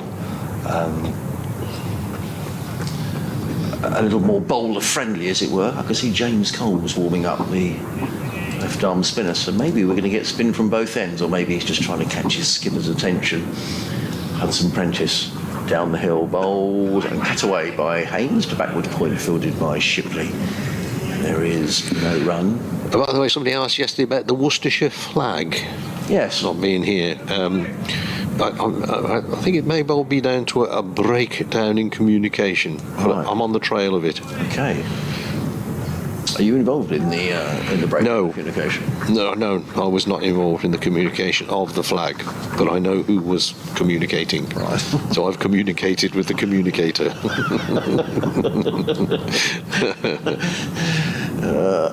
Here comes Hudson Prentice over the wicket, bowls. Oh, he's going to get 4 runs. It's carved away over the top of second slip. If anyone would have caught that, it would have been Tom Clark, who's a very fine fielder in the slips. The ball is cut away. 4 runs to Haynes, who goes to 26, the total to 166 for 2. And the partnership between this pair is now past the 50 partnership. It's worth 58. Yeah. The old adage in cricket, if you're going to flash hard, which he did. And Tom Alsop has had to go mining underneath the covers to get it back.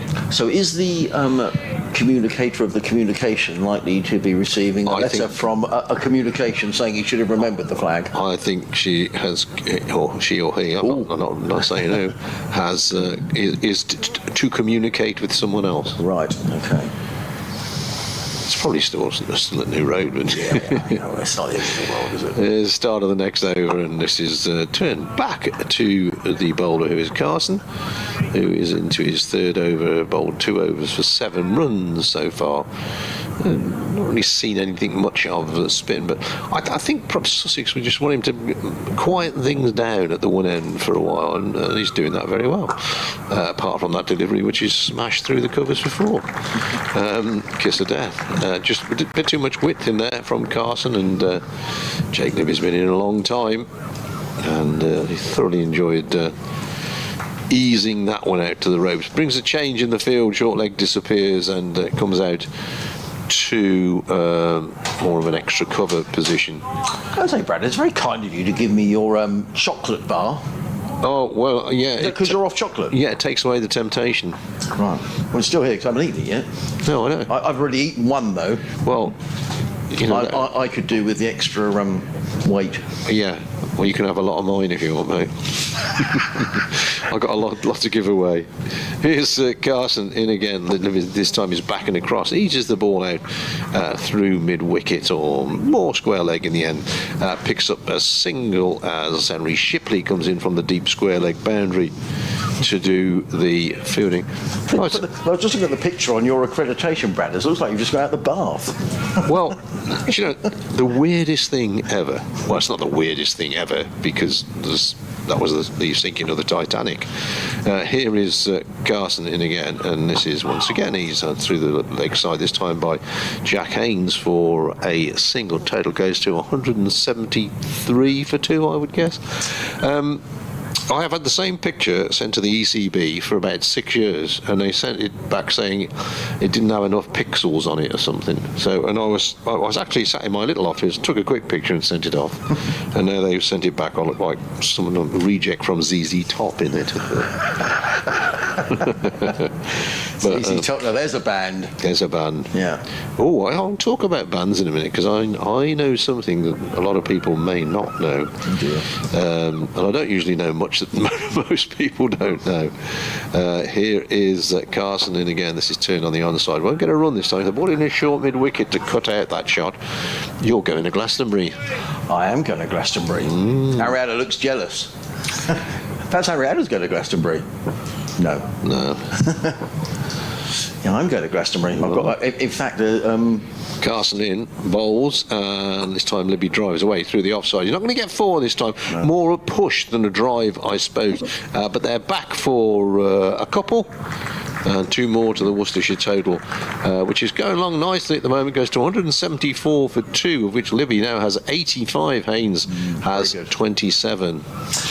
Slightly embarrassingly, brothers, Mrs. Harms said that I ought to get the tent out to make sure that it's still, it's still in sort of good order, hadn't been eaten by the moths or something. So you had to do it with some intent, did you? Yeah. Well, so I got the tent out at the weekend, and I'm not very good at that sort of thing, and I couldn't remember how to put the damn thing up.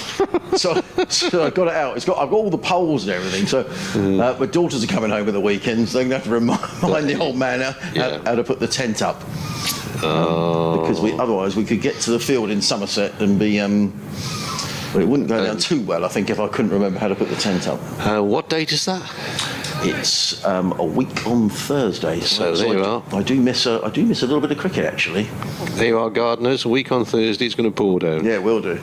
Yeah. Hudson Prentice in from the Cromwell Road in bowls and caught on his way, and Hudson Prentice gets the reward for a good piece of bowling. Actually, his previous over was a very good over, and he's nicked that one. Has Jack Haynes into the slip cordon, and it was Tom Alsop who snaffled the catch, and Haynes is on his way. And I think for the previous over that he bowled, Hudson Prentice probably deserved that wicket. Sussex needed the wicket because Worcestershire were making good inroads. 174 for 3. Haynes is on his way for 27.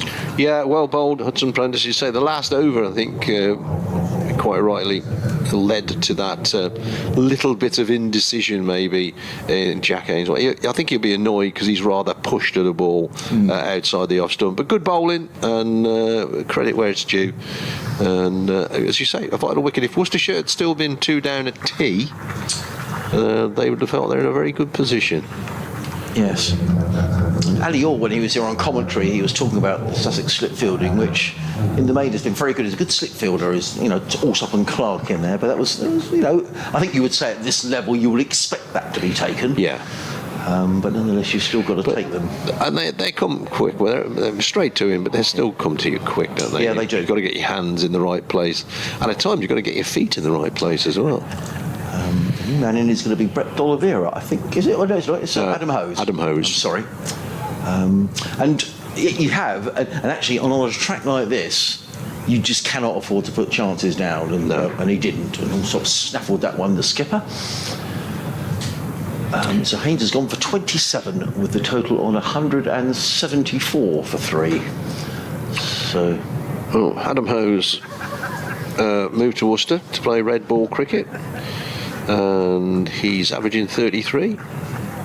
Very good innings to save the game against Sussex at New Road on the last day when Ollie Robinson was in his pomp. Steve Oxford has sent me an email because we keep squinting at the scoreboard. And some very good suggestions from Steve. He says, may I ask, why don't you have a laptop on with the club coverage via YouTube? Yeah, that's a good point. Yeah, it's not necessarily up to date. In comes Hudson Prentice, bowls, Hose drives down the ground. Nice confident shot by them. Hose. There's a loud cry of wait. Well fielded at mid-on by Shipley. There is no run. And he goes on to say you can see the individual scores, balls faced, overs bowled, etc., etc. You can. And he says, most importantly, no maths would be needed. You can, but it's not always up to date. Yes, it can be a little way behind. Yes.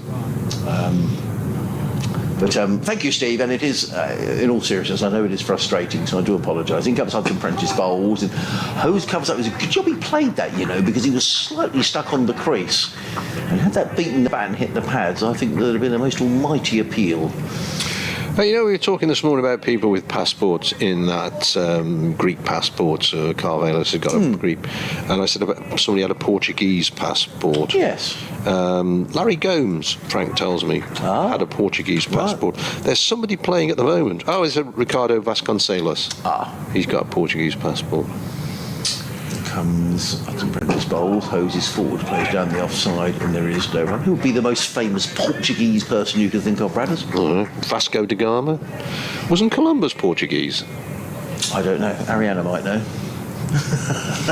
I just thought Ariana's been at school more recently. What would you know more about 16th century Spanish sailors? Well, they probably teach it at school. I don't know. College, I should say. Well, yes, she may have been taught it, but probably forgotten. Yeah, but a lot more recent than we did. In comes Hudson Prentice bowls forward. Comes. I was good over this from Hudson Prentice. Pretty much on the money. I was going to say. I mean, I don't mean this to be joking. Probably the most. If you said to me the most famous Portuguese person I could think of, I would probably say Eusebio. Yes. Who was a wonderful man, wasn't he? Yeah, he was. Great footballer. Yeah. Yeah. Columbus was Italian. Was he? Okay. There we are. That's something else, you see. So you've several things, Brad, as we found out. Shipley being in Sussex. Yeah. We found out all sorts of things. Christopher Columbus. Yeah. In comes Hudson Prentice bowls and Hoses forward. It's been a good little spell, this, by Hudson Prentice. He's pitching the ball up. He's made the new man play. He gets a good round of applause for a very knowledgeable crowd here at Dover. I have to say they're knowledgeable because we see half of them when we go around to get our lunch. So we have to say they're sitting up there, Tim and Julie, and they're all very knowledgeable. I was actually, when I was on chatting with Ariana a few minutes ago, I did say of some of the county cricket crowds, this crowd here at Hove are knowledgeable and they are appreciative of the opposition.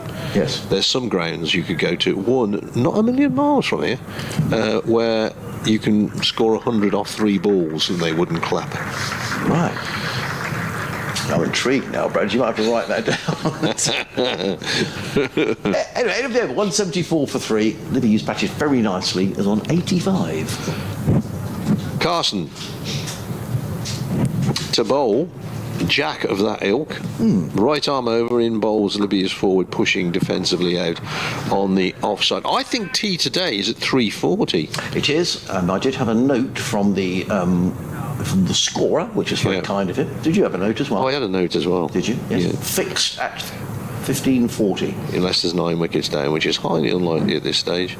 Carson in bowls, Libby turns leg side. Going to get not get a single. There's a loud shout of wait from Hose, which was the totally correct shout. That's a bit odd, isn't it? So today, of all days, presumably because these additional overs, tea is fixed. It's not normally fixed, is it? I did just find it's going to be a very long post-tea session. Oh, not many. Carson rumbles in again, and this time off the back foot, played out on the offside, and there is no run to be had. You'll be getting your overtime sheet out, Brad, as well. Oh, that'll be the day. It's like your expensive sheet, a work of fiction. Here's Carson in again and pushed away on the leg side. I think probably my groaniest day in cricket was when I think we came out at Grace Road at 25 past 6 and we're told there was another 12 overs to be bowled in the day. Crumbs. I was not happy about it. We'd had some rain, so there was nobody in the ground. Carson bowls, turned away on the onside. They are going to get a single this time. There's almost a collision between umpire Newell and is that Tom Clark out there? No, Clark will be at slip. Who's that fielding mid-wicket now? Fielding at mid-wicket is Haynes. No, it's not. And it might be, it's a 12th man. Well, Bertie Foreman was on earlier. That's why he confused me. Let's have a little look. I've got a couple of other emails to read in a moment. Anyway, the sole sum of that near collision was a run. 175 for 3 Worcestershire. As Carson is in again, pushed away on the offside by Hose. He gets off the mark. And Worcestershire 176 for 3 at the end of the over. Carson has bowled 4 overs for 17 runs. Jake Libby has 86. Adam Hoser has 1 out in the innings. Roderick for 30. Azhar Ali for 25. Haynes for 27. 2 wickets for Shipley and 1 for Hudson Prentice. It was James Coles who'd come off, but he's back on now. John has been in touch. He says several people have asked why there's not 98 overs today because we lost. Well, it's only 98 overs today because we lost 8 yesterday. And Bradders and I think it was because the players went off after 6 o'clock. For some reason, John, I have no idea why. I think the cut-off time yesterday was something like 6:26 because they went off at tea, or we had tea during bad light. So if they lost overs before 6:26, they're added on, I think. Comes Hudson Prentice down the hill, bowls to Hose. He's going to get runs. A little nick down through the slip court. He's going to get at least a couple. He might even get 3. Tom Clark puffs out his cheeks as he chases the ball down to the boundaries. A good bit of running, actually, by Libby, who's done very well to come back for a 3rd running to the striker's end. Yeah, working out the over rates in cricket, you might as well work out the, I don't know... Pythagoras is there. Yeah, or thermonuclear war or something. Yeah, I mean, to be honest, I mean, this is just my own view. I think it's a nonsense. I think they lost 8 overs yesterday. They should make them up today. All this, it's a cut-off time in this. I mean, it's very, very confusing for a simpleton like me. But for the vast majority of people coming into the ground, they're thinking, well, why on earth isn't there 8 more overs? Yeah. I just don't understand it. I think, they need to, we want people to enjoy the county game and not be confused by... I think it's a very petty rule, to be honest. I don't blame the umpires. Hudson Prentice in bowls. Libby looking to paddle that one away on the leg side. A pacey delivery through to keeper Carter. There is no... I mean, they're only enforcing the rules, aren't they, Brad? Yes. The umpires, but it just is a nonsense. There is also, I find, in cricket, a general lack of communication at times between officials and spectators, especially when you get pitch inspections and all that. I couldn't agree more. And yesterday was an example where the bowler was taken out of the attack for running on the pitch. Yes. I don't know whether that was announced. We didn't hear it, did we? No. Hudson Prentice in and bowls and clipped away beautifully by Libby. That's going to be 4 runs. He has played absolutely beautifully here, Jake Libby. He goes to 92. That's a lovely shot. It was just over pitch. He just clipped the ball. He didn't hammer it. He just timed it through mid-wicket for 4. Nice shot. Nice shot. 183 for 3. John Curtis has been in touch, and he says that's unusual. We were talking about the famous Portuguese people, and John says that he interviewed Ronaldo after Portugal knocked England out of the World Cup. And he's also told me who you meant by counties that don't applaud. Has he? Okay. In comes Hudson Prentice bowls, and more runs here for Libby. It's going to be 4 more, and he goes to go to 94. Back-to-back boundaries. That was a rather more fortunate boundary from Jake Libby. Now, I probably ought to hand the microphone over to you, Brad, because he might hit a 6 to go to 100 here. He won't hit a 6. No? Jake Libby will not hit a 6 to go to 100. Right, okay. If he does, I will stand Eat your hat? with no clothing on the end of Brighton Pier at 7 o'clock tonight. If we're not still We've got here. a young lady in the box here today, Brad. I know, but you know. No, she has to have a life experience. Brad is naked on the end of Brighton Pier. Yeah. Right, okay, well, it's... Greenpeace will push me back in the sea, don't worry. Go on, Jake, hit a 6. In comes Hudson Prentice, bowls to Libby, who plays it away on the offside, followed by James Coles, and there is no run. But in all seriousness, he's played beautifully here. He has played very well, and considering he's not played for a few weeks as well, he had a back injury, some disc problem, I think it was. So, yeah, it's really. Really good to see him back in form. And actually, in all seriousness, Brad, you know, it's very brave of a player with a county like Nottinghamshire. And you think, you know, I'm going to leave there because I want more opportunity. And he's gone to Worcester and done really well, so good on him. In comes Hudson Prentice, bowls, let go outside the off stump, taken by Carter. There is no run. Not such a good over from Hudson Prentice, 187 for 3. Libby 94. Hose is on 4. If you've just joined us on BBC Radio Sussex, BBC Radio Hereford and Worcester, Dave Bradley, Adrian Harms, Ariana Hose, back with us shortly. Ariana Hose is Adam Hose and Ariana Douse. Never mind. Oh dear. It's been a long life, hasn't it? It has been a long life, yes. This is... I think it's a very interesting passage of play here, either side of tee. Worcestershire going with 3 wickets down. They'll be pretty happy with their session. 94 for 1 at lunch. So they've lost 2 wickets in the session. Sussex get another wicket here, particularly if they can get Libby out. They'd think, we've done all right for taking 3 in the session. Carson to continue from the C end, right arm over, and this is pushed away on the offside. A good call from Libby to call his partner Hose through for a single as he eased it backward of square on the offside. I was saying when I was talking to Ariana, this is county cricket and sunny Monday afternoon at Hove. Yeah. Interesting cricket. Yes, absolutely. This is what it's all about. You can keep your Kolkata Knight Riders. I'll have this, thank you very much. Each to his own. Here's the next ball from Carson, and Libby's back and across and pushes this one through the offside. He's not going to get a boundary though. He's going to come back 4-2. Hudson Prentice making Libby scurry there. He did, didn't he? Fine throw. Very good throw. Right over the top of the stumps, as you say. Just for a moment, Libby's heart may have been slightly in his mouth. Now he does just need a boundary. He does just need a for boundary. his 100. Yes. 100. Moving on to 96. Carson. It's the end. Right arm over to the right-handed Libby, who pushes to mid-wicket. Have you ever scored 100, brothers? Yes. Have you? Yeah. Well, how depressing. That's both you and Ariana that have then. Several. Really? Oh, I don't know why I'm surprised, but I scored 2 against the West Indies, and then I woke up. No, I did score. In my pomp. Pushed around the offside. In my pomp, which is many years ago.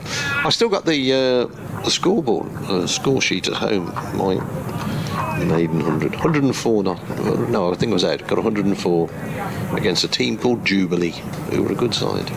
Well, they must have been good if I got 104 against them. Carson here, bowls to Libby. Libby pushes. He's not going to get his 100 here, and I've got to go off and do an updatey type thing. You might get it live on air, brothers. It might come when you're doing it. For listeners in Worcester. Is this the last ball of the over?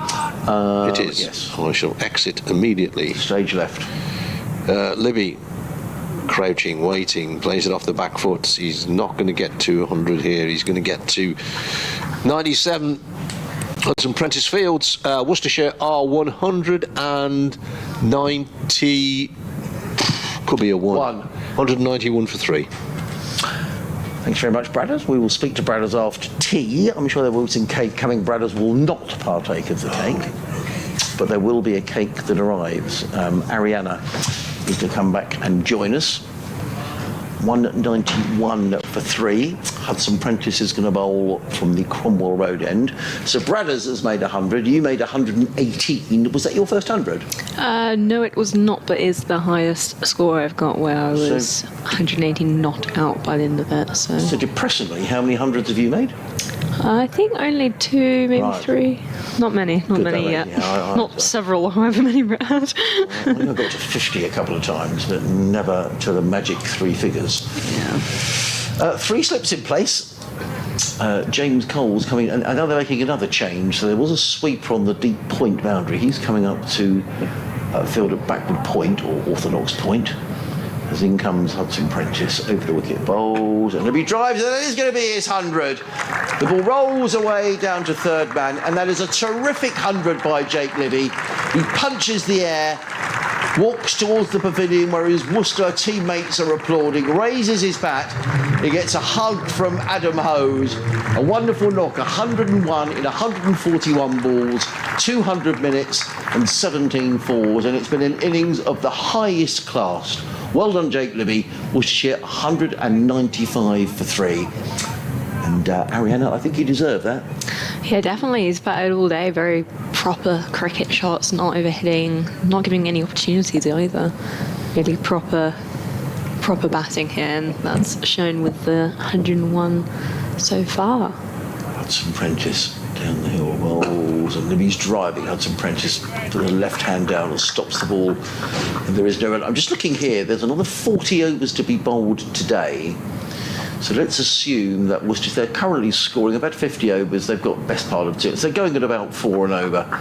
If they were to score 4 and over from here on in today, it's another 160. So they would be just about level with Sussex after day 2 if they carry on at this rate of knots. A lot might depend then on how many wickets they've lost as to the way the game is going to go. Hudson Prentice in and bowls. Pulled away. Is he going to be caught? Oh, he's not. Well, it wasn't a chance in the end, but it was probably the first full shot that Jake Libby has played. It was short. He didn't seem to go through with the shot, and the ball ballooned off the bat towards mid-wicket. And Dan Ibrahim just couldn't get there in time. It wasn't a chance, but it was a full shot. Yeah, it was in the air for a long time, so as the fielding side, your eyes light up at that kind of thing. Yeah, it did, yeah. Well, he was sort of running towards it, wasn't he? It almost looked like he was slipping as he got there. Tea is in 8 minutes. For some reason it's set at 20 to 4 today. We don't know why. As in comes Hudson Prentice bowls and hoses forward, played out into the offside. There was a little bit of hesitation that they go through for the single. 197 for 3. Yeah, as you were saying, they'd be keen to get some more wickets here, but if they keep going, and if Libby's still in, I think they could be on quite a few runs by the end of the day. Yeah, absolutely. So that'll be the crucial wicket, and almost as you said that, it almost happened. Well, it did, didn't it? Dan Ibrahim must have seen the ball going in the air, think, oh, it's a catch. Oh, no, it isn't. Yeah, well, it was a very tough chance if you consider it even a chance, so... 2 slips. There's now a third man, who is Henry Shipley, down below us. Hudson Prentice in and bowls, and driven away by Libby. He's going to get at least a couple, and probably 3 here. You know, Shipley's got a long way to run round from third man to point. He gets in the throw. That's good running. It's been a feature of Jake Libby, actually, Ariana. I think he's run really well between the wickets, because he might have just settled for a couple there. He's taken the third. Yeah, no, it's that competitive edge coming out, I think, where at this level, if you're a class batter like he is, he takes those runs where he's they're available, pushes the fielding side a bit. He does indeed. Well, that's the 200 up, so they're going on at almost exactly 4 and over here at Worcestershire. 40 overs remaining after this one, and about 6 or 7 minutes until tea, which will be at 20 to 4. In comes Hudson Prentice, bowls to Hose, and Hose is forward, plays down the offside of the track, and there is no run. A rather frustrated Finn Hudson Prentice fields the ball. His figures are 8 overs, 1 maiden, 1 for 39. There were 9 runs off that over. Worcestershire 200 for 3, Libby on 105, Hose is on 6. You're listening to live cricket on the BBC. Adrian Harms, and the next voice you hear will be that of Ariana Douse. Not Ariana Hose, as I called you. Sorry about that. Be a very interesting change in my last name. It would. Yeah. It's Adam Hose who's batting. Is Carson out of the attack? Bit surprised at that. Yeah, I believe we've come on with 5 overs is all he bowled. It's going to be Dan Ibrahim, I think. Ibrahim's coming on from the seaside end for his first over of the day. 40 overs remaining. Jack looks desperately impressed to have been taken off, actually, unless they just feel they want to do something an over before tea and try and do something just a little bit different. He's trying to take control just before this break comes. I'm sure that change-up will test these players, hopefully. As Ibrahim runs away from the sea end, away from us in the commentary box, and bowls are strongly defended there by Libby. Not too worried about anything at the moment, I believe. Sorry, Anna, I better just do this update. They're giving apparently 28 degrees tomorrow.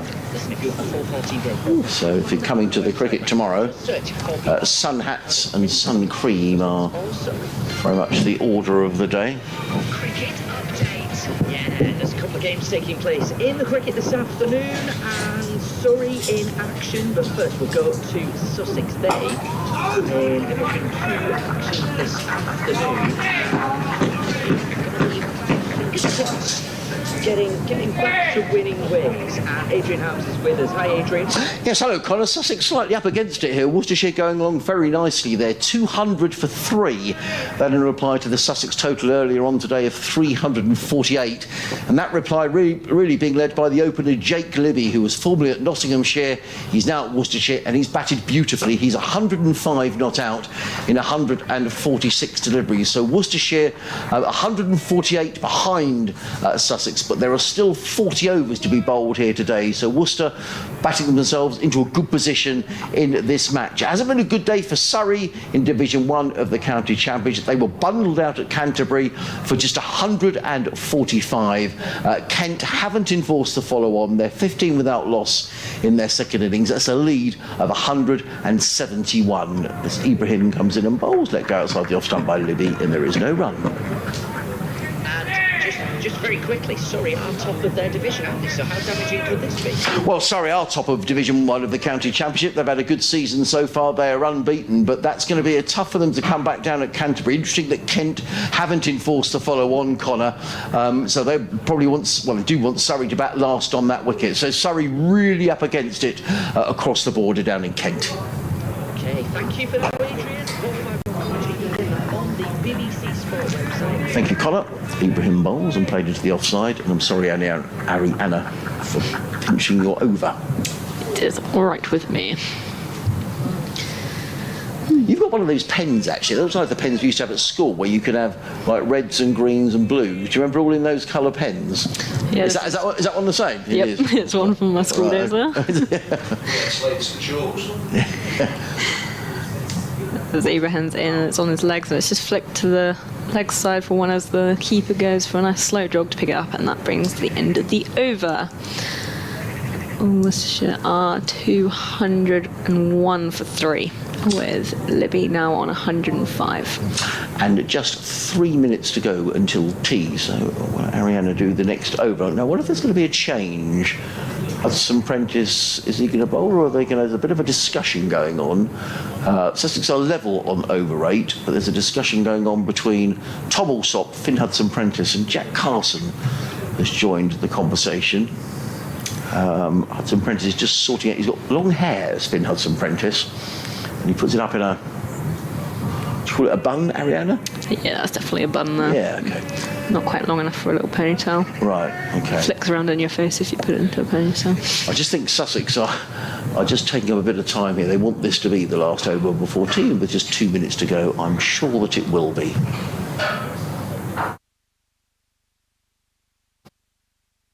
And it will be Hudson Prentice. Yeah, just so taking the time, as now he's running into bowl from the far end, and he's just beaten the bat there. That's a lovely ball to start the over before tea is brought out. Got the feeling I didn't miss the off stump by very much. You know, it was a good delivery from Finn Hudson Prentice. very good area. They couldn't hit top of off, obviously, but just a bit of movement, I suppose. Just taking the batter a little bit by surprise, because it is Libby facing, and he is very much in at the moment. Looks like they may not get into day 3 at Chesterfield. I'll tell you in a moment's time about that. As Hudson Predison in, and it's a Bigfoot drive, and it just beats 4 more. Point. It's racing away. There is a pursuit happening, and he does well there, the fielder, to keep it from going to 4. They take 3 runs instead. It was Henry Shipley who was chasing back. Yeah, that was a very tidy piece of fielding. Lovely little dive along the old leg. Yeah, Derbyshire 151 for 4 in their second innings, trailing Yorkshire by 91, and they're only into the second day there, so that's not going to last. And actually, when you get an outground, you don't want the game over in 2 days if you can help it. So it's looking like that could be the case.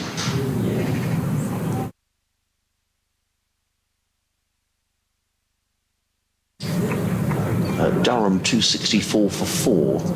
Republican Morgan's 390. Ollie Robinson, former Kent wicketkeeper. I think he's probably one of the best wicketkeepers around, to be honest, and he's handy with the bat as well. He's 91 not out. For Durham, who are going very nicely at the top of Division 2 of the Championship.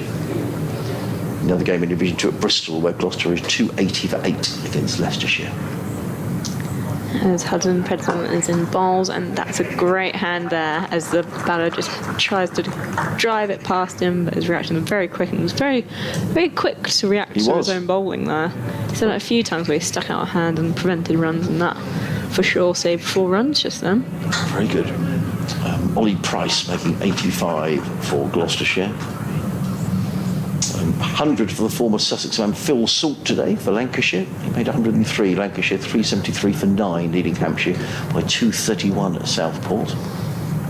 As Hudson Predison in, he tries to drive that, but that ends up going. Oh, and there's a poor bit of fielding as it hits the rough of one of the previous. Not good by Henry Shipley. One of the previous ones, and an angry throw in that he's backing up as well. Holds his hand up and says, "I'm sorry." That seems to just hit something there in the ground. I think it just hit one of the footholes from a previous wicket. Yes, not much you can. Yeah, and when that happens, all you can do is hold your hand. What would you do, Ariana? You just sort of sorry, or that is one of those where you just have to apologise. Yes. To the bowler and hopefully not do it the next ball. As Hudson punches in, and it's just defended off the back foot there for a solid dot. Very briefly, the other games in Division 1 of the County Championship. Essex making 462 for 9, declared Somerset in real trouble, 113 for 6. 3 wickets there for Jamie Porter, a couple for Simon Harmer. Essex going well in the Championship.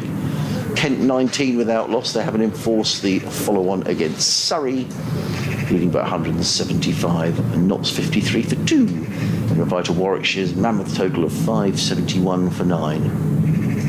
As he comes in balls there. Nice short bouncer, which is easily ducked there, and that's the end of the over. And now it'll be time for some tea, I believe. I think it will. Just actually in that Warwickshire match, Michael Burgess finishing 77 not out. He was here playing T20 cricket, back now playing Championship cricket by the looks of it for Warwickshire. So the players leave the field for tea, and I think Ariana, Worcestershire will be delighted with the way this is going. Definitely agree with you there. They're 205 for 3, currently chasing down Sussex 348. So they're over halfway there towards that total. Jake Libby, who began the session on 34, he's 100. Is that 108? Yes. Not out. It's 108 not out. And Adam Hose is on 7. So the players leave the field. Thank you for listening. Thank you for your emails. Thank you very much to Steve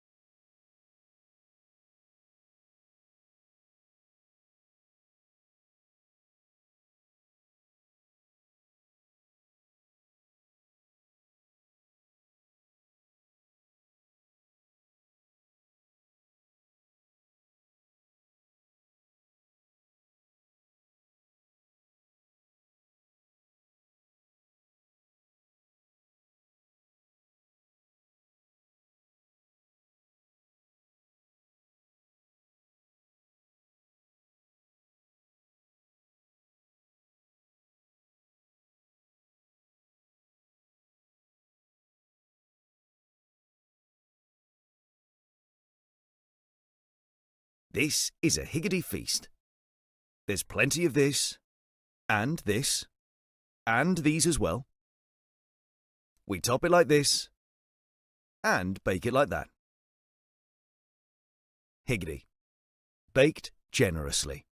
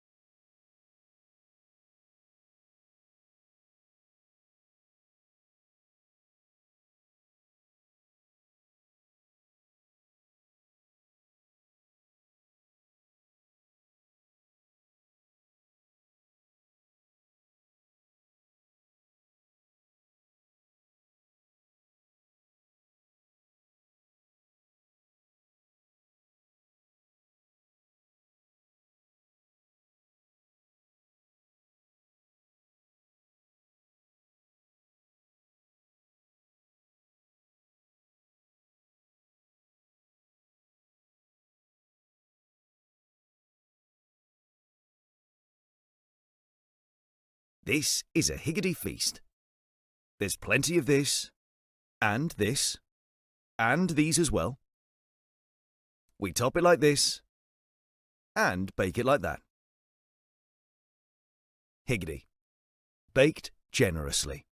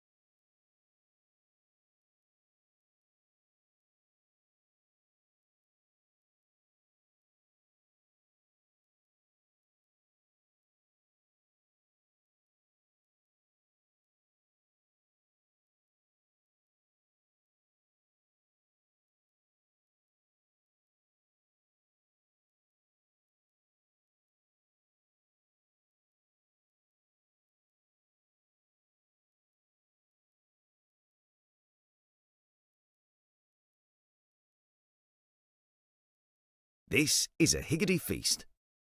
There's plenty of this, and this, and these as well. We top it like this, and bake it like that. Higgity. Baked generously.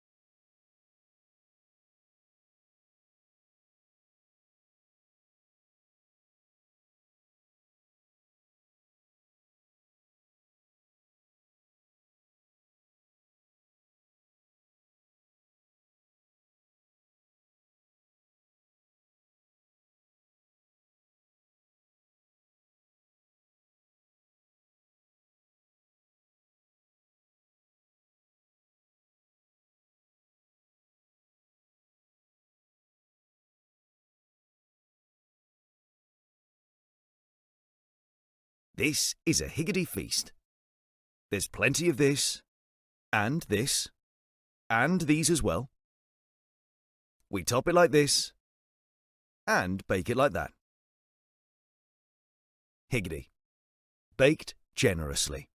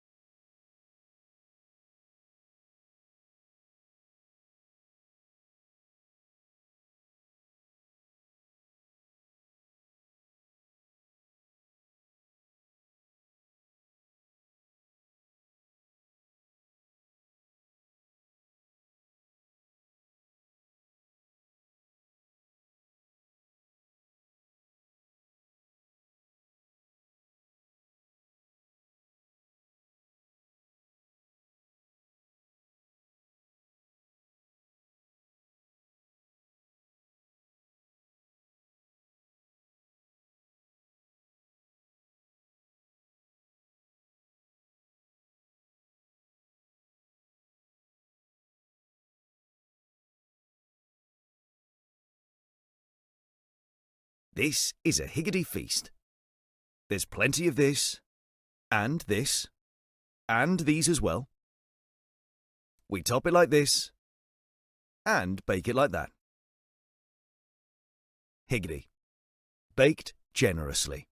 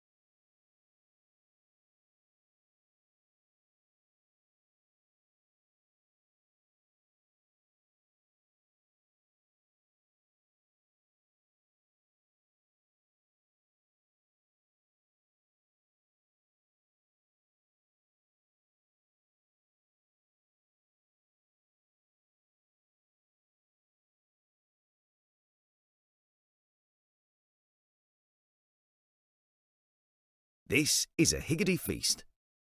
There's plenty of this, and this, and these as well. We top it like this, and bake it like that. Higgity. Baked generously.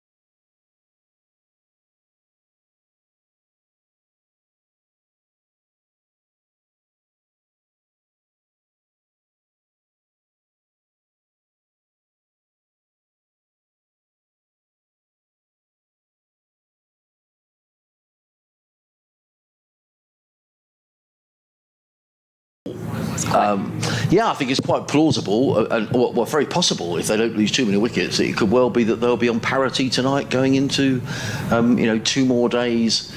It looks a good track to us. Whether or not it'll change, whether it will spin or not, Ariana, we'll have to wait and see. But it looks like it's going to be Daniel Ibrahim, who just bowled the 1 over before tea, 1 over 1 made 0 for 0.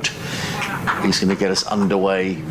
What everyone will be hoping is that this wicket doesn't go like the wicket in the last game here, where Glamorgan made 730 odd, because you just don't want a wicket that's going to go that flat. And there's a bit of grass left on here, so umpire Debenham gives the signal. He's just signalling to the scorers to say, look, we're ready. And I'll let Ariana take the first over after tea. So Abrams running into bowl at the sea and away from us here in the commentary box this afternoon, and a back foot punch is made, but it's fielded at that point there, and a questionable quick one anyway, because it wasn't fielded cleanly, but no run was taken. Just a stat from John was sent in. He said this was Jake Libby's 4th 100 in 9 first-class games against Sussex, and his 14th first-class 100. So thank you, John. So he's got a good record against Sussex. Yeah, I seem to remember him scoring runs last time I was in the commentary box. Yeah. As Ibrahim runs into ball, flicked off Felix. Again, it's to the fielder, but again, both batters questioning if there's a run there. Yes, I haven't got my book of stats from last year, but he got a double 100, so 400 against Sussex is a good record. I'm going to leave you to natter away, Ariana, and Bradders is going to come back in with his pearls of wisdom for the next half hour. Actually, it won't take that long. Whatever happened to that stat book? We need it back. Ibrahim is running away from us here into bowl, and it's defended again. Again, both batters is taking 2 or 3 large strides down the pitch, but again, no run as that trickles to the fielder at cover. A nice, strong start here so far from Ibrahim after tea. Both batters looking ready for the first run to be had. Did you have cake in the end? I did have a little bit, yes. I know you couldn't resist the temptation. It was some lovely lemon cake today. It was very good. There's Ibrahim's in bowls, and that's a drive that was in the air for a short amount of time before it flew past backward point for 4 runs. There was a shout of catch, but I'm not sure how close it was to Hudson Prentice, where he didn't dive for it, so it was probably some distance away. Themselves back in here. I think this is a really interesting position for Worcestershire. We've got 37 overs remaining after this one. That's a lot of cricket. That's a third of a day's, well, almost that, but yeah. Anyway, it's quite a lot of cricket. So if they were still batting then, let's give them 3 and over. That's another. They'll be very close to the Sussex score if they're still batting. As Ibrahim's in bowls, and it's down leg there. There's an appeal as if it's hit something there. I must think it's hit pad. Good take. That was a nice diving take there from the keeper, Ollie Carter. Yeah, so if Worcestershire, let's say they were level pegging with 4 or 5 down, they'd think they're in a pretty good position. Interested to see what the wicket does a little bit later, and they've got Usam Amir in their lineup, so if it does start to turn, you would imagine an international spinner might get it to go. And he runs away from us here, continuing his over, and that's left alone as it swings in past the batter to the keeper for a dot. That is the over. That lucky 4. Slight shouts of a catch for that one, but it went flying away for 4. On the other hand, of course, Worcestershire could be all out for 250. That's why we watch the great game, because we never know what's going to happen. Yeah, with cricket you can never tell. You never know, do you? You never know. Who's bowling it? There's a quadruple conference. 4 of them shattering away. Looks as if to me it might be McAndrew coming back into the attack. No, Shipley. Shipley is going to bowl from the Cromwell Road end. Yeah, a little cloud away in the distance, but nothing to concern us. Although we did go off last night, the light dipped very quickly. I was about to say, is this cloud the same as yesterday when you came off? No, it's a lot lighter. We had some very dark cloud came in. It was almost like smoke was drifting across the far end of the ground. The sea mist, the sea haul came in. Here's Shipley, he's in and he bowls, and Libby comes forward. Gets a little bit squared up with this one, probably aiming through mid-on the ball. Trickles out to Haynes at mid-off, and there is no run. Yeah, you talk about the dark clouds. We decided to have a little bonfire in our back garden last night. Oh, did you? Yeah. A bonfire? Yeah, very random, I know, for a summer night. It's not cold either. Did you warn your neighbours? No washing was out, so it was fine. Next ball to Libby. Scuttles on to a bit. Comes forward, plays it away on the offside. Yeah, there is a certain gentleman up the road from us who seems to have a bonfire every other night. Really? Yeah, about 8 o'clock. So we're all sat there, windows open, and all of a sudden we're all coughing like we've smoked 20 woodbines. You wouldn't know what woodbines are, would you? Nope. No, they're cigarettes. They're old-time cigarettes. I apologise for being ageist. Next ball is short, off the back foot. Libby clubs it away. Doesn't really time it though. Probably a bit close to him than he wanted. Plays it away into the covers with Ibrahim is the fielder. Getting very excited out there about something. Very loud. Calm down, lads. Calm down. 3 slips cover point, extra cover mid-off, mid-on, deep square, and I assume a fine leg. Just out of my eye line. Next ball from Shipley, pulled away by. Just coming back for 2. No, they're not coming back for 2. I was just waiting to see where Libby thought he could make it, and he would not have made it. So one more to Jake Libby. Pulled away through mid-wicket. Total goes to 210 for 3. Nobody in the flats watching the cricket whatsoever. 2 big blocks of flats on the Cromwell Road. Can't see anybody out there. And flats away to our right as well. And I can't see anybody watching there. So, I mean, maybe folks are at work. I believe people still work on a Monday in this country. Hose waits for the next ball from Shipley. Pushes away on the offside. A loud shout of no. Immediately he plays it. Ibrahim again, the fielder. Had a quick stroll around the ground this morning just to see things from a different perspective, because we sit here for 4 days and just see the same angles all the time, so it's nice to go and have a wander around. And if you stand side on the grandstand there, you really can see how much the ground slopes away by a different perspective to the one that we see here.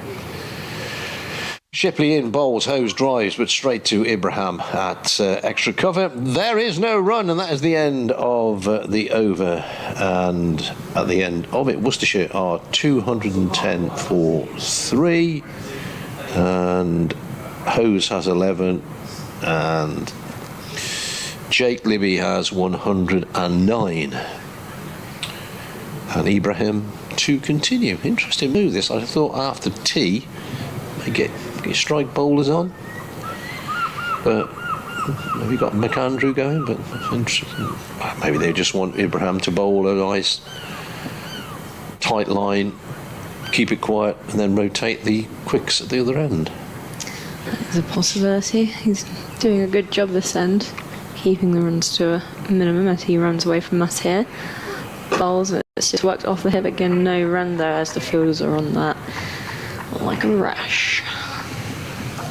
Yeah, so they got, if there was a circle, there'd be 3 inside the circle on both sides. So just a slip, it's probably a first slip and a fourth slip. So just keeping it a bit tight here, I think, Sussex. But they do say bowlers work in partnerships nowadays. Very much so. Yeah, so pressure building from one end with a few dots. Hopefully a release will come. If that's bowled and defended to point for no run. And yeah, so hopefully some loose shot might come in hopes of a few runs and a wicket breakthrough for Sussex. Yeah, it's interesting. This was what I thought Worcestershire didn't do for long periods yesterday, was put the pressure on They did it occasionally, but let's see if Sussex can do. A lot of time left in the game. And Ibrahim goes into bowl there, defends again. No ball signalled by the umpire. Shouldn't he be bowling no balls at his pace, should he? Mine. We often do spinners bowl no balls. No, up the hill as well. There's not really much excuses to be had for that no ball. No, what's he coming in off? About 15, 18 paces? Probably not that many. As he runs into ball from the seaside end, and it appeal from the slips, but I'm pretty sure bat was involved there to work it into the onside for no run. They're generally excitable people, aren't they? Wicket keepers and snips. Then. Oh, we are. Yeah. We need to make a little bit of an atmosphere. Yeah. Well, that's true. We were talking about this yesterday. The wicket keeper is the hub of the team. Yeah. Providing all the loud cheers. Yeah. As Ibrahim is in bowls, and again another defensive shot, a bit more bat involved, a bit more convincing. But again, that didn't bounce as much. It stayed a bit lower. So again, the pitch coming into play a bit here.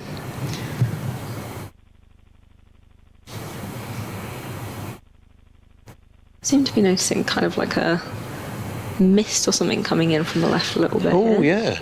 It's just come from nowhere. That has, yeah. That's remarkable.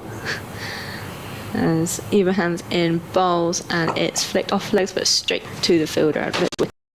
That's just coming off the sea, I guess. Yeah, it's amazing, isn't it? It's not unlike what happened last night. It seemed more of a darker cloud that came across, but yeah, that's just come wisping up the coast. Which way's the flag blowing? So it's pretty much from behind us and away to the left. As Ibrahim comes into bowl, and a lovely drive is played there by Jake Libby, and that will be 4 runs that beats all the fielders on the offside. And that will be the end of the over. We were playing at Bridport in Dorset once, and the mist came in. And the players in the middle, the bowler could see the batsman could see the bowlers and everything, but on the boundary you couldn't see anything. Wow. And so we were saying, the scorers were actually shouting to the players saying, what happened? Oh, top ball. Oh, did you see it for 6? It was bizarre. I've got a picture somewhere of it. You can just about see the outlines of players in the mist. Looks as if it's clearing again, doesn't it? Yeah, short-lived, I think, that all. Oh, I reckon somebody's got a bonfire. That's what it is. So long as I see it, someone's bonfire gone crazy. 216 for 3. Shipley, Cromwell Road end to Hose. Hose gets a short ball, goes up on his toes, plays it out backward point, where pink-booted Hudson Prentice comes round to field. His boots aren't completely pink, but the back part, the heels are. They're very highlighter pink as well. They are, very, aren't they? very statement. Yeah, there were some regulations came in to stop them being completely pink. Oh, really? Basically. Oh, yeah, you're only allowed to have so much colour on a white boot. Shipley bowls, driven by Hose, but straight to mid-off, no run. Although, see, then I've got some. Of course, in the T20, you can wear what you like. Yeah. So we've got some very bright, really bright blue, electric blue boots, which stood out. 216 for 3, Worcestershire. Libby has 113. Hose facing has 11. Next ball, Hose gets short. He thinks for a millisecond that he's going to try and hook it, but then realises it's not quite there and ducks underneath it. Good bounce that. He's a tall man, Hose. So Shipley getting some life out of this ball, which is now 56 overs and 3 balls old. Although I think we had a ball change, didn't we? So they didn't have a new ball; they had a different ball. Yeah. Hose waits again. Short, cut away. Got exactly what it deserved, that. Shipley just dropping it way too short. And off the back foot, Hose, I say, a tall man, very quickly onto it and over it and cracked it away. Yeah, Hose set off there for runs, but Livy knew as soon as it hit the bat, he'd be staying at the other end as that raced away for 4. And Morsey miss coming more in. miss coming in, yeah. See the players just looking away to their left, so away towards the grandstand. There's another lot of mist has rolled on through. Shipley in bowls. Obviously not affecting the players, but Hose is forward. Yeah, pushing the ball away. From our distance here, it's starting to cloud our vision a bit. It is, isn't it? Yeah. It just comes in like clumps almost, doesn't it? Yeah. Very peculiar. I can't see that scoreboard on a good day. It's now gone over there now. You have a reason. The mist is there. You can't see it because of that. Shipley about to bowl the last ball of his 13th over. Hose, bat held high, waits and plays this off the back foot into the covers. Ibrahim, the fielder there, and there'll be no run. Ibrahim takes his cap off because he's about to bowl from the sea end. We now have clear vision in front of us. Very strange goings on. It's almost like Dartmoor with a Sherlock Holmes film. The Hound of the Baskervilles was about to come hurtling out the mist. That's a very good reference, that one. Expecting the Frankenstein one to come out, but actually Sherlock Holmes was pretty. That was a lot more modern. I like that. Bit of Holmes and Watson. I think they're just setting the field here for the set battle. Maybe they're just pushing back a square to be a deep square leg. Still 2 steps in as Ibrahim runs into bowl. It's just defended off the back foot there. I must say, I do like these chairs. They're good, aren't they? Like rocking chairs. Yeah. Rocking backwards and forwards here. Rock a little bit, Very sway nice. a little bit. Yeah. You're in an office, you could probably do some racing because they've got wheels on and everything. Oh, yeah. Yeah. I bet you're not allowed to do that anymore. Health and safety, you can't do that. Oh, I used to love a bit of office chair. And playing cricket in the office as well. That was great fun. I think that's still done though. As Abraham is running into bowl and it's signalled no ball. I'm just waiting to see if that came off the bat. No ball and No ball a and leg leg by. byes. Yeah. So this Sussex would have been looking for an early wicket post here, I think. So I'm a little bit puzzled that Ibrahim is bowling when you've got Corvallis, McAndrew. Just give it a charge. Give it 3 or 4 overs after tea. As he runs away from us here. Seaside end. Played a pull shot slightly in the air, straight to the footer, but didn't quite carry there. No, it was in the air for a while, wasn't it? There's another little clump of mist coming in. It's weird. Usually it's a lot more solid and in one go this mist, but Yeah. not today. Well, as if you weren't sure it was coming in from the sea, you'd be cleaning your glasses. Well, I'd be cleaning my glasses. You wouldn't, because you don't wear glasses. But I've got good eyesight, luckily, from my parents. As Ibrahim runs into bowl, and that's driven, but not for a single, as there's a slight run-out chance at bowler's end. well, he threw at the stumps, but I'm pretty certain that Jake Libby had got his bat down. But yeah, hurried him along. Always worth the effort. One of those where I think the batter just tries to see if he'll go for a few extra runs if it hits Yeah. the flex. Yeah, bit of temptation. Yeah, go on, have a go. Yeah. Ball's being shined right now.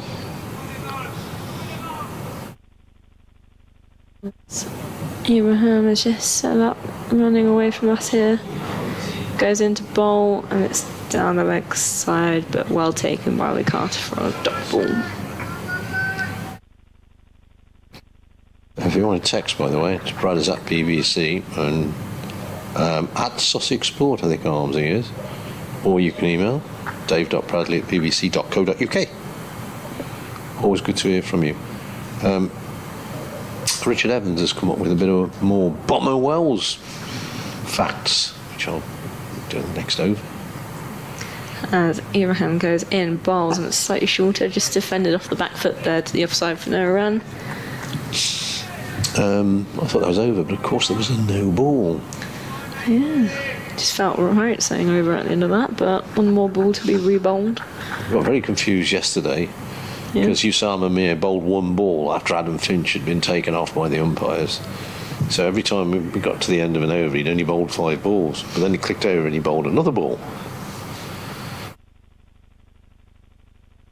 As he bowls in there, and there's a quick single taken, so it's just defended to the offside. And they scamper through for 1 off that over. We are now 224 for 3 with Hose on 16 and Libby on 113 still going.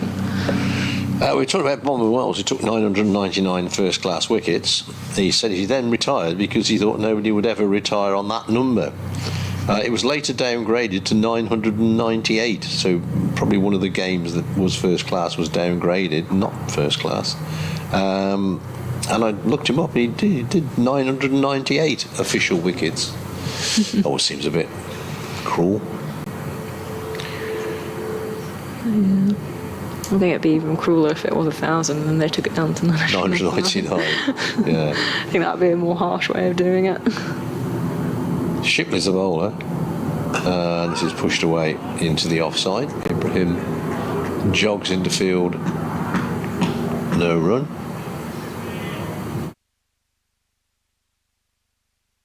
It's a pretty quiet afternoon here at home.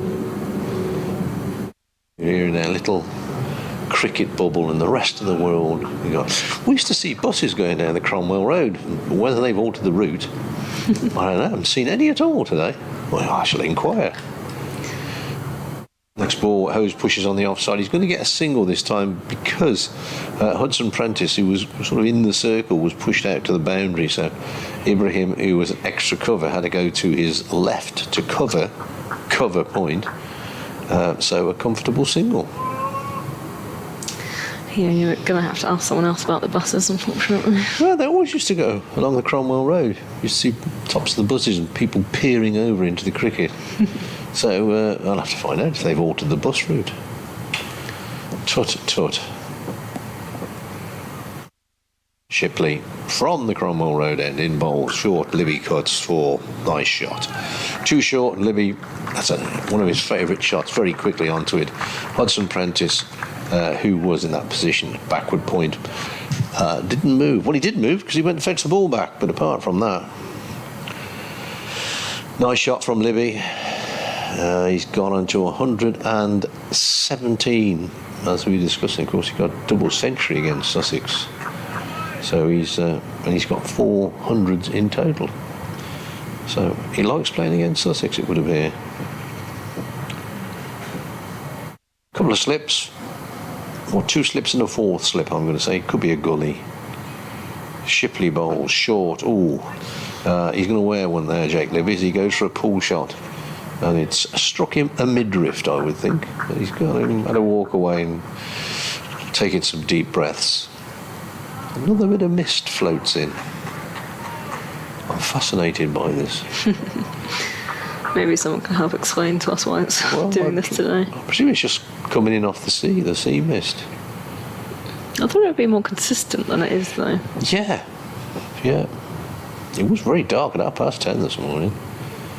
Shipley bowls, and this time Libby does club it away through mid-wicket. There's it's going to go away for 4.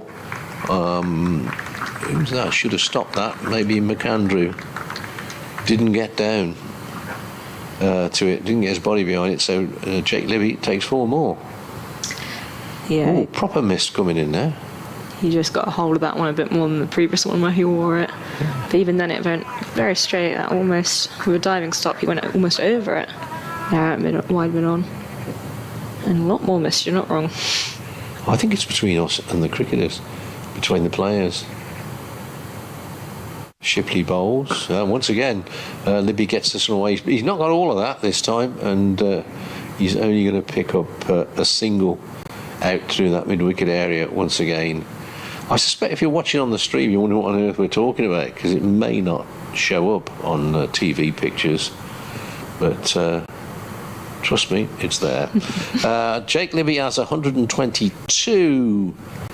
Hose has 17, and Worcestershire are 234 for 3. Oh, that's proper good mist now. Yeah, just looking towards those lights in the distance, they do go very blurry. I'll stand even. It's a bit blurry. With the sea mist in. As Abraham continues from the sea and running in away from us, and it's just defended off the back foot to mid-wicket for no run. A few stretches there from mid-on. That's a bit of a yoga pose, isn't it? If you say so. It's not something that I've ever... Well, yeah, of course I've seen people doing yoga, but it's not something I've ever contemplated doing. Not even contemplated? No, I don't think... I think if I got down there, I couldn't get back up. That's the problem. As Abraham runs into bowl, and it's defended and goes to point for no run. Stood by the very bright pink boots. Well, I hope he's going to bowl Carvelis, because he's doing some vigorous stretching. Rigorous stretching is needed nowadays for the fast bowlers, though. It is, isn't it? So much Yeah. cricket and bowling they have to do during the summer to make sure they're properly warmed up. As he's in, and that's a hard chance there as it snicked off to first slip. It was a diving effort there, but... Chance it was. Away to the right of Allsop. He'll be disappointed not to have taken that. Would have been a very good catch. It would have been a good catch, yeah. It wasn't easy, but still a chance, yeah. Unfortunately. And that was Libby just dropped then on 122. We'll see how far he goes on from here now then. Yeah. As Irahan runs into bowl, and it's left alone, and it hoops in after it passes the batter to the keeper for no run. Well, Harms has done his disappearing act again. I'm going to have to nip off and do an updatey thing in a minute. I'll just check by the cake again one more time and see if it's there. Oh, there's the thought. Is that almond cake? I think you would go back for seconds. No, I can't do that. I won't sleep tonight if I do that. My conscience will play me up. As Abraham runs into bar, and it's strongly defended there. Quick single thought of, but not as the umpire signals a no ball again. I think that's 3 consecutive overs now where a no ball has been called on Abraham. And starting to wonder, it's been very tidy from Abraham from the seaside end until he does a no ball. This mist is drifting in and out, Ariana. It is, as he's in bowls, Ooh, good plays ball. and misses there. Slips all excited, but unfortunately misses everything. Well, that was a good delivery by Daniel Leaprim, wasn't it? Just passing the outside edge, but Sussex desperately need a breakthrough here. I'm just looking at a new ball will be available. That overs, Ariana, is that 59.5 it says? 59.5, yeah. Yeah, so another 20 overs until a new ball would be available. I see no reason why Sussex wouldn't take it. It's like a fog, isn't it, across the ground? Comes in thick patches. Yeah, it does. As Abraham runs into bowl from the seaside end, and it's just defended for no run to the onside, and that's the end of another good over from Abraham. Worcestershire now 237 for 3 with Jake Libby on 123 after just being dropped in the slips. Oh, right. I was at the box for that. Who dropped it? It went to first slip. Tom Alsop? Yes. Did you make a note of what score he was on, Ariana? Because I was... 122. Well done. Thank you. So 122, dropped by Alsop off the bowling of... Ibrahim. Thank you. No problem. Was it a difficult chance? It would have been a very good catch, Okay. but it was definitely a chance that I think he'd be disappointed in Right. not taking, especially as it was Jake Libby on 122. Well, thank you for that. I was out of the commentary box for 10 minutes, just catching up with a couple of bits and pieces. So thank you for filling me in on the information. No worries. Arica Velos, turnovers 3 maidens, no wicket for 27, is coming in from the Cromwell Road end as the mist subsides again for a moment, or the sea fret, whatever we call it in this part of the world, and he's running in down the hill, comes in and bowls, and forward comes.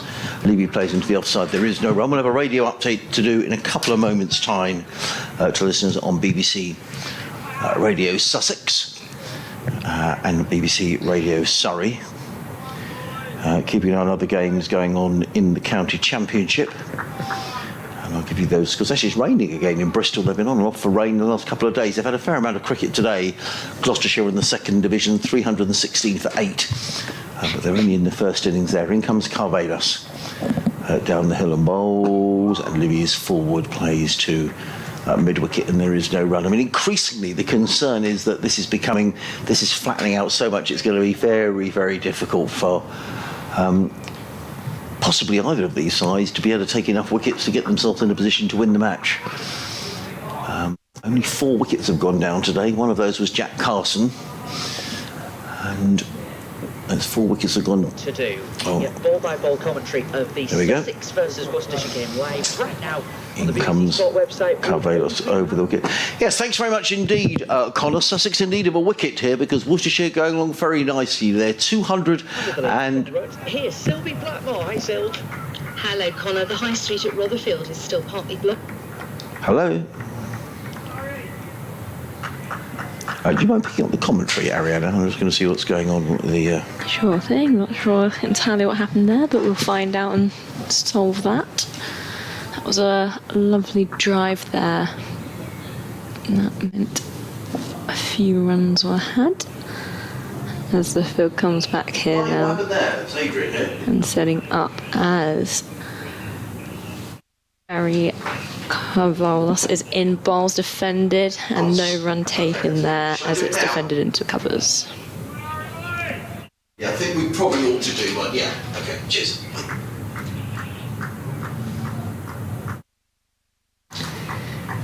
And it's brightening up here as the mist has just seemed to fade a bit. Yeah, it just seems to sort of burn off, doesn't it? Yeah. Ariana? Do you mind if I pick up the commentary, just because they may come to us at fairly short notice? In comes Carvelos down the hill and bowls, and a beautiful shot by Adam Hose. That's a classic cover drive, absolutely belted away, over pitched, and Hose just hammered the ball away through the covers. He goes to 21, and Worcestershire to 244 for 3, and the lead is only now 104. And we've still got 30 overs to be bowled tonight. As I say, a new ball would be available after another 19 overs, but Worcestershire batting themselves into a very, very strong position in this game. 2 slips in a gully. Backward point, cover mid-off. But they're obviously not going to come to us for an update, so in comes Carvelos bowls, Hose plays it into the offside, and there is no run. So my apologies, I don't know what's quite going on at the studio. 1 minute they want us, 1 minute they don't, so hey-ho. 200, I'm sure the people in Sussex are quite interested in the score, actually, but 244 for 3, 126 to Livy, 21 to Adam Hose. I think we're having a change round in the commentary box. I think Bradders is in for Ariana, who will be back with us shortly still. Or yeah, we managed to persuade Ariana to have a piece of cake, which looked very nice. Well, I had a piece as well. Really impressive batting display this by Worcestershire, led by Jake Libby. He's 126 not out. Yeah, that little let off. He did, yes, I didn't see it. I was a difficult chance, but as I say, we'd be disappointed to have dropped that one time also. In comes Ibrahim bowls and pulled away. That's too short from Daniel Ibrahim. And Libby just says, yeah, thanks very much. I'm just going to belt that away for 4 runs. Far too short. And do you mind just picking up this over, Bradders? I'm just in a communication. Not at all, old boy. Are you communicating with the communicator? As Yes, I was I am, earlier? yeah. Yes. Total goes to 248 for 3. Worcestershire. Libby now has 130 to his name. Bright sunshine, the mist, we hope, has cleared away as Ibrahim is in and bowls, and Libby off the back foot punches away through the offside. Lovely shot, beautifully timed. No great power in it from Libby, but right off the sweet spot and races away through extra cover for 4.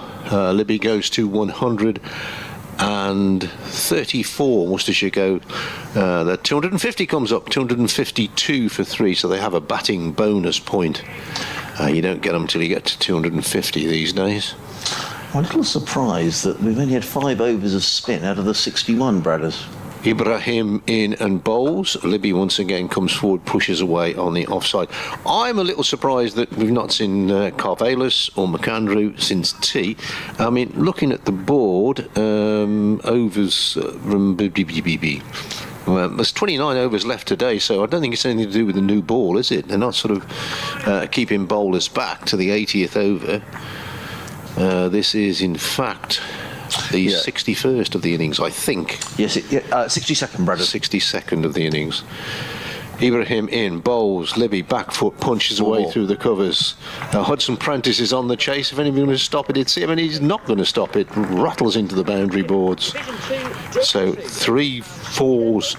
Yes, so far. Thanks very much indeed, Connor. Sussex in need of a wicket here because Worcestershire are really rattling along. They're 256 for 3. Jake Libby on 138. Adam Hose on 21. Sussex making 348 earlier on in the day. So Worcestershire just in arrears here by 95, and there are still another 29 overs to be bowled tonight. So Sussex in desperate need of wickets here. A new ball will be available, but not for another 18 overs. Meanwhile, down at Canterbury, Surrey have had a miserable day. The leaders of the county championship bowled out for just 145 by Kent. Kent didn't enforce the follow-on, batting again they're 50 for 1, leading Surrey by 206. Thank you very much. Another no ball. Ball by ball commentary. Ball by Dan Ibrahim. It's indicated by umpire Debenham. 2 more to the total. 258 for 3. Next ball, forward comes Libby, pushes away on the offside. I think that's an 8 on the scoreboard. It is 258 for 3. I now don't have the live stream up in front of me, but as I said, it's usually a ball or 2 balls behind the action because it has to go up to the moon. I don't know, up to the satellite and back round and down, back again. It's very annoying that it takes that sort of couple of minutes to go all that way, Bradders, isn't it? Isn't it? Yeah. Ibrahim in bowls, Libby forward, pushes away on the offside. That should be the end of the over. It is. Expensive over. Indeed. Probably have a blow there, Dan, I think. Libby 138, Hose 21, 258 for 3 came together with the total on 174. So these two have added so far 84, am I right there? Yeah, I am. Yes, you are, Bradders. Yeah, I mean, I'm not saying that the wicket is at this stage is doing much for the spinner, but I don't know, the seam attack. Henry Shipley, as you say, hasn't bowled since tea, nor has McAndrew now. New ball is 18 overs away, but if Worcestershire carry on at this rate of knots, 4 and over for 18 overs gives them, another 72. You know, they're virtually at parity by the time the new ball is available. Yeah. Really good innings, though, by Jake Libby. He's batted beautifully. In comes Carvalhos. He's coming to bowl to the tall figure of Adam Hose. Still 3 slips in place. Comes in and bowls that short, and the ball just sort of balloons like a tennis ball, really, over Adam Hose's shoulder. Well, he's looking at the umpire there thinking, I'm not sure I'm supposed to hit that. Yeah. And he resisted the temptation. He's playing a good hand here, though, Adam Hose. He's playing very much second fiddle to Jake Libby, which is exactly what he should be doing. Well, he's come in with the white ball reputation from Warwickshire, and he wants to play red ball cricket, and he's getting his head down. Going to get him out now. Carvalhos in rolls, and Hose is forward to bowl of good length, plays it down the onside of the track, and there is no run. And that innings at New Road to save the game against Sussex earlier this season when Robinson was in his pomp. Yeah. That was a really good innings. Yeah, it was. He made... And Roderick batted for a long time. Yeah, he made 59 in the first innings, and then he made 41 in the second innings. But he batted a long time. He's just waiting again. Lovely afternoon here at Hove as Carvalho's in and bowls, and Hove steers that one through the offside. There's more runs here. There's going to be at least 2 and probably 3. I think Haynes is in hot pursuit out towards the cover boundary, and it's been a feature of Jake Libby actually. I mean, there was always 3 there, but I think he's run really well between the wickets. 3 more to Hose, who goes to 24, 267 for 3. He's a scamperer of runs. Sorry, 261 for 3. I do apologise. 261 for 3. The arrears now 87. He is a scamperer, but he's also a very fine player. He's on 138, waits for Carvalho's. He's in and bowls and dabs that onto the onside and picks up a single, a very easy single. The mid-wicket was on the boundary, and Tom Alsop's got a problem here. He's got his 3 slips in. I think it's right to keep attacking, but there are plenty of singles around. At the moment, Worcestershire are rattling on here at 4 and over without really having to take too many risks. And they can feel themselves batting themselves into a position here. Well, they'll be thinking to themselves, right, we want to give ourselves a lead here. Well, they're looking at, hopefully, they would think parity by close of play tonight, but they could be all out for another 10 runs. Carvalho's in again, bowls. Oh, that's a good delivery. And Adam Hose was falling. He has a little look at the pitch. Steve Finn was saying earlier on, well, they all look at the pitch when the ball beats the outside edge. But that was a good delivery by Carvalho's, and there is just the suspicion that this isn't quite the flat deck that is being portrayed at the moment. There is a bit there. There is every now and then. There's one every 2 or 3 overs that's going to get the batsman thinking. And also, it will be on their mind. I know it's a way out the new ball, but from a Worcestershire point of view, they'll feel that this is the time to score the runs. Without taking too many risks. Carvalho's in bowls. Hose cuts away as if to make the point, but it was a poor ball, really. Harry Carvalho's knew it was a poor ball wide outside the off stump and just absolutely belted away through the covers by Adam Hose. He's not going to miss out on that. That's a long hop. And then there's 8 off that over, so 10 off the previous over, 8 off of this over. And Worcestershire are steaming along here. Well, I think we're going to get a change of bowling here. We're going to get a change of bowling. We must be getting a change of bowling. I'm not quite sure who is going to bowl because nobody's kind of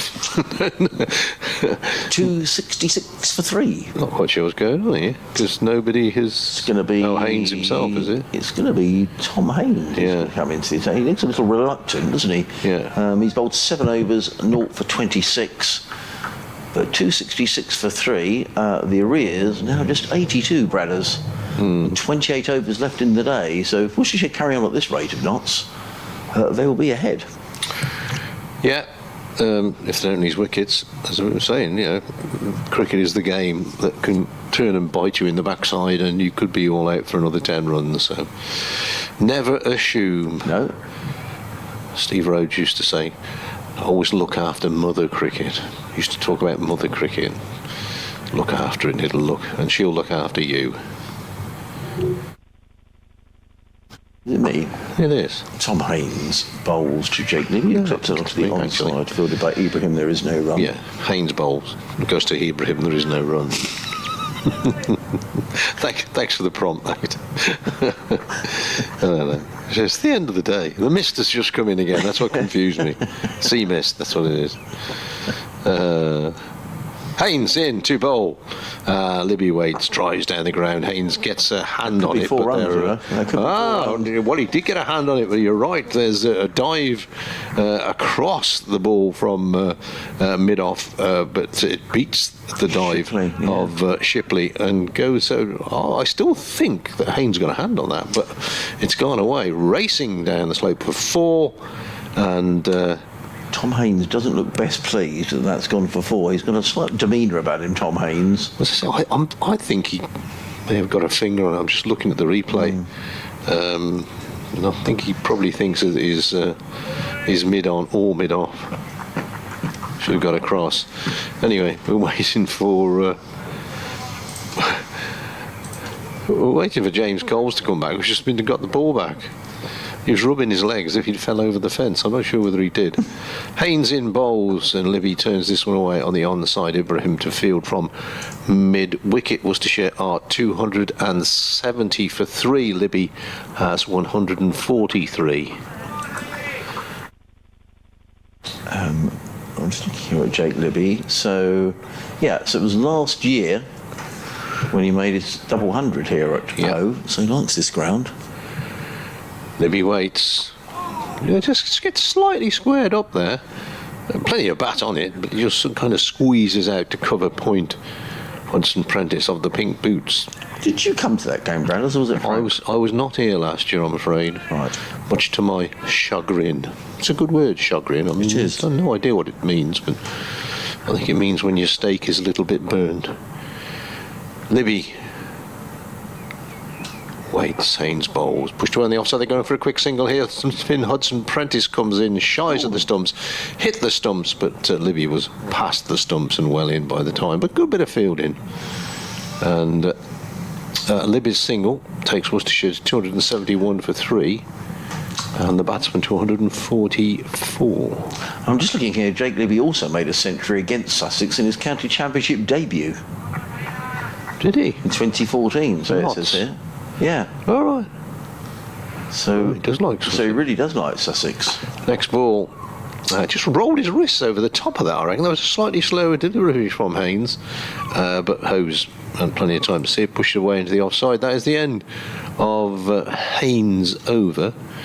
With 5 runs coming from it. Worcestershire are 271 for 3. Yes, now are we going to get some off spin? I think we are going to get Jack Carson, who is going to bowl. Is it Jack Carson? No, it's Nathan McAndrew, I think. Let's just see. So I think you're going to get a change of bowling.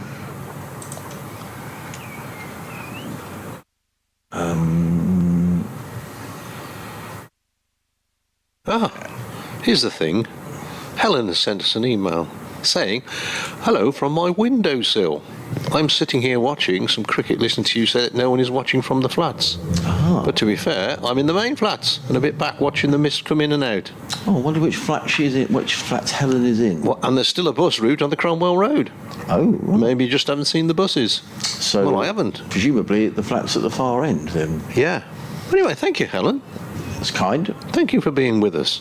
Yes. And for the information on the Cromwell Road transport system. Indeed. It's going to be Nathan McAndrew who's back into the attack. 10 overs, 2 mains, 0 for 39. McAndrew in bowls, kicked away by Jake Libby, and that's going to be 4 runs. In fact, James Cole's in hot pursuit. Will he pull the ball up inside the ropes? He does. But they come back for 3 runs. Libby goes to 147, 274 for 3. Closing in on this score all the time, 348 Sussex made, and that's the applause around the ground for the 100 partnership, I think, between these two. Is that right? Yes, it is. Yes, they came together 174 for 3. Correct. So 100 partnership between Libby and Hose, coming in just 77 minutes. Which Hose has only scored 31, so they've been very, very fast. Libby has been the dominant partner. Stephen Miles has been in touch. I'll read the email in a moment. In comes McAndrew bowls, let go by Hose. That's on the off stump, no run. Stephen Miles lives in Birdham, near Chichester. Birdham is on the way. If you come out of Chichester and you go down towards West Wittering, I know. Birdham is down there. I'm going there on Saturday, actually, to West Wittering. It's a great place to go. I love the beach. You'll be wittering on when you get. I will be wittering. I know. I do know West Wittering. We went there back in February. Great place to walk your dog. Yeah, that was precisely it. Yeah. A few places you can go in Sussex in the summer. There's an area at the end of the beach where you can take your dog for a walk. But it's a beautiful spot. Is West Wittering in the mouth of Chichester Harbour. In comes McAndrew bowls. Hose plays out to the offside, no run. So Steve, who lives in Birdham, says. With the ever-increasing interest in ladies' cricket and the interest that my own granddaughter, who's age 10, has in the game, I'll be interested to hear from Ariana how she first got started in the game and what advice she might give. My granddaughter has been at private school until this year, where cricket has been played as part of the girls' sporting curriculum, and she is due to go to a state school this September. The concern is whether she will get the same support. So Ariana will be back on commentary. In comes McAndrew bowls, Hose covers up, plays into the offside, and there is no run after 5. So we will get Ariana's advice on that. So daughter at a private school where cricket is played, now going to a state school where I don't know whether cricket is played or not. So it'd be interesting to hear Ariana nattering about that. Ariana will be back with us after 5, so we shall find out. But thank you, Steve, for getting in touch. Greatly appreciated. Clive Jacobs has been in touch. We were talking about Christopher Columbus. Oh, yeah. McAndrew in and bowls up on his toes. His Hose plays to backward point. Nice and tidy, the last 4 deliveries from McAndrew. Leg spinner, played for Derbyshire, Chris Columbus. Good lad. Clive says, hello, Adrian and Dave. The great navigator came from Genoa. Yeah. Which means he was Italian, not Portuguese. I think Bradley did say that, to be fair. And he got his sponsorship from his trip from Queen Isabella and her husband Ferdinand, King of Portugal. So there was a Portuguese connection. Well, I'm pleased about that. He goes on to say, I'm enjoying the cricket, and Sussex did well to reach 348 on a greenish wicket. On an attack led by the impressive Joe Leach. In comes McAndrew bowls, Hoses forward. Good better over from Nathan McAndrew, responded to that first ball 3 to bowl 5 dot balls, ended the over 274 for 3. Libby 147, Hose on 28. So he goes on to say, I fear the heat and sun of day 1 has hardened the pitch up and it's turning into the Hove Road with just the odd ball beating the bat. Still the game is intriguingly poised and it may be the visitors secure a first inning lead, but the great game delights in throwing in surprises, so maybe this match will see an unusual outcome. My regards to you, CJ Clive Jacobs. Thank you, Clive. Thank you, Clive. Lovely to hear from you. Yeah, absolutely. It's the old thing, isn't it? Do you know her? No, I don't, but I know her brother quite well. Start of a new over. It's Haynes bowling from the CN, flicked away down towards fine leg. Might come back for a couple. Yes, they're going to come back for a couple. I reckon them's buys. I reckon them's leg buys, as indicated by umpire Debenham, standing stork-like on one leg. Looks like he nearly toppled over. He did, didn't he? It was, yes. It was a tad off balance there. It's meant to be, Bradders, very good for you standing on one leg. Is it? Yes, apparently it extends your life. Who said that? Long John Silver? No. Here's Haynes in bowls. That's come off a bottom edge. Yes. It looks past the wicketkeeper, and Libby shouts no to his partner, and that has come off the bat. No indication from the umpire. A little bit of luck there for Jake Libby as he approaches 150, goes to 148. Standing on one leg is good for you. Yes, because we don't do enough exercise when we're sitting around doing the commentary. Not that we're just sitting, it sounds like we're just loafing around, but it's but apparently standing on one leg is fair. And if you stand try and stand on one leg and shut your eyes. Oh, no, that's very, very difficult. Yeah.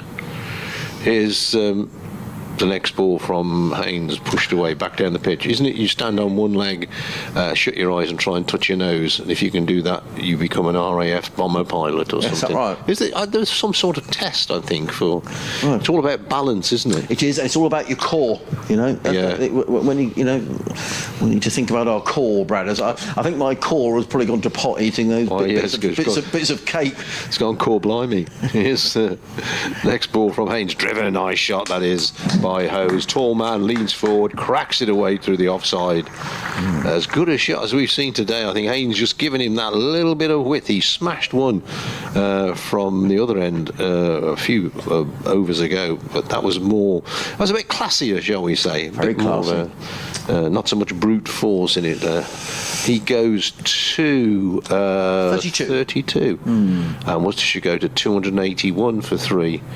Next ball pushed back down the pitch. Haynes himself does the field. Looks a little dejected. He looks Tom Haynes' body language is one of very dejected. He's not the happiest person in Hove at the moment. No, he isn't. But actually, we were speculating, saying, well, Worcester may be about parity by close of play at this rate of knots. They're going to be maybe 40-50 ahead. Yeah, lose a wicket. Haynes in bowls, driven by Hose. He's going to have to be quick here. He is quick. throw comes in from McAndrew from Shipley coming in at mid-off. It was a good fielding by the tall man, but he was comfortably in hose, even if he'd hit the stumps. Good call, good run, and Worcestershire at the end of the over at 282 for 3. Hose on 33 keeps the strike. Libby has 148. And you're listening to live cricket on the BBC. You may be listening via the BBC website and app. You may be watching the Sussex Live cricket stream, for which the BBC provide the commentary. Adrian Harms is me, Dave Bradley is him, and Ariana Douse will be back with us shortly to talk about her career in cricket and how she can help Stephen's grandchild, maybe to guide her through the maze of trying to get yourself into sport. In comes McAndrew. It may not be a maze, actually. It's play back to McAndrew feels there is no run, because it ought to be straightforward, and here at Sussex, it should be. The way that academies work and systems work, it's probably as good as anywhere, I would imagine. Yeah. So Ariana will bring her expertise. Well, the cricket boards, I know they're still called cricket boards, but they are the sort of people that promote cricket for younger people and do a great job as well. They do. It's Alan Richardson walking behind It's us. Mr. Alan Richardson and Mr. Kadir Ali, who played in the first Worcestershire T20 game 20 years ago tomorrow.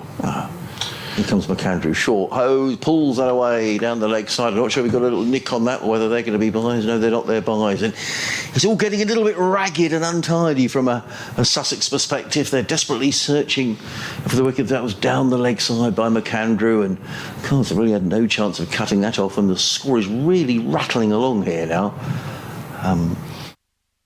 What's the total? 286 for 3. 100 partnership already between these two. The field, there are 2 slips, a third man, 3 men saving one on the offside. Then on the leg side, there's a mid-on, 2 men set back on the leg side. These two are literally making hay in the sunshine. McAndrew in, bowled, hose, clips that one firmly to mid-on. On this occasion, it's a dot ball fielded by Henry Shipley, who is probably thinking, it's hard work here, wicket's out here. The new ball will be available in 13 overs time, and it probably can't come quickly enough for Sussex. That's not to say they're going to take a stack of wickets, but they'll be hoping that with the new ball. We saw actually when Worcestershire took the new ball yesterday, it did go around the park a little bit. It can do. It's a very hard ball, and if it goes off the bat, it goes pretty quick. It does. And comes McAndrew, bowls and Hose cuts it away. McAndrew falls over, and that's going to be 4 more. 2 wide of the off stump, and Adam Hose didn't get all of that, to be honest, but he didn't need to. The ball goes through the covers. 4 more. Adam Hose goes to 37, and Worcestershire to 290 for 3. And the arrears now are just 58. It was only a little moment ago we were saying, they're down below 100. Now it's 58, and runs are coming at a pace here, and Sussex need to do something to stem this flow of runs, because otherwise, with another 24 overs left after this, if Worcestershire carry on at this rate of knots, and they're batting extremely well, Worcestershire could be in a lead of 60, 70 by the close of play. We shall see. McAndrew waits at the end of his run. He's coming into bowl to Adam Hose, who's on 37. He's in and bowls, and Hose lets that one go outside the off stump, and there is no run. So I'll read Stephen's email again, Ariana, just so that. So he's got his granddaughter is 10. Interested in your advice as to how you first got started in the game, and what advice she might give. My granddaughter has been at private school up until this year, where she plays cricket, but now she goes to a state school. We're not sure if there is going to be cricket. In comes McAndrew, bowls, and Hose drives down the ground. More runs here. It's running up towards the boundary. I'm not sure if it's going to go for 4. I think it is. I think the fielder's given that up. So another boundary. So 4 byes off the second ball of the over, then 2, 4, so 12 off the over. And Sussex have got a serious problem here, because the ball is disappearing around the park. 294 for 3 are Worcestershire, which means that the arrears now are just 54. Libby's on 148. Hose is on 41, and there are still 24 overs to be bowled. So Ariana's back with us. Give some advice to Steve. Yeah, so I got into cricket through one of the coaches at my school pulling us away from a rounders session and introducing us to cricket. We managed to set up a team because there was enough girls willing to do it, and I was lucky enough to be at a private school, so there was that support throughout it. But I'm currently doing a little bit of coaching, working with the Sussex Women's Pathways stuff, and I do a bit of coaching at some clubs. So what I'd recommend is if there is a club at school, definitely join that. But I'd look for a local club that has a girls' team there and join that up, which is what I did quite promptly. In comes Tom Haynes, who bowls to Jake Libby, plays down the track, hits the stumps at the non-striker's end, and there is no run. So if Steve's daughter goes to a state school, and there's all sorts of issues around resources. This isn't a knocking state school system at all, but it might well be there just aren't enough teachers, there aren't the facilities to teach cricket. You could go to a local club where hopefully there would be girls' cricket. Can you go direct to the Sussex Pathway, or does the pathway operate through the clubs, Ariana? In comes Haynes and bowls, and Tom Haynes was the only person appealing. I wonder if he was in pain there for a moment. The ball drops down on the leg side, and there is no run. Yeah, you can get involved in the Sussex Pathway. From my knowledge, they have a under 11s to under 18s age group set up, and they have the main side and the development side. I'm not entirely sure because I've done 3 days of work there, so... In comes Haynes and bowls, and forward comes Libby, plays onto the onside. In fact, what I might do is, I think it's Charlotte Burton who's in charge of the pathway. And Steve, if you could get back in touch, because I wouldn't forward an email on without your permission, but if you are still listening, and you could let us know, I'll forward this on to a couple of people at Sussex who can also give you advice in addition to the advice you got from Ariana. In comes Haynes and bowls, and Libby's forward plays that into the offside, and this is going to be a single to Jake Libby. He goes to 149, and Worcestershire to 295 for 3. Yeah, back in my day when I had to go join a club, I went and joined the boys' team. Did you? To start with, yeah. I went to the local one, which was Bexhill, and realised I didn't quite enjoy it like I did with playing with the girls, so then I moved to Hastings. Haynes in bowls and driven away by Adam Hose. It's just a single from a lovely flowing cover drive. But he does take that single. Total advances by 1 to 296 for 3. Hose goes to 42. Yes, I was talking to a friend of mine whose daughter's very keen on cricket, and she plays cricket against boys as well, and they often play up an age group as well. In comes Haynes, running in and bowls, and turned onto the onside, looking for his 150. There is Jake Libby. It's fielded by Jake. It's not Jake Coles at all, it's James Cole. So just 2 off the over, so a tidier over from Tom Haynes. Sussex needing to dry up the runs a little bit because Worcestershire have really got away here after tea. They went to tea on 205 for 3.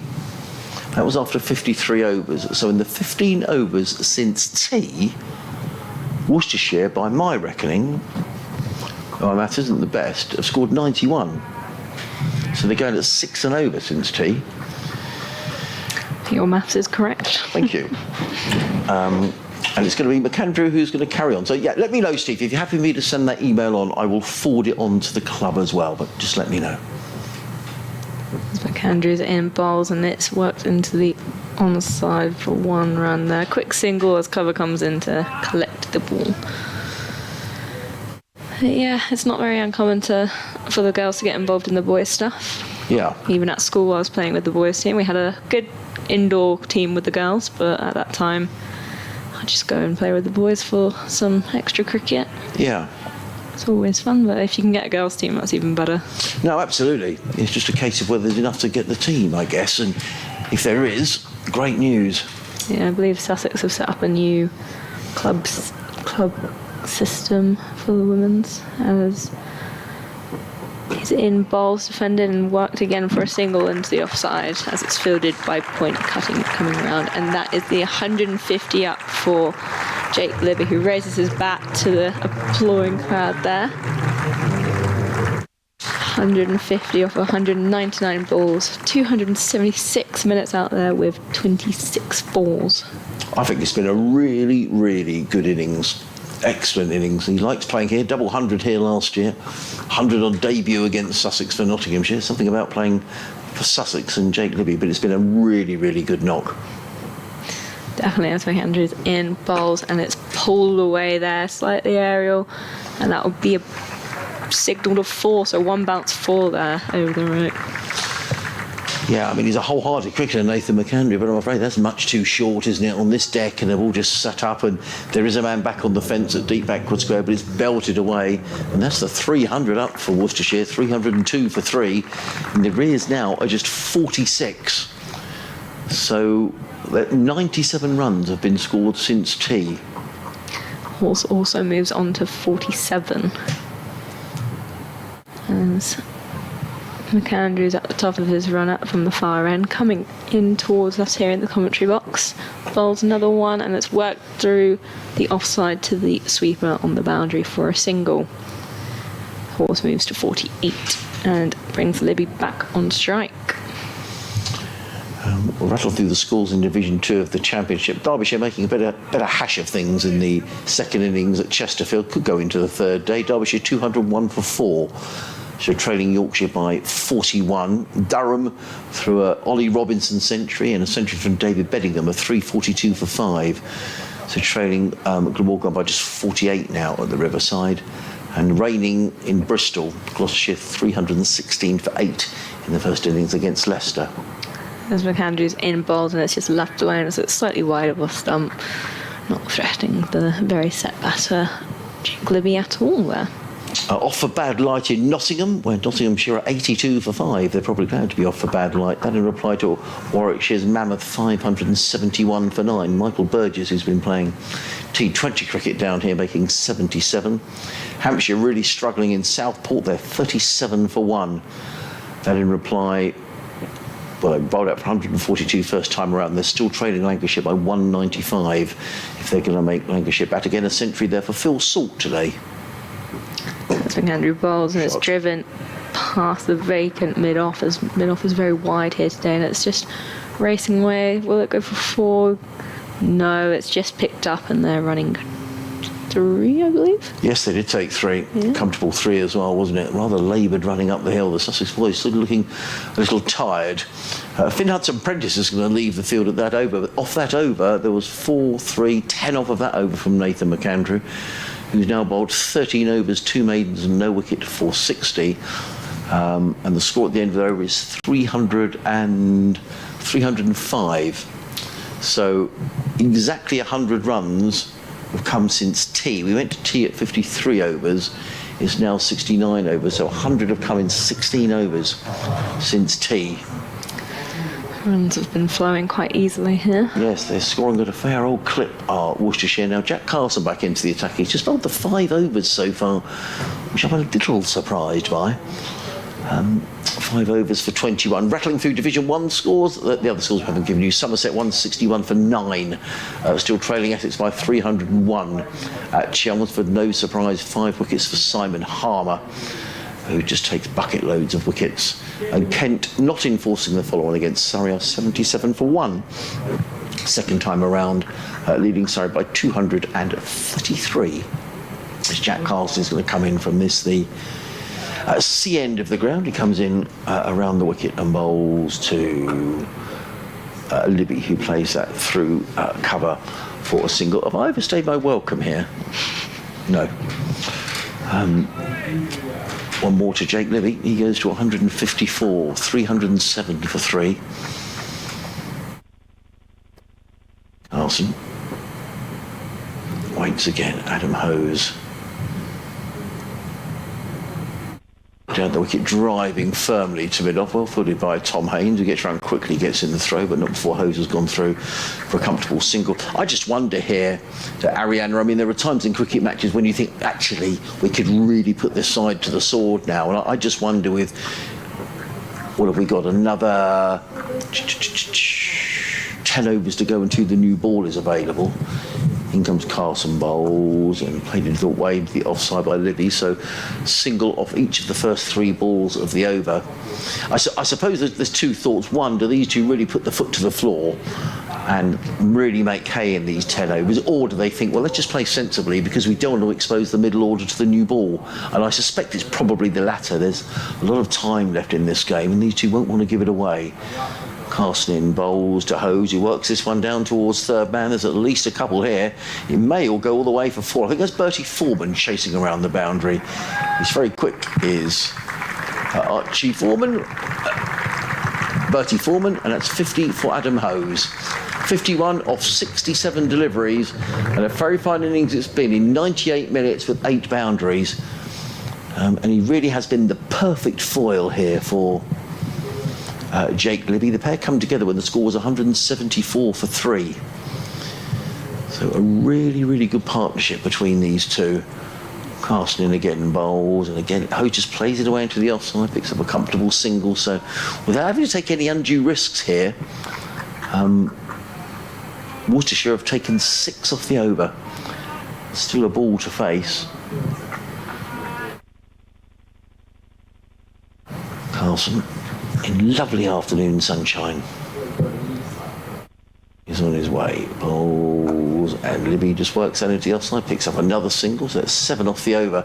And maybe that's what Worcestershire will do here. They'll just work the ball around, picking up 5, 6, 7 and over, and they're going to be past Sussex's total in the blink of an eye. 21 overs remaining in the day.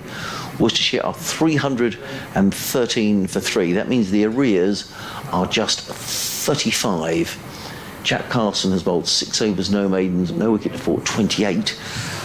So, I say, if they carry on scoring at 5 and over, Ariana, they're going to, another 20 overs, that's another 100 runs ahead, as we were saying, by sort of 60-70 by the close of play, if they keep going at this rate, of course. Yeah, and it doesn't seem like anything would stop them. Hopefully the new ball coming into play would cause something to happen, but what will happen we don't know. Whether it'll be wickets, whether it'll be runs, we're going for sure. We're going to have to find out, won't we? As we have a change of bowler from the far end. Finn Hudson-Prenton's coming back on to have a bowl. Yeah, I think just working those. There's quite a spread out field for the spinner there on the last over. So with good running, which these 2 batters have done well so far, it's quite easy to pick up a few singles and 2s there. It is. And get over a run of ball in the last over, as Hudson-Prenton's bowls comes in and no run there, as it's just defended off the back foot to the fielder at mid-wicket. A few waves there to the change room. Maybe they'll need something at the end of this over. Yeah, I mean, it's just difficult to know, from Tom Alsop's point of view, quite where he turns to here. I'm sure he'll be wanting to keep Henry Shipley back for a blast with the new ball, and probably Nathan McAndrew, although McAndrew's been bowling since tea. As he then bowls, and it's just defended to mid-off for no run. Another option might be to do what Brett D'Oliveira did yesterday when the new ball was just around the corner, is to maybe bowl spin from both ends, get James Coles into the attack, a bit of left-arm spin, just something a bit different. Yeah, well, now these 2 batters have been in for quite a while. With a partnership of way over 100 now, so we just need to find that breakthrough. Sussex need to do something different here. As Hudson-Prentice runs into bowl. And that is struck strongly off the back foot there, slightly aerial. That's 6. That is run away for 4 into the stands over there. It's too short, and I suspect that the Sussex coaching staff are not desperately pleased with what's going on here, because it's far too short, and the ball is being dispatched to the boundary at alarming regularity as far as Sussex are concerned. Bradders was saying he didn't think that Jake Libby would hit a 6 to go to his century. He wasn't far away from a 6 there, but he just looks in prime form, 160 not out. And Hudson-Prentice runs down the hill here at Hove. Bowls at a slightly fuller one, but driven to point there for no run. Yeah, I feel like the energy in the field has just dipped quite a bit recently, with more runs flowing. It's been a bit more quiet, just a few more conversations rather than cheering or encouragement for the bowlers here. And that's noticeable in the stands as well. Not a lot to... No, Sussex need a wicket because these two are making Sussex, putting Sussex to the sword here. There's Hudson Prentice comes in bowling. And it's just worked off the hip there for a quick single. As it's placed in the gap quite nicely there by Libby. So these two coming together, Ariana, when the score was 174. We're now, 318? So 126 plus, I think that's 144, this partnership. A very good partnership too, and it's coming quick time. As Hudson Prentice runs into bowl. A shorter one that's just cut, but straight to the slips almost, as it was a bottom edge looking shot. Yeah, end of the over here on BBC Radio Sussex, BBC Hereford and Worcester. Adrian Harms, Ariana Douse, Dave Bradley back with us after 5:30. A drink and a towel being brought out for Jake Libby. He'll be very pleased. It's pretty hot out there today. We did have a bit of an introduction for rain yesterday. We lost 8 overs in the day. Only 2 of those, for some unknown reason, are going to be made up today. But nonetheless, Worcestershire are going great guns here. 318 for 3. It means the arrears are now just 30 runs. Jake Libby on 161. Adam Hose on 52. Yes, partnership 144 between these two. The Sussex bowling figures, just out of interest. McAndrew, 13 overs, 2 maidens, none for 60. Henry Shipley in his debut, 14 overs, 1 maidens, 2 for 58. You can only imagine he's going to be brought back to bowl with the new ball. Ari Cavalos, 12 overs, 3 maidens, 0 for 42. Tom Haynes, 10 overs, no maidens, 0 for 39. Finn Hudson Prentice, 10 overs, 1 maiden, 1 for 48. Jack Carlson, just the 6 overs so far. No wicket for 28, and Daniel Ibrahim, the 8th bowler used by Sussex. 7th bowler used by Sussex. 6 overs, 1 maiden, no wicket for 30. Still 20 overs to be bowled today, so we are looking at 6:30 plus, and we will bowl the overs. In comes Jack Carson to bowl to Jake Libby, who eases that around the corner. They take a single, the throw comes in. They had to be quite sharpish there. I think that Adam Hose was slightly caught out by Jake Libby, and he apologises to his partner. It was turned around the corner. It wasn't really Jake Libby's call. It was backward of square. But Hose eventually got big long legs. He got himself going, but he just seemed a little surprised that they'd taken the single. Nonetheless, no alarm done for Worcestershire. Libby to 162. It brings Hose on the strike, who surveys the leg side field. Just the one slip in place now as Carlson is in and bowls, and Hose hammers. I thought he might do that. 6, just hammers the ball in over the corporate hospitality area for 6 runs. You could see he was eyeing up the leg side, and he just belted the ball over the corporate hospitality for 6 runs. So that's going to take a bit of retrieving. Is that ball? Ari Cavalos has come wandering down to see it. That's like a super shot. Just used his feet and smashed the ball over long on, wideish long on for 6 runs. The umpire's already received the balls from as Brenda come out. Yeah. I think he's probably thinking, that's lost. Oh, they might have retrieved. Ari Cavalos is just no. Ari's going to go and have a look for the ball. Oh, I thought it cleared the hospitality. And wait, I can see the Sussex chairman down there is just. Is he going to look for the ball? Not too sure. But we've got a break in play as we get a replacement ball brought out. Now this won't be easy because this ball is now 71 and a bit overs old.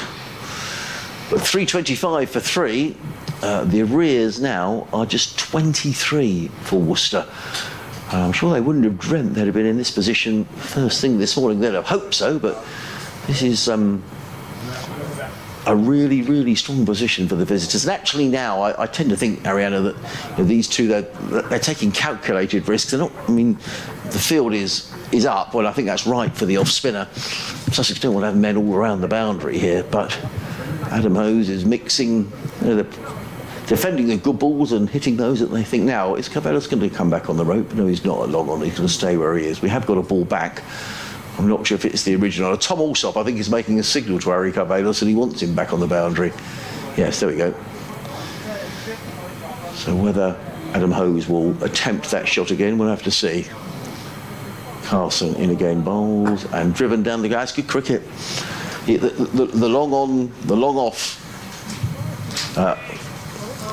Get this right. The mid on went back to long off, and then Hose just not getting carried away. Just played it down the ground for one. He goes to 59.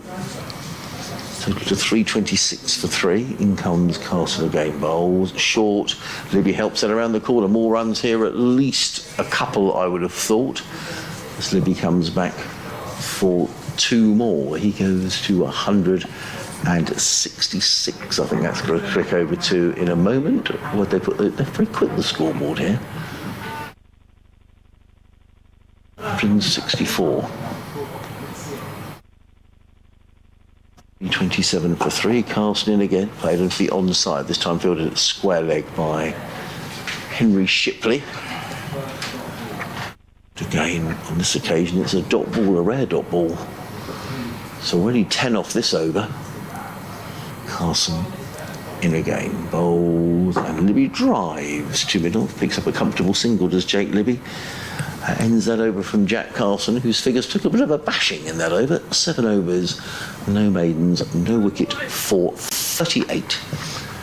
And Worcestershire at the end of the over are 329 for 3. Yeah, that was just clever batting there from Horse.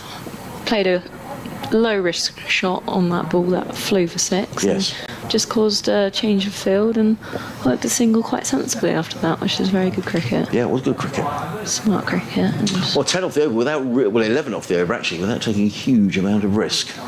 Still got 19 overs left today, Ariana, the first of which to be bowled by Finn Hudson-Prentice.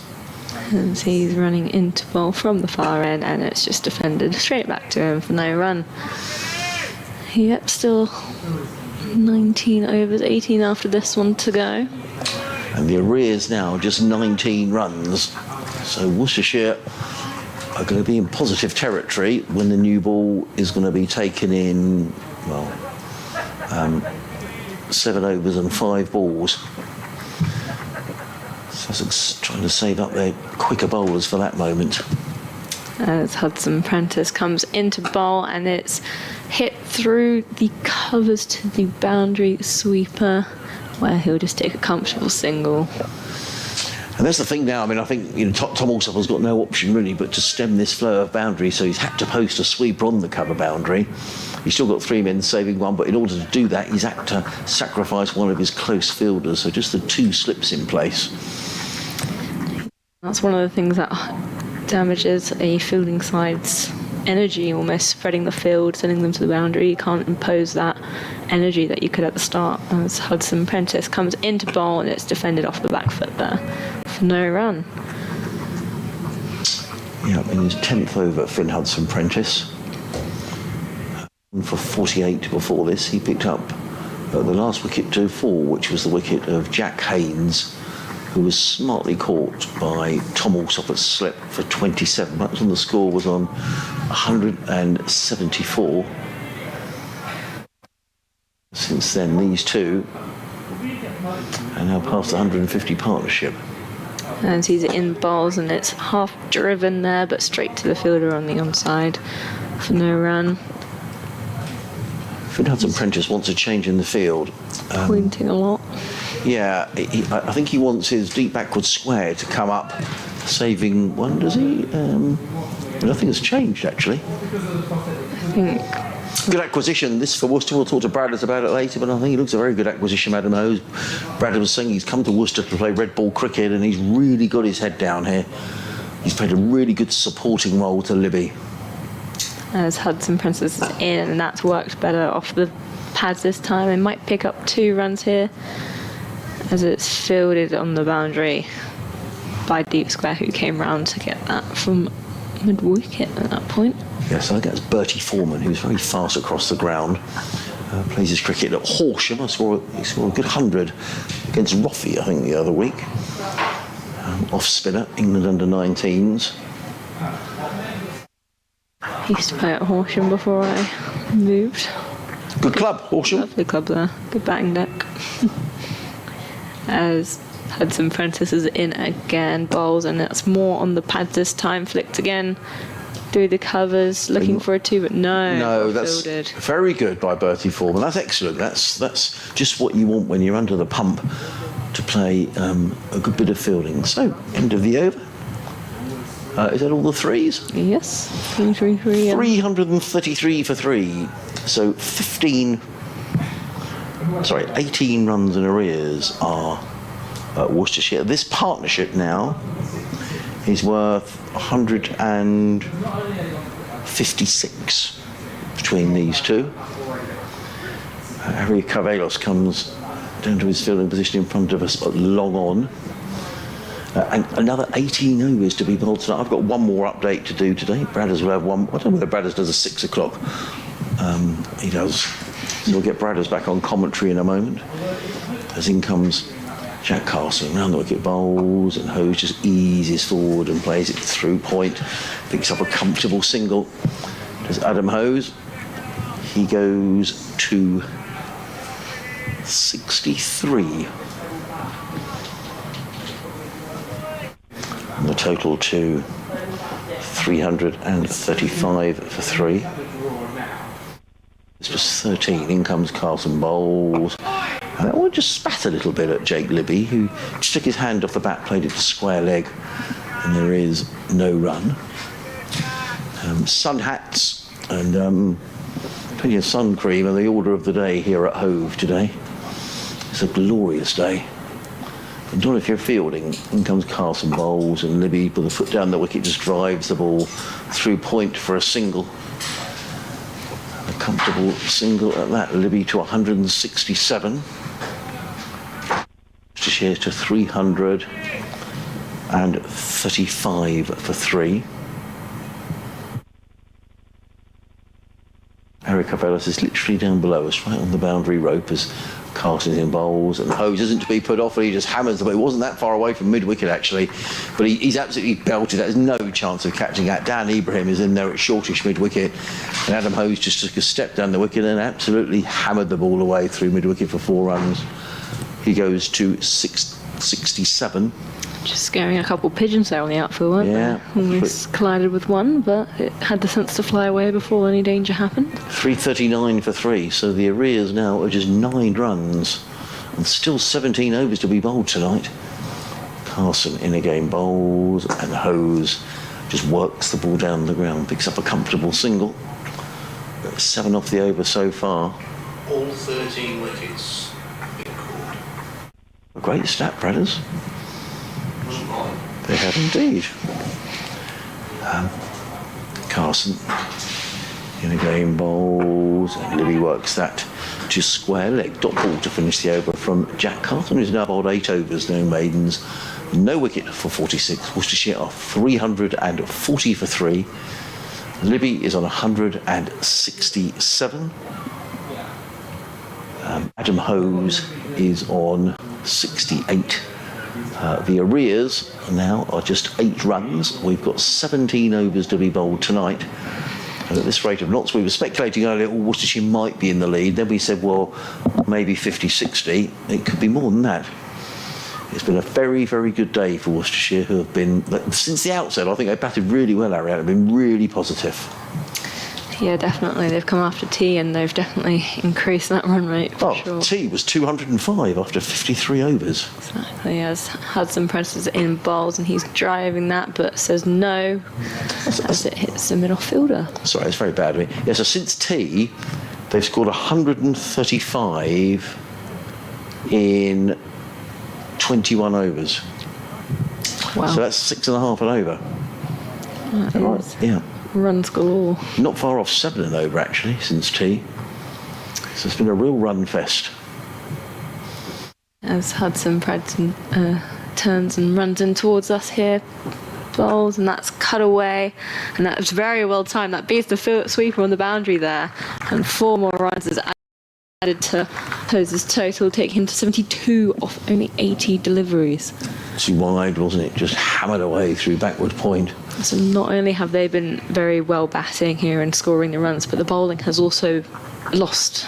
I would agree. I don't think the bowling has been great since tea at all. Too many loose, short ones and wide ones. They've punished. As Hudson Prentice's in again, bowls short one, but that's defended back to him for a dot. Nice reply after that last ball. And Paul Farbrace has spoken quite a lot about this, about Sussex getting themselves in good positions and not being able to force home the advantage. Now, I'm not saying they've been in a good position in this game, but I think they'll just be disappointed, as you say, how quickly the runs have come. Oh, we're going for an update on the radio. Back in an hour, Nina. Not with you. Not with me. No. Hudson Prentice. With me again on Wednesday. Runs in down the hill on bowls and hose up on his toes, steers that into the covers, and there is no run. Oh, that would be very nice. And me, because I like a lion. Just the two slips. Thank you. We'll see you in an hour. Backward point. James Coles is warming up on the cover boundary. Cricket update. Yeah, it's day 2 of the County Championship. And there's a big game in Division 2 where Sussex are taking on Worcestershire at the moment. And at home, Adrian Hans is there for us. Hi, Adrian. Yes, thank you, Connor. And Sussex under the pump here, and another beautiful shot by Adam Hose. Drills the ball through mid-off for 4 runs. It takes him to 72, and it means that Worcestershire are now on level pegging with Sussex. They're 348 for 3. Hose on to 76 with that boundary. Jake Libby with him on 167. And these two also closing in on the 200 partnership. We've still got another 16 overs to be bowled today, but since tea, Sussex have rather lost the plot. So they've been going at about 7 and over. So they need some control and to take some wickets in this match, because Worcestershire very much in the box seat, 348 for 3. So the scores are level on first innings. Not a good day for Surrey either today at Canterbury. Surrey rattled out for just 145. Kent not enforcing the follow-on. They're 97 for 1 in their second innings, means they lead by 253. Thank you very much, Adrian. Thank you, Connor. There's now a debate going on, Ariana, and I'm not entirely sure what all that's about. The ball was played away into the offside. I don't think we've lost the ball, have we? No, the ball's already back in hand. And the umpires are now having a debate. Now, Tom Alsop is chatting away to the umpires. So something has clearly happened here. I'm not entirely sure what. I did see a frustrated Hudson Prentice kick at the crease a little bit, but I doubt that would be about this. No. Now, something's being brought out for one of the Worcestershire batters here. Tom Alsop being spoken to by the umpires. I wonder whether maybe there was something said. Now, Adam Hose is taking this opportunity to have a drink. Well, but that was very odd, wasn't it? You get a long conversation and we know not what all that's about. What we do know is that Worcestershire are on level terms with Sussex, and with still 16 overs left to play. Now, Tom Alsop had a word with Finn Hudson Prentice. He's now coming back to his position at slip. I think Tom Clark probably asking what all that's about. We don't know. Either way, Hudson Prentice on his way down the hill.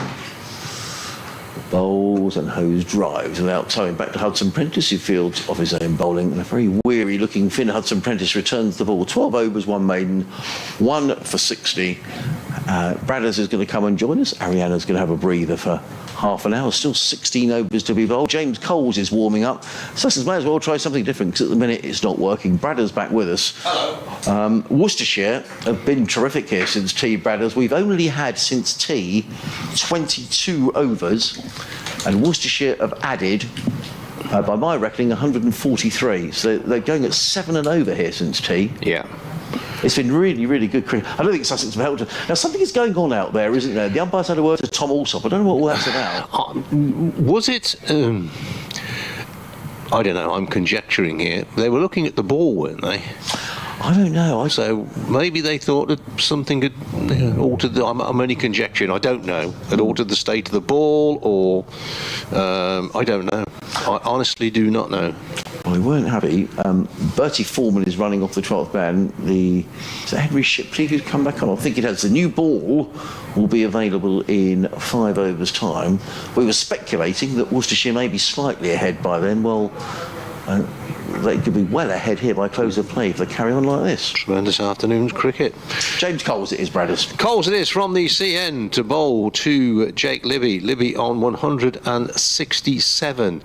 And this, looks as if it turned a bit. Libby was looking to play that down the leg side, and it's come off a thick edge down through where third or fourth slip would be for a couple of runs. Worcestershire 350 comes up. They get another batting bonus point. Libby goes to 169. Thank you for your tweets. Got a few to tell you about. Probably won't get too much time because we're going to get through the overs fairly quickly here. Libby turns that one to mid-wicket. Ibrahim is the fielder. But thank you very much for all your correspondence. Is the next ball. Libby goes back and across, pushes out on the offside. Comfortable single, which apprentices the fielder way out on the extra cover boundary. Patrolling the boundary there. 351 for 3. Super duper evening. It is.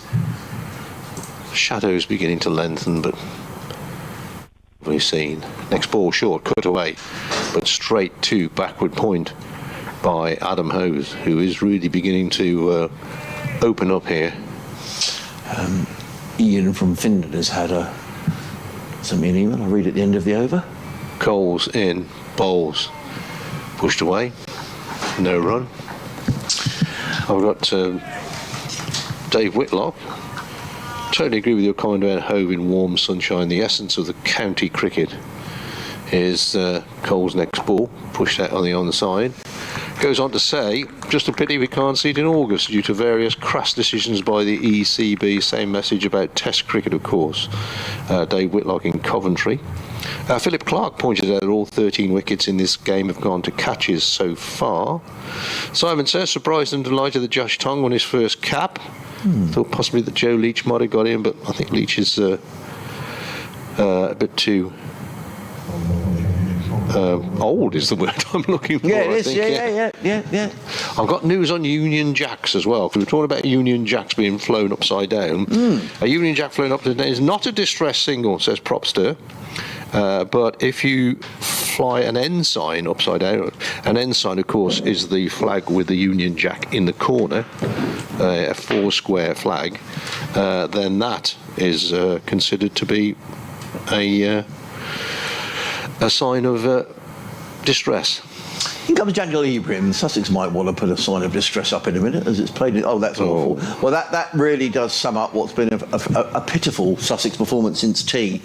It was played out into the offside by Jake Libby to James Coles, who shied at the stumps. Now, you've got two views on that. You have a shy at the stumps. Should you wait to make sure someone's backing up, or should people be backing up anyway? But Coles had a shy at the non-striker's end when the ball goes away for 4 runs. It's just pure frustration, but it's 4 gimme runs really. Libby goes to 174, and Sussex need to they need some rallying troops here. 355 for 3. The lead is 7. Wasn't going to get run out, was he, from there? No. Ibrahim runs in and bowls, and Libby drives into the offside. Coles this time's misfields. I think there was a single there, to be fair. Ian Scales has been in touch. He says, woeful Sussex. He says, I'm not going to sit here stewing watching this terrible Sussex side without having my say. Whatever way you cut it, they're awful. There's no spirit, enthusiasm, or worse, not much ability. I think that's a little unkind, but I'll read your email because you've been good enough to send it in, Ian. Ian saying there's something wrong with the club. So he's not very happy.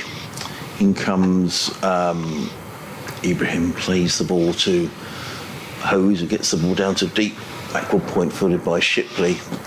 2 more to the total. In reply to your emailer, and they had a good day yesterday. Well, they did. He says, cannot they see we need 2 top-class batsmen for T20 and Championship? We need them now. The trouble is when decent players come along, they quickly become disillusioned and go elsewhere. Salt, Evans, Visa, Brown, Jordan. The list is endless. Bowling bowling 64 extras a few matches ago, currently 23. In comes Ibrahim Bowles to Hose, plays into the offside, there is no run. He's saying that Worcestershire only gave away 7 extras in their 348. Ian Scales not happy from Findon. I say, I mean, in fairness to Sussex yesterday, and I'm not flying the flag, for 142 for 6, I think they did pretty well to get to 348. Yeah. But I would agree, since tea, this hasn't been good by Sussex. Ibrahim running in over the wicket, Bowles to Hose. Oh, no, he was looking to launch that down the ground. He got a thick inside edge. The ball runs back at the square, fully by Hudson Prentice, and there is no run. Sorry, there's a run. What am I talking about? I'm sorry, not concentrating. I'm with you that they've not had a good day, No. Sussex, but I think just to...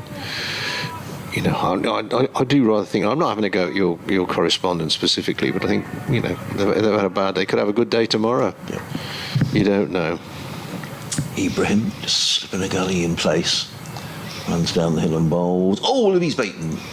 I thought that kept a little low, actually. Through to Ollie Carter. So there were 1, 2, 3, 4, 8 off of the over.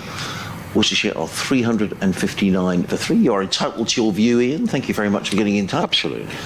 That was a bit of a tired shot, wasn't it, from Jake? Yes, it was. He's been out there for 224 balls. He's made 175. He made a double 100 here last year. So he likes playing against Sussex, does Jake Libby. When the new ball is available in 3 overs' time, I would think almost certainly that will be taken. You would imagine that McAndrew and Henry would take that new ball, and the Sussex will desperately need wickets. James Cole's bowled a very tidy first over. Thought it's taken a little while to get him into the attack, 1 over for 3, and let's see what he can do with Bradders. Indeed. Jogs in.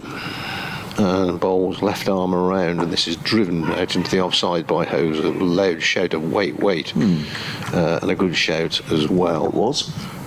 Directly to mid-off, and he would have been run out by the proverbial country mile. He would. Next ball, and Hose is looking to drive this again. Indeed, he does drive it, and he's going to pick up a single here. The Sussex fielders, this sudden fielding has suddenly gone a bit ragged. Yeah. Carvelis will think he should have stopped that. It was driven, it was hard, but he should have got his whole body behind it, and it just escaped him, and then his throw back in wasn't great either. I think in first-class cricket, that stopped Bradders, to be honest, isn't it? Yeah, it should be. You know? Yeah. No, it's easy to say from here. Here's the next ball. This time it's Libby who gets a full-length ball. She just pushes away into the onside. Ibrahim from mid-wicket is the fielder.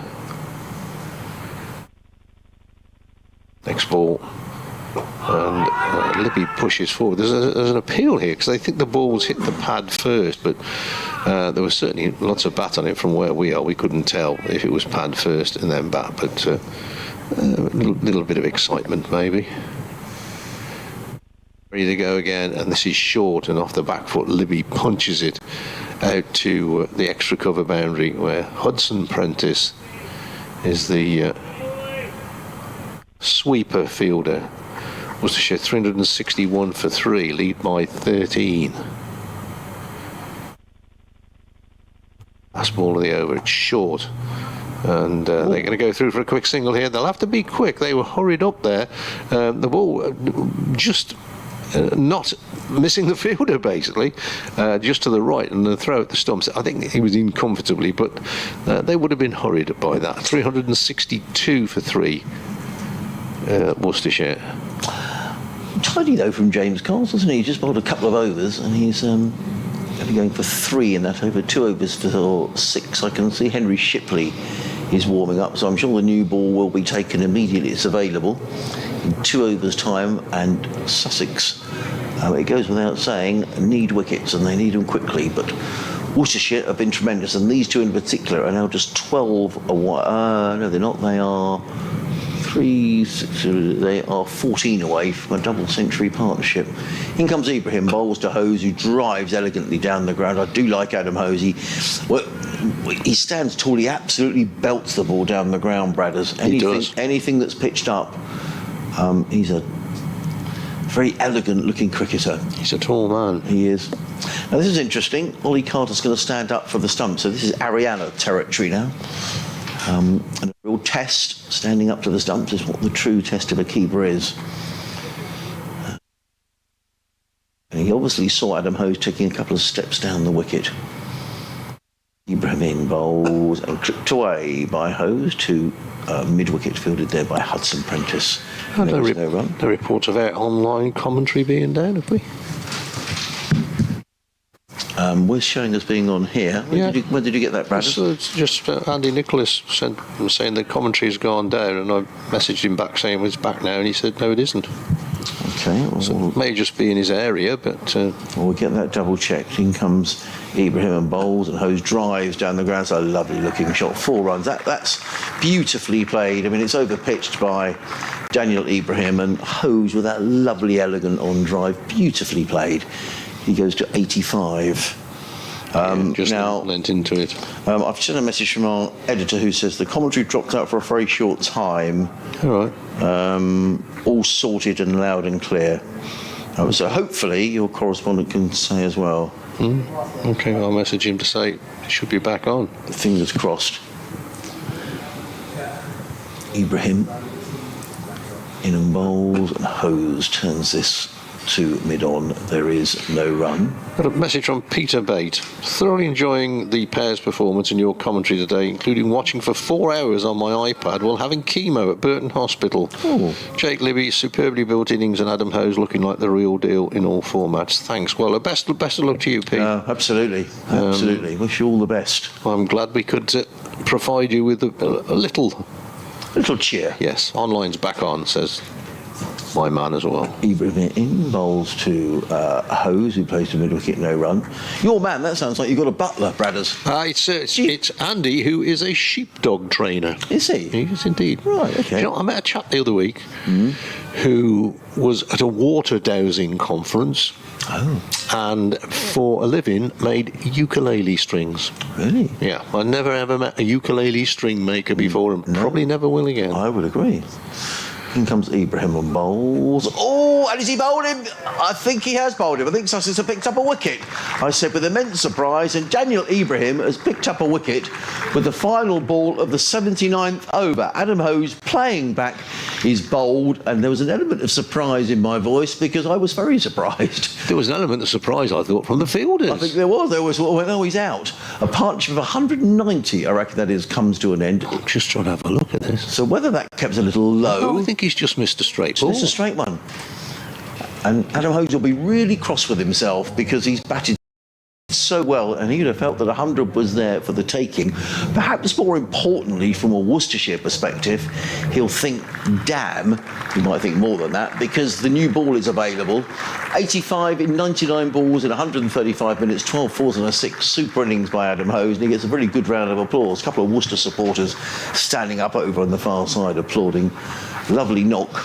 But the skipper will come out and he's going to have to negotiate the final 12 overs of the day, 11 of which will be with the new ball. It might have done a little bit. It might have moved away and hit the top of off stump, I think. But just watching the replay, I honestly could not see anything on there that suggested why he should go. But there again, go he has. He has indeed. For 85? Yeah. Super knock, wasn't it? And I reckon it's a partnership of 190. I'll just double check those statistics in a moment. I've got 188. What have you got the score as? The score... 366 for 4. Yeah, they came together when it's 100%. But yes, you're right, Brad. It's 188. Yeah. So an unexpected breakthrough. It caught us all on the hop, didn't it? I thought for a moment, when it went past the outside edge, because we're not directly wicket to wicket here, so it's quite difficult to see, which is my excuse, I thought it had been taken by the keeper and he'd whipped the bails off. Weird. 192, in fact, that partnership, I think. 366 from 174 to 366. 192. Here's the start of another over, and forward defensively pushed away on the offside. To the bowling of Coles is Jake Libby. Brett D'Oliveira, the new batsman for Worcestershire. Well, I might get a twist at the end of the day here. Might do. Libby forward, pushes back down the pitch. Overs remaining today, there are 11 after this one. And Worcestershire would not, of course they would not want to lose another wicket this evening. That's pretty obvious.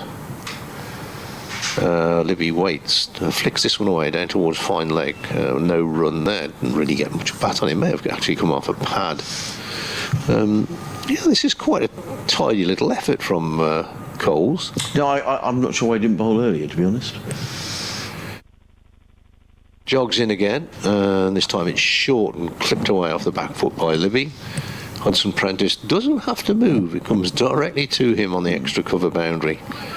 One more to the Worcestershire total, 367 for 4. D'Oliveira to face. Libby walks up the pitch and tells him what he thinks is happening. D'Oliveira batting in a sleeveless sweater.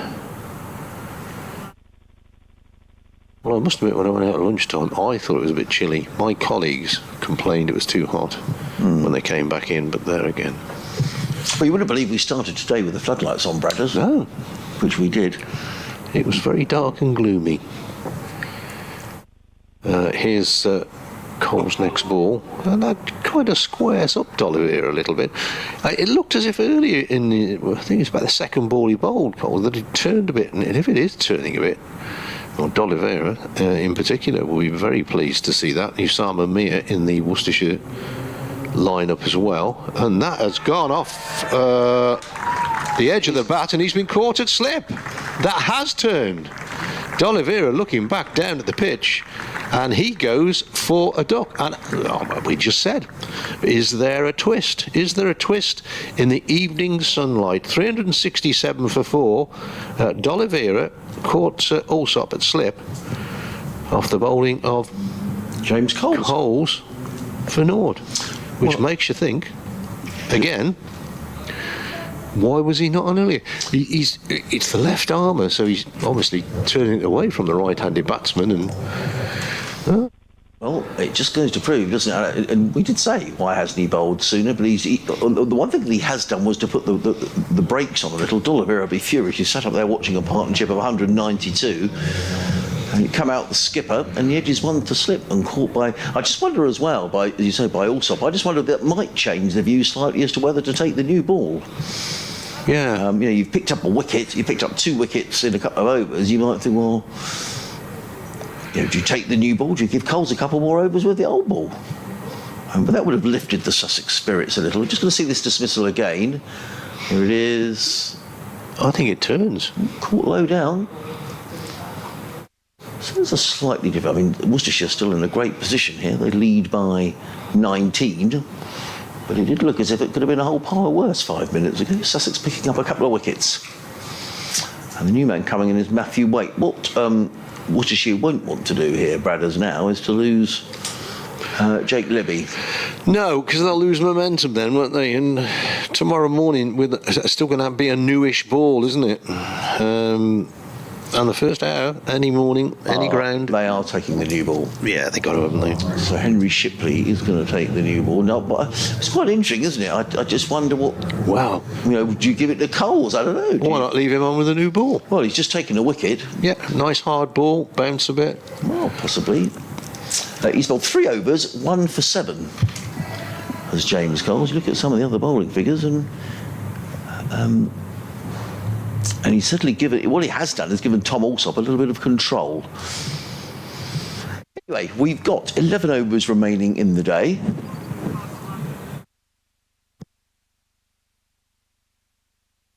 And the first of those is going to be bowled by Henry Shipley, the New Zealander with the new ball. He's going to be bowling from the Cromwell Road end. Sussex taking an eternity to set the field. But he's bowling with 3 slips, a deep backward point, a cover mid-off, mid-on, square leg and a fine leg. There's a bit more zip around Sussex in the field now, as you would expect. They picked up a couple of wickets, and suddenly fielders are clapping their hands and saying, come on, lads, we can do this. In comes Shipley over the wicket bowled. Short pulled away by Libby. Well, they won't do it with a ball like that. That was not great by Henry Shipley. That was with the new ball. It was a half tracker. And Jake Libby said, thanks very much. I'll just pull that away for 4 runs. He goes to 181. And Worcestershire to 371 for 5. That wasn't the greatest delivery in the world. It wasn't, no. And he's not bowled that much, I suppose, recently, so he's a bit stiff. That really was a quick bowler's return delivery. I didn't think that Libby actually got all of that. It sent a horrible clunk off the bat. The ball's gone probably off the boundary rope and skipped into the seats. Not quite a few. A few have drifted away, but most folks have stayed. Yeah, and they tend to move around with the sun, Bradders. Yeah. And people come out of the Spenkarma Pavilion, where it's now in shade.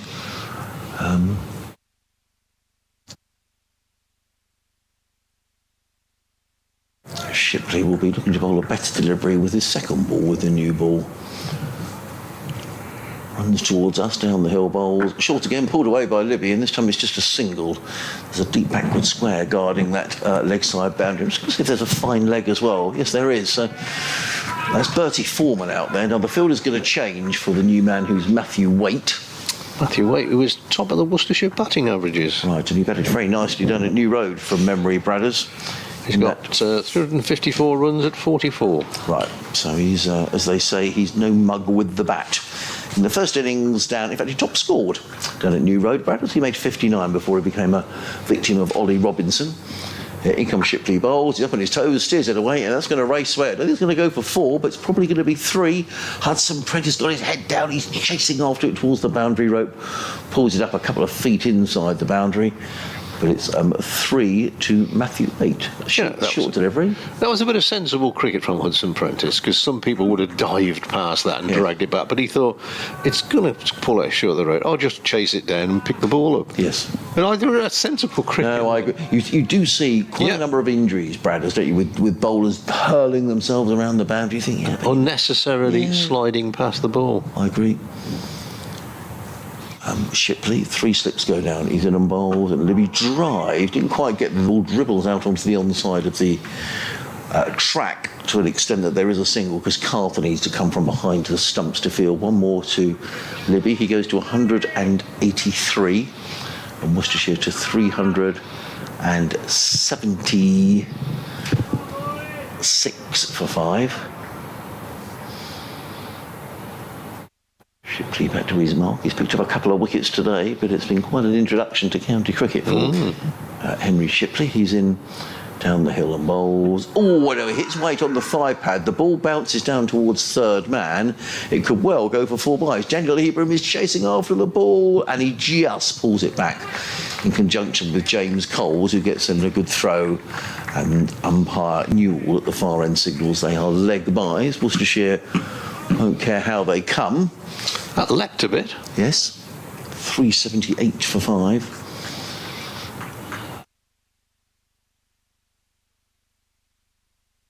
Three slips in place. The new ball has been taken. But so far this over has cost 479 runs. In comes Shipley over the wicket, bowls. I think it's a little low, and Waite steers that to short extra cover. There is no run, fielded in there by Finn Hudson Prentice. At the end of the over now, it's going to be interesting to see who bowls this next over. Well, James Coles has taken a wicket, we think one turned, and they've taken him off. And the new ball is going to be taken from this C end by Ari Cavalos. Do you know what? I think it's easy. It's very easy to say for you. It's just an observation. I think I'd have been inclined to have just deferred taking the new ball for a couple of overs. Just you've got a wicket, and just think, well, do you know what? Let's just see if something does happen. But it's not going to matter. No, he's taken a wicket, and now he's out the attack, which I'm sure there's a good reason. But if I was in charge, which of course I wouldn't be, I think I'd have given Coles a couple more overs. Ari Cavalos, 12 overs, 3 maidens. No wicket for 42. Ariana Douse is going to come back and join us. Bradders goes to do his final update of the day to the good folk of Hereford and Worcester. And Ari Cavalos is going to run away from us. 10 overs left in the day. 378 for 5. A lead of 13. Comes Cavalos, bowls to Libby, clips this one to deep backward square. They've taken 1. They won't take 2 as Ibrahim comes running into field. But Libby does go to 100. and 84. Hello, Ariana. Hello. Well, that was a bit of excitement happening there when I was off the comps. It was 2 wickets, and D'Oliveira has been sitting out there all day. Well, not all day, that's an exaggeration, but while 192 runs are added, and he comes in and gets out for a duck.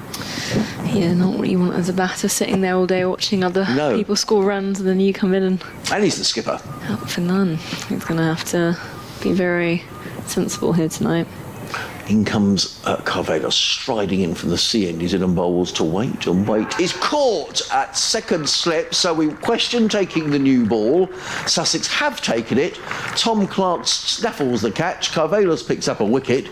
And all of a sudden, wickets are falling with regularity. Waite is on his way for just 3, caught in the slips.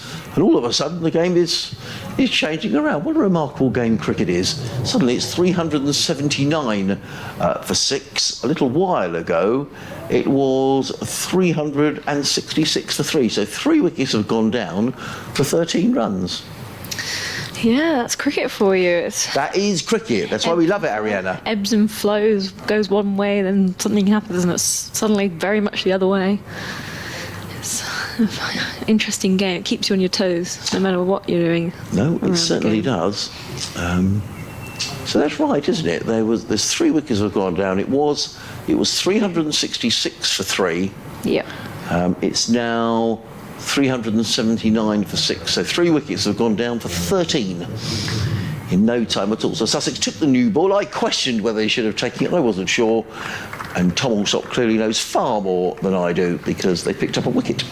That'd be why he's the captain and you're not. That would be why he's the captain and he's a professional cricketer. No other reason. And I'm not. But I did think there was justification having James Cole's taken a wicket to stay on, but nonetheless, Carvalho has taken a wicket, no catch by Tom Clark. So that will avoid Sussex, and they'll just feel that they're fighting back here. The new man in is Joe Leach, who won't hang around. Joe Leach hits the ball very hard. And he'd have probably been sitting up on the balcony probably 10 or 15 minutes ago thinking, I might not have to go out today. I could put my feet up and get ready for a bowl tomorrow. But here he is. He's forced into action as Ari Carvalho is in and bowls. And Leach is beaten outside the off stump. That's a good delivery. Joe, as I said consistently throughout this game, there's a bit in this pitch. If you put it in the right areas, and I think probably the assessment from a Sussex perspective is they haven't put it in the right areas enough. Certainly since tea, when they were going at 7 and over, and that's where Sussex really lost control of the game. They're trying to wrestle it back again as Carvalho runs away from us, in and bowls to Leach. That goes a little low, and Leach clips that one away on the leg side down to a fine leg, fielded way in the distance by Henry Shipley, who gets in a good throw, but not before Leach is on his way. 380 for 6, so the lead now 32 for Worcestershire. Yeah, it'll be interesting to see how many more runs they put on now, considering they've just lost a few quick wickets. Yeah, I mean, we were saying not so long ago it could be a lead of 60, 70. It might still be at the close of play, but we thought they might have a few more wickets in the bank as Sussex fight their way back in. In comes Carvalho and bowls. Libby's forward and plays into the covers. There is no run. If nothing else, it may stop the way a little that Jake Libby is playing here, because he's probably thinking, well, I just need to, not saying he was taking risks, but batting with a huge amount of freedom. Yeah, now that freedom's been taken away as his partner got out, and so did a couple of other of his teammates, and now he's having to be the staple batsman this. Hose for 85. D'Oliveira without scoring, and now Waite for 3. Carvalho was on his way in, but I think there was a bit of chatter going on in the slips, and Jake Libby quite within his rights to say, no, I'm not quite ready yet, thank you, I'm just going to wait until I am ready. 9 overs remaining after this. Bradder's back with us in a moment, as in comes Carvalho running away from us. He's in and bowls, and Libby is full to a ball of good length, plays it straight back down the track. There is no run, so 380 for 6. The lead is 32. We've got another 9 overs left in the day. I'll take a breather for 15 minutes or so, and I'm going to leave you with Ariana and with my good friend Dave Bradley. I thought he was a friend. He's not so sure. A little bit of drama in the commentary box then. I think acquaintance was the word he was looking for. He's a bloke I know. Ooh, that was a low blow. No. So late in the day. No, Adrian Arms, he's all right, if you like that sort of thing. This is a funny old game, this cricket. Shipley in bowls, and this is turned away through mid-wicket for just the one by Joe Leach. So Worcestershire chugging along, 366 for 3. They lose 3 wickets for 13 runs when it looked as if they were going to bat through to the close and have a commanding lead. They might still have a commanding lead, but it's a weird game, isn't it? Yeah. Just when you think it's safe to go back in the water, as they said in Jaws. So Leach, is he off the mark with that one? He's got 2. Here's Shipley bowling to Libby. Libby flicks this one away off leg stump for a single. Didn't look too comfortable, that shot. I think it ended up being one-handed. Didn't he? Yeah.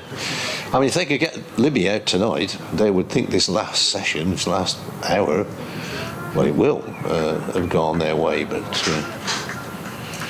Joe Leach, who never really hangs around, well, he has been known to play some stubborn defensive innings, but he likes to whack it as well. Leach waked, Shipley bowls Leach, nice shot through mid-wicket. Is he going to get 4? He is going to get 4 for it, yeah, nicely timed. So he's a big man, Joe Leach, and when he hits it, it normally stays hit. But just straying onto the leg stump, 385, or is that 386? 386 for 6. The sun is shining on the sight screen, which is not easy to say. Yeah, a few of those, but yeah, look forward to seeing Leach bat, see how he approaches it then. Got expectations now that you've described it. Well, yeah, he's a big fella, Joe Leach, and he's not afraid to have a swing at it. All that beats him outside the off stump. This is a weird game. All of a sudden Worcestershire lose 3 wickets and it's beating the outside edge, and the more you watch this game, the less you know about it. I've come to the conclusion. Decided. Or the less you know what's going to happen, you might have a good idea, but you never know in cricket what's going to happen. Oh, hello, there's a fire away in the distance. Yeah. Lots of grey smoke going up there. Yeah. Here's next ball, which is whipped away by Leach and towards fine leg. He's only going to get a single. One more to the total. Yes, so just beyond the Cromwell Road area, there is some black smoke, grey smoke coming up in the air, which suggests to me that is not a garden bonfire. No, it's a bit too much black smoke there for a garden bonfire. Let's hope it's nothing serious. Oh, another big puff of smoke comes up. Back to the cricket. Shipley to bowl, Libby to face, and Libby clips this one away into the covers. Straight to Hudson Prentice. There is no addition to the total, which I think is on 387 for 6. Yep. On a glorious, glorious evening. Yeah, you're not wrong about how cricket is just, you can't predict what's happening. One of my favourite things is when I'm talking to someone who doesn't know cricket and they ask, so who's winning at this point? Nobody knows. Nobody knows. You could be in a very strong position as Worcestershire were and say, well, this team's doing well at the moment, they look like they're going to win, and then something crazy happens and it just flips completely on its head. Yeah, it's never over and they until ask it's you, over. well, why has it changed? And you're like, well. Yeah. It's too complicated to explain. As Ari Calvos is in bowls, and that's Leach flicking it off his legs down to deep fine leg for one more run to add to the total. You can always point them towards both of them as an innings that needs an 81, can't you, when the Australians are booked out of their hotel and England were 500 to 1 on to lose or something ridiculous like that. They have 500 to 1 to win, and they won. And in more recent years, Worcestershire playing Surrey at New Road, I remember. When it was all over on the third day, and it went on to the fourth and Worcestershire won. It's Carval's in. That's flicked lovely off the pads there by Libby. He's going to put in the effort there. Yeah, it won't be. Oh, that's 4. That's 4. That's hit the rope. As we can hear on the effects mic there. Someone's saying it's hit the rope. It has hit the rope. Umpires are looking, is he going to say? Ooh. Not Well, good. it certainly looked from our angle that it hit the rope. It stopped and it looked like it had contact with the rope there. Not entirely sure Maybe it wasn't. what happened, but it's given us 3 runs there. As Carvalas is in bowled and it's defended slightly in the air there. Cries of catch again, but bounced away before the fielder at point could get there. It was also not a good bit of fielding, I didn't think, from Danny. He was a bit lazy trying to pick it up with one hand rather than getting down. Okay, it's the end of a long day, but if you got down behind it, it was probably 2. Yeah, just went a bit past it, didn't he? A bit lazy towards the end of the day, but it's been a long day, as you said. Yes. Carvalas is in, balls edged God. and caught at second slip there. That's Leach gone for 8 runs. Tell you, this is a funny old game. Total is 391 now for 8. I presume that was Clark again. Carvalas taking the wicket, and 366 for 3 Worcestershire. They're now 391 for 7. Yes, that is correct. It's a weird game, this cricket. Joe Leach gone for 8. You never know. You just never know. I presume this is Usama Mir who's going to come in next. So they shouldn't have taken the new ball. No, shouldn't have taken the new ball. That was ridiculous. Just looking at the replay, I didn't really get in line there, Joe Leach. Good catch though, low down. They're all good catches in the slips. This looks like Usama Mir coming into me, as he doesn't look like any of the Worcestershire cricketer, which is the deduction. It's so this is his first appearance in the county championship, his county championship debut, and he must be wondering what was going on. I reckon 20 minutes ago he was sat in the pavilion with his feet up, thinking, well, that's all right, I ain't going to bat today, am I? And here he is. Well, Sussex will be very pleased with their efforts in the last half an hour. By Joe, they've really got back into this. I mean, that lead now is, 43? And we were thinking that, it was going to be 150 maybe by lunchtime tomorrow. Daft game, this. As Carvalas is in bowls and it's wrapped in big appeal from everyone, but no movement from the umpire. Probably a little bit high hitting the thigh pad, and Mir survives his first ball. I wonder what the record is. Hose was bowled, wasn't he? So 16 out of the 17 have been caught. So, yeah, I was going to conjecture both teams ever been out, and they've all been caught. Even, yes. Yeah. Just a slight change of field here. As we come to the last ball of the over, spreading the field to get the new batter on strike. Carvalas is in.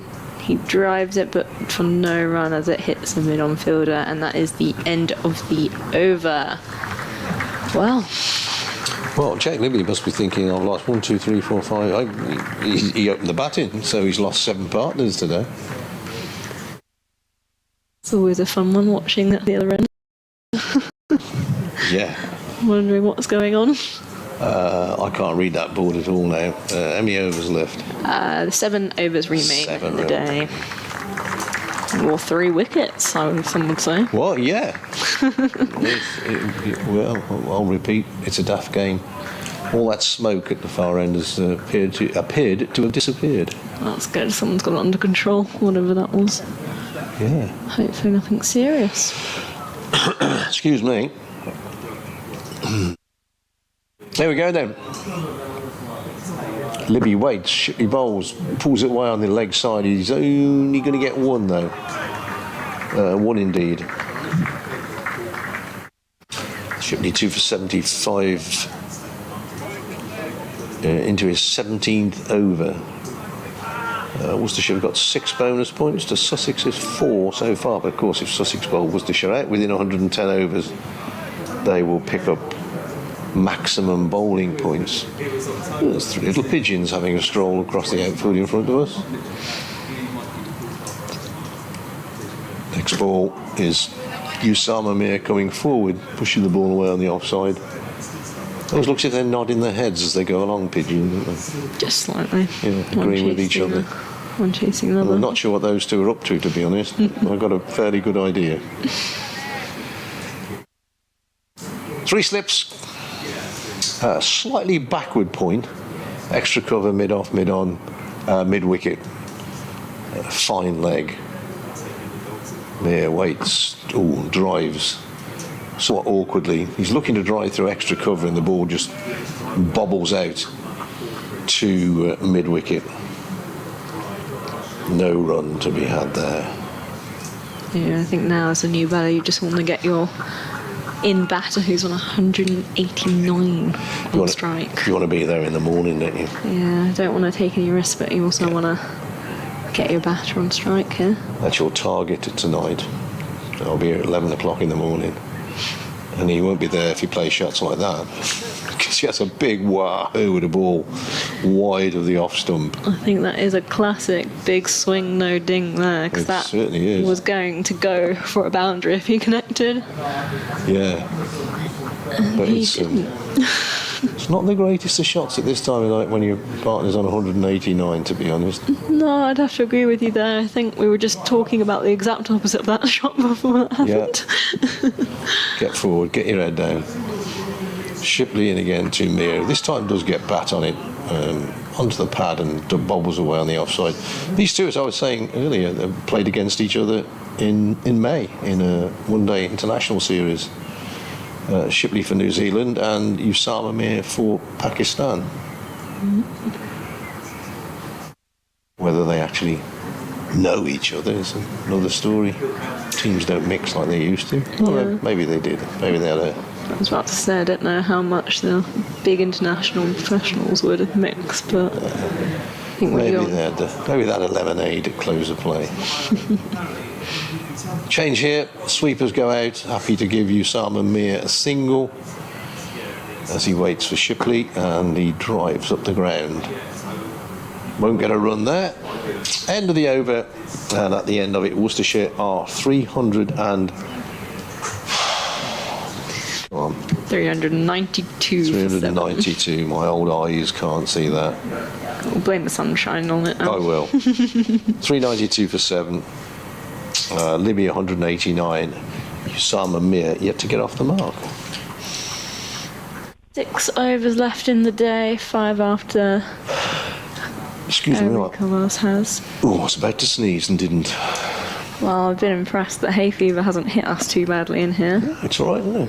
Yeah, it's been very high pollen recently. Yeah. There was even a warning issued for those people with hay fever. As Carvalhos is in, bowls and it's defended, looking for a quick single but no run taken as mid-on fills that very quickly and cleanly. I think Libby's mindset must be the same. Let's be here in the morning. Have a chat in the middle. Yeah, I'm sure. I was about to say, surely he'd have a chat with the partner at the other end at that point. Make sure his mindset's the same as his, and the plan is clear for Worcestershire to get them over the end of the day on a high note. As Carvalhos bowls away from us at the seaside end, and it's defended for no run, and he fields it off his own bowling. It looks like that one scooted on the way Jake Libby played it. Yeah, he almost jumped a little bit and had to correct it. A little bit of a rush for time maybe, but all the time in the world still to bat if he's in still tomorrow at 11 a.m. Carvalhos running away from us here. And into bowls, and it's strongly defended there off the front foot for no run. extra cover does a little bit of a work there. They're big birds, aren't they, some of these goals? I was walking back around last night and done an interview, and they were having a go at something that had been left on the outfield, something to eat. And I thought, there was about 6 or 7 of them, and I thought, well, I'm not going to tangle with you, lads. Yeah, they will take your fish and chips. Oh, they will. 7 of them are eyeing you up, they will. Cavola's in, again defended there by Jake Libby for no run as it trickles to mid-on. You've seen a film called The Birds. It's a very old film. It's an Alfred Hitchcock film. I think it was black and white. And if you ever see that, you always, any flock of birds you see, you always sort of think, I'm not going to mess with you. I guess it wasn't a very nice documentary about birds. It was scary, yeah. Horror film if it was. Yeah. And Carlos in, driven slightly on the up there, but the sweeper on the boundary for 1. And just rotating the strike there with 1 ball left in the over for his partner to face. Is the master of tuneless whistling returning? So that's quite tuneful, actually. Well, it was, yeah. Well, I was whistling this morning, but it was stuck in my head for about an hour. Well, that's the worst when someone gets a song stuck in your head. The old earworm. Cavolas in, bowls, and it's left alone for the last ball of the over. That's the end of the over. Worcestershire 393 for 7. We're still on 0, and Jake Libby 190 still going. Replace Ariana. Okay. Do you want to shuffle along? I can shuffle along. I'm very good at shuffling along. Shuffle down the Buffalo. And as you just heard, there's going to be a nice change in the commentary box right now. Last 5 overs of the day. Your ears are warm, Bradders. Bradders' ears must be warm. Your ears must be burning, Bradders. Someone's talking about you. It's the heat radiating from my brain. Yes, I know, and obviously a lot of heat. Thank you to Ariana. Yeah. It's been great to have you here today. As in comes Henry Shipley, running in down the hill, comes in and bowls to Jake Libby, who plays into the offside. He's on 190, 393 for 7. It's a funny old game, isn't it, Bradders, really? Mate, you never know, do you? 4 for 25, Worcestershire lost. Yeah. And we were sitting here thinking that Worcester could almost be out of sight. I mean, they've got a handy lead. What I would say is that Joe Leach said last night, I think the feeling was if you put the ball in the right place on this deck with the new ball, that there's something there. And I think Sussex's downfall today was they bowled really poorly after tea. And Worcester took full advantage. In comes Shipley, bowls and played by Libby into the slip cord and fielded by Coles. So it's a handy lead of 45 at the moment. Yeah, but at one time it looked as if they could be more than that. 70, 80 in front tonight. Yeah, and with 5 wickets in the bank. Yeah. If Hose had stayed in with Libby, I think they probably would have been. No, I agree, because the ball just appeared around. We questioned taking the new ball after James Coles had taken a wicket, but it's proved to be the right decision. In comes Shipley over the wicket, bowls, let go outside the off stump by Libby, and Libby is playing within himself here. I don't know about the rest of the order, Bradders. I've not seen anything of... well, as with all players nowadays, they all know which end of the bat to hold them. And Adam Finch has batted for a long time in county cricket. Not going to smash it around the ground. Although, having said that, 19 to win off the last over in a T20 game the other week, and he hit 3 sixes off 3 consecutive balls. So well, that was good. New Road? Yeah. In comes Shipley, and Libby eases that one out through the covers, picks up a single. He goes to 192, and the total to 394 for 7. We're having a bit of cat and mouse here, aren't we? Pushing the fielders out to give Libby a single so they can have 2 balls at the tail end. Not sure it all this way. No, I think you're right. I think there's a lot of, you just... Actually, when you've got a new ball, I just wonder whether you should get people in around the bat anyway, to be honest. Get in a cordless slips, and particularly this late in the day. And bowls and Mir kips this one to mid-wicket. There's a chance for a run-out. Foreman, who's very, very quick. Bertie Foreman gets in the throw, and Zaman Mir was scurrying back into his ground. And there is no run. Henry Shipley wanders back to his mark. Now they're going to allow the single to Mir, which I would be, well, perhaps he will take it. I think, well, if it's an easy single, why not? 3-9-4 for 7. Lead of 46. Shipley is in over the wicket bowls, and he's hit to the pad. That looks very out. And indeed it is, right up in the block hole. Mir was playing all around a straight one, and Henry Shipley picks up his 3rd wicket of the innings. And this has been a very, very good fight back by Sussex, because it looked at one stage as if there could be a huge first innings deficit, but all of a sudden it's 394 for 8. I've written it on the wrong page there. That's not very clever, is it? 394 for 8. LBW to Shipley, his 3rd wicket. He is gone for Bradders. Naught. Didn't trouble the scorers. Nil point. So just in terms of the maths, it was 366 for 3. Yes. So I think that Worcestershire have lost 5 for 28 here, I think you're smack on. which is extraordinary. It will take the gloss off what had been their day. Yeah. And Sussex will be very happy that they've hit back. As we were saying, you could imagine that the lead by the end of the day might have been 100 if Hose had stayed in. Yes, absolutely. But it's a strange game. It is, just bowled a straight one. It is a strange game, Bradders, and for all sorts of reasons. We're sitting here thinking, well, to sound like a broken record, there is something in the pitch for the quicker bowlers. Sussex were thinking, why didn't we bowl like this? I mean, clearly the bowl was older, it was sort of, but I think Sussex just didn't bowl well after tea, and the game just got away from them. They fought their way back in. It's still a useful lead of 46, but it did look like it might be a whole pile more. Yeah. Start of early over, and this is turned away down towards mid wicket for a single by Livy, who's got faith in his He has number 10 batsman. I just wonder whether, I mean, we're saying there sometimes it doesn't work, sometimes it does, doesn't it, when you're pulling the field out. On that occasion it did.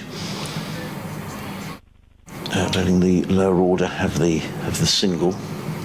These runs have come in quick time as well, Bradders. We're in the, 88th over of the innings? Yeah, well, that's stand, wasn't it? Yeah, after tea. 5 and over. Yeah. They were going at 7 and 8 and over. Yeah, they were. After tea.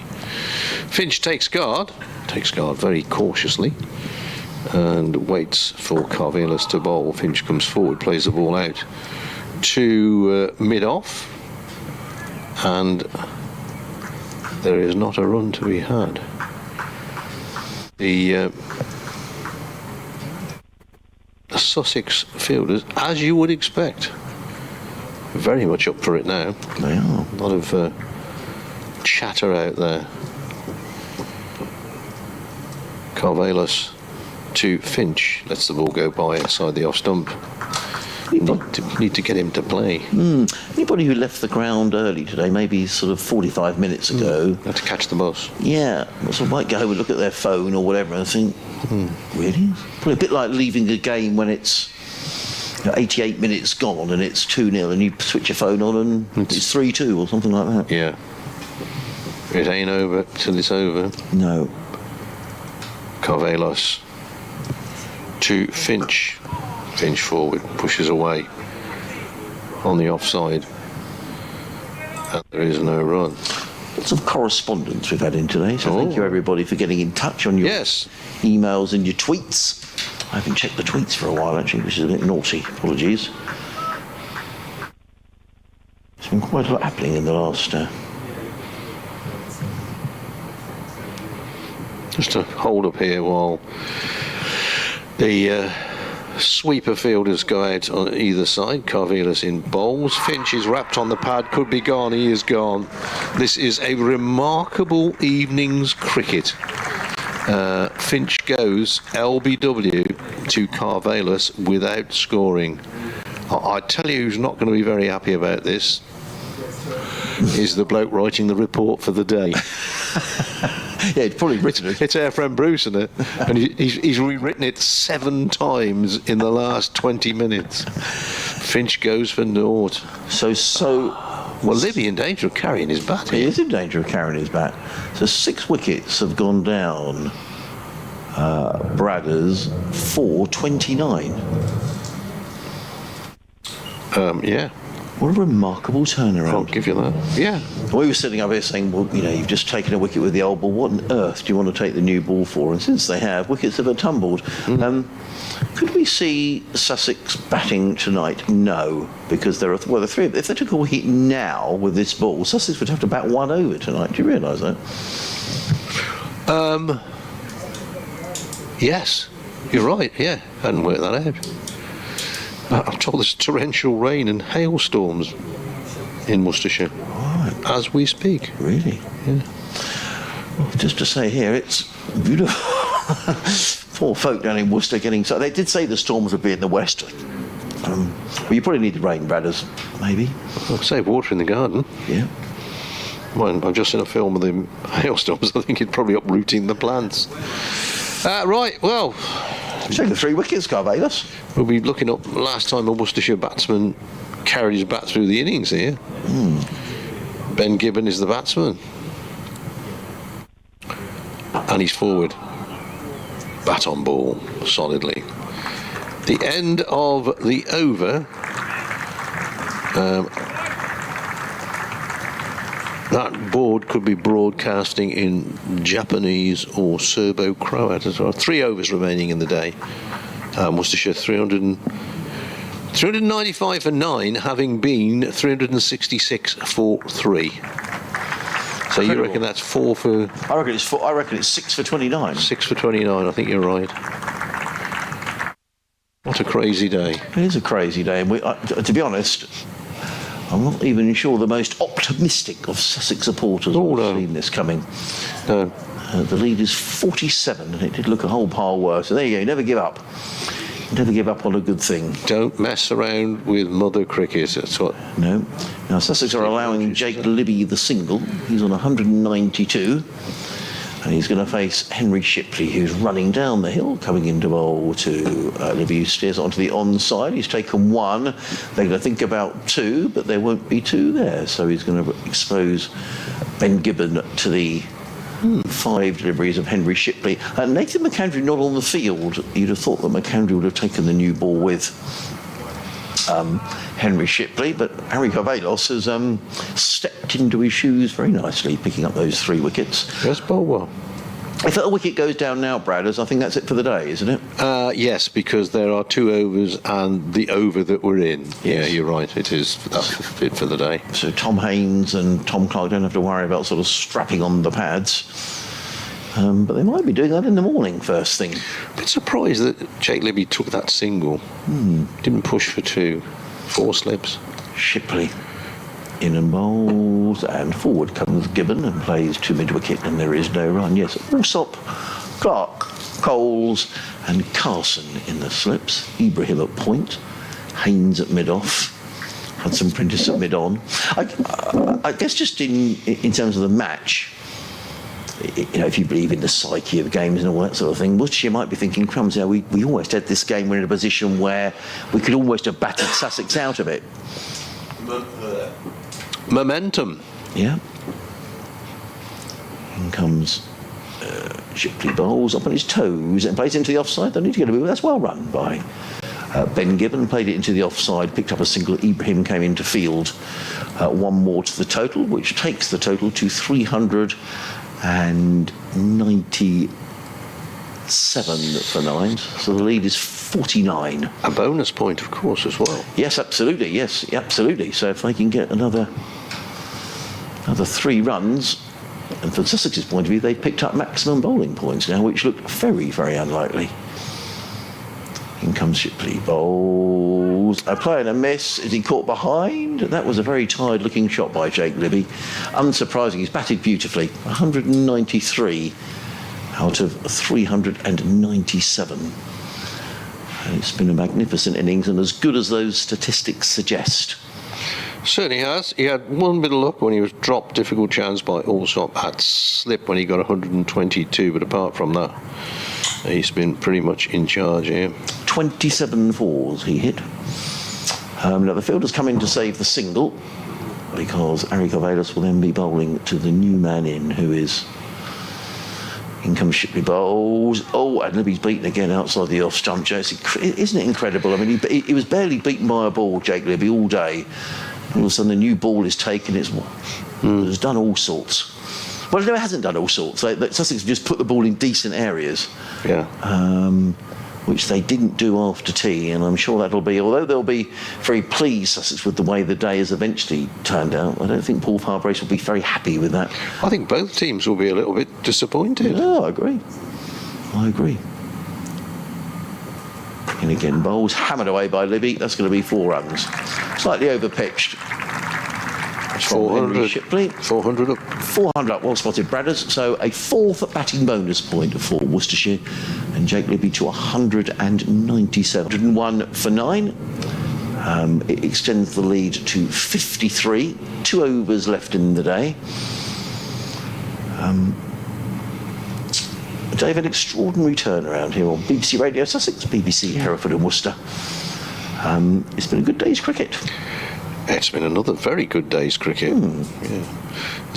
It's strange here because I don't think the lights are on those steps on that temporary stand. I assume it's the sun. No, the lights are on because they're on the other stand as well. There's lights on the steps of the stand in a glorious sunny evening. It looks like the light's shining as well. It looks like the floodlights are coming on as well, but they're not. Corvallis in and bowls, and Gibbon forward very solidly pushes the ball into the offside. And there is no run. Yeah, there's temporary seats at the far end, and I don't know, the timer or something is out, and all the lights have come on, directing people to their seats. Yeah, they've got a T20 game here on Friday night against Hampshire, which is going to be on the TV. Next ball is short and cut away by Gibbon. That's a fine shot. Smacked it away to the boundary. He did. As if to say, I should be batting higher than this. Boomed it away. Gibbon goes to 5. Sorry, were you doing this over, or was I doing this over? I can't remember. I'm doing this over. It's all right. It's been a long... I think you're right, Bradders. Yeah, we're nearly 20 to 7. It's been a busy day, hasn't it? Is it 20 to 7? Goodness me. It is. We have to get out in time for the Archers. Do-do-do-do-do-do. Here's... Corvallis, he stops. Yeah, he lost his run, didn't he? Not sure what happened there. Anyway, he's going to go back and have another try. Right arm over to the right-handed Gibbon. 3 slips are crouching down. And Gibbon is forward, plays solidly this time to mid-on. No run. How many years has the Archers been going for, Bradders? Oh, it's just after the war. Just after the war it started in the early 50s. Really? Yeah. Longest running radio serial, well, in history.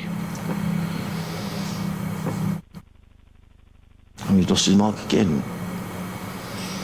Doesn't do anything for the over rate, which is actually level, so... Yeah. Well, we had a bit of spin, didn't we? So that helped. That helps.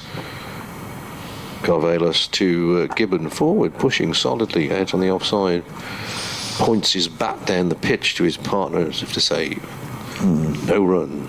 One thing I do like, I mean, I don't follow the Archers at all, but if I happen to be in the car and it suddenly comes on, whenever you hear it, I always think if they're on the farm or something or in the pub, your sort of imagination drifts and you think, oh, they are on the farm or in the pub. It's quite clever the way that it's done, just the noise. Yes. Do you know what I mean? Oh, yeah. Just the tune. Yes. Yeah. Corvallis to Gibbon. Gibbon, once again, solidly, and pushes the ball back down the pitch. My granddad listened to the Archers every night, and if you rang him up, or if you walked in, he wouldn't speak to you. If you rang him up, he would not answer the phone when the Archers were on. I used to know what the name of that tune was. Oh. But that's lost in the mists of time. They were playing the tune of the golf when it was on the BBC. Do this morning. That's the one. Last ball of the over. That's well played by Gibbon. He probably could have taken a run there, but he's deciding not to because he knows that the next over will be the last over of the day. It will. Do you know why they were playing that tune on the radio this morning, the golf tune? No. Because over the weekend in this part of the world, in Hastings in East Sussex, it was the World Crazy Golf Championships. Oh, right. And an English guy won it for the second year running. Apparently it's very competitive. Well, you've got to go through the windmill into the monkey's mouth. Indeed, and some talk of their... I don't know, they had an Aussie on, I don't know if he was pulling everyone's leg, but he said there was talk of it becoming an Olympic sport. I think they are, yeah. Barwick Green is the Archers theme tune. Barwick Green? Barwick Green. Right. As in Steve Barwick, former Glamorgan and other counties fast bowler. Good knowledge, Bradders. Last over of the day, Henry Shipley running in from the Cromwell Road end. He's in and bowls, and forward comes Jake Libby, plays it into the onside, and there is no run. It's strange, isn't it, really? Because you get these tunes, I mean, the golf tune, the tune for the motor racing, and they're all, you know, that motor racing tune, it fits motor racing. The cricket tune fits the cricket. It's the chain, isn't it? From Fleetwood Mac. Yeah, and you just think, oh, yes, you know, this, someone's... You immediately think of the sport, you know, skiing. Yeah, the old... all these... I'm not sure what that is. I think that's horse jumping, mate. Horse jumping on skis, that'd be good, that. In comes Shipley, bowls, cut away by Libby, beautifully played. I should have given the microphone to you, Bradders, because he's going to come back for a second. Don't come back at 198. Oh, he wanted it, didn't he? He wanted to come back, Jake Libby. He did, but... I think it was the right call not to, but he's exposed Ben Gibbon to the final 4 balls of the day, and he's on 198. It'd be consecutive double hundreds here for Jake Libby if he goes through to it. That game last season was at a time when Worcestershire still had an outside chance. They needed results to go their way of promotion. He clearly likes playing at this ground. Not sure if it's ever happened before. Someone make 2 consecutive double hundreds. Good question. Shipley in bowls. Played into the offside by Gibbon, no run. Probably one for our friends in the museum if they're listening. Has double anybody centuries in consecutive innings? Yeah, for an opposing side, or even for Sussex here at Hove. Has it ever happened in the long history of the oldest county? John Curtis was listening earlier from Worcester. He might be thumbing through various books.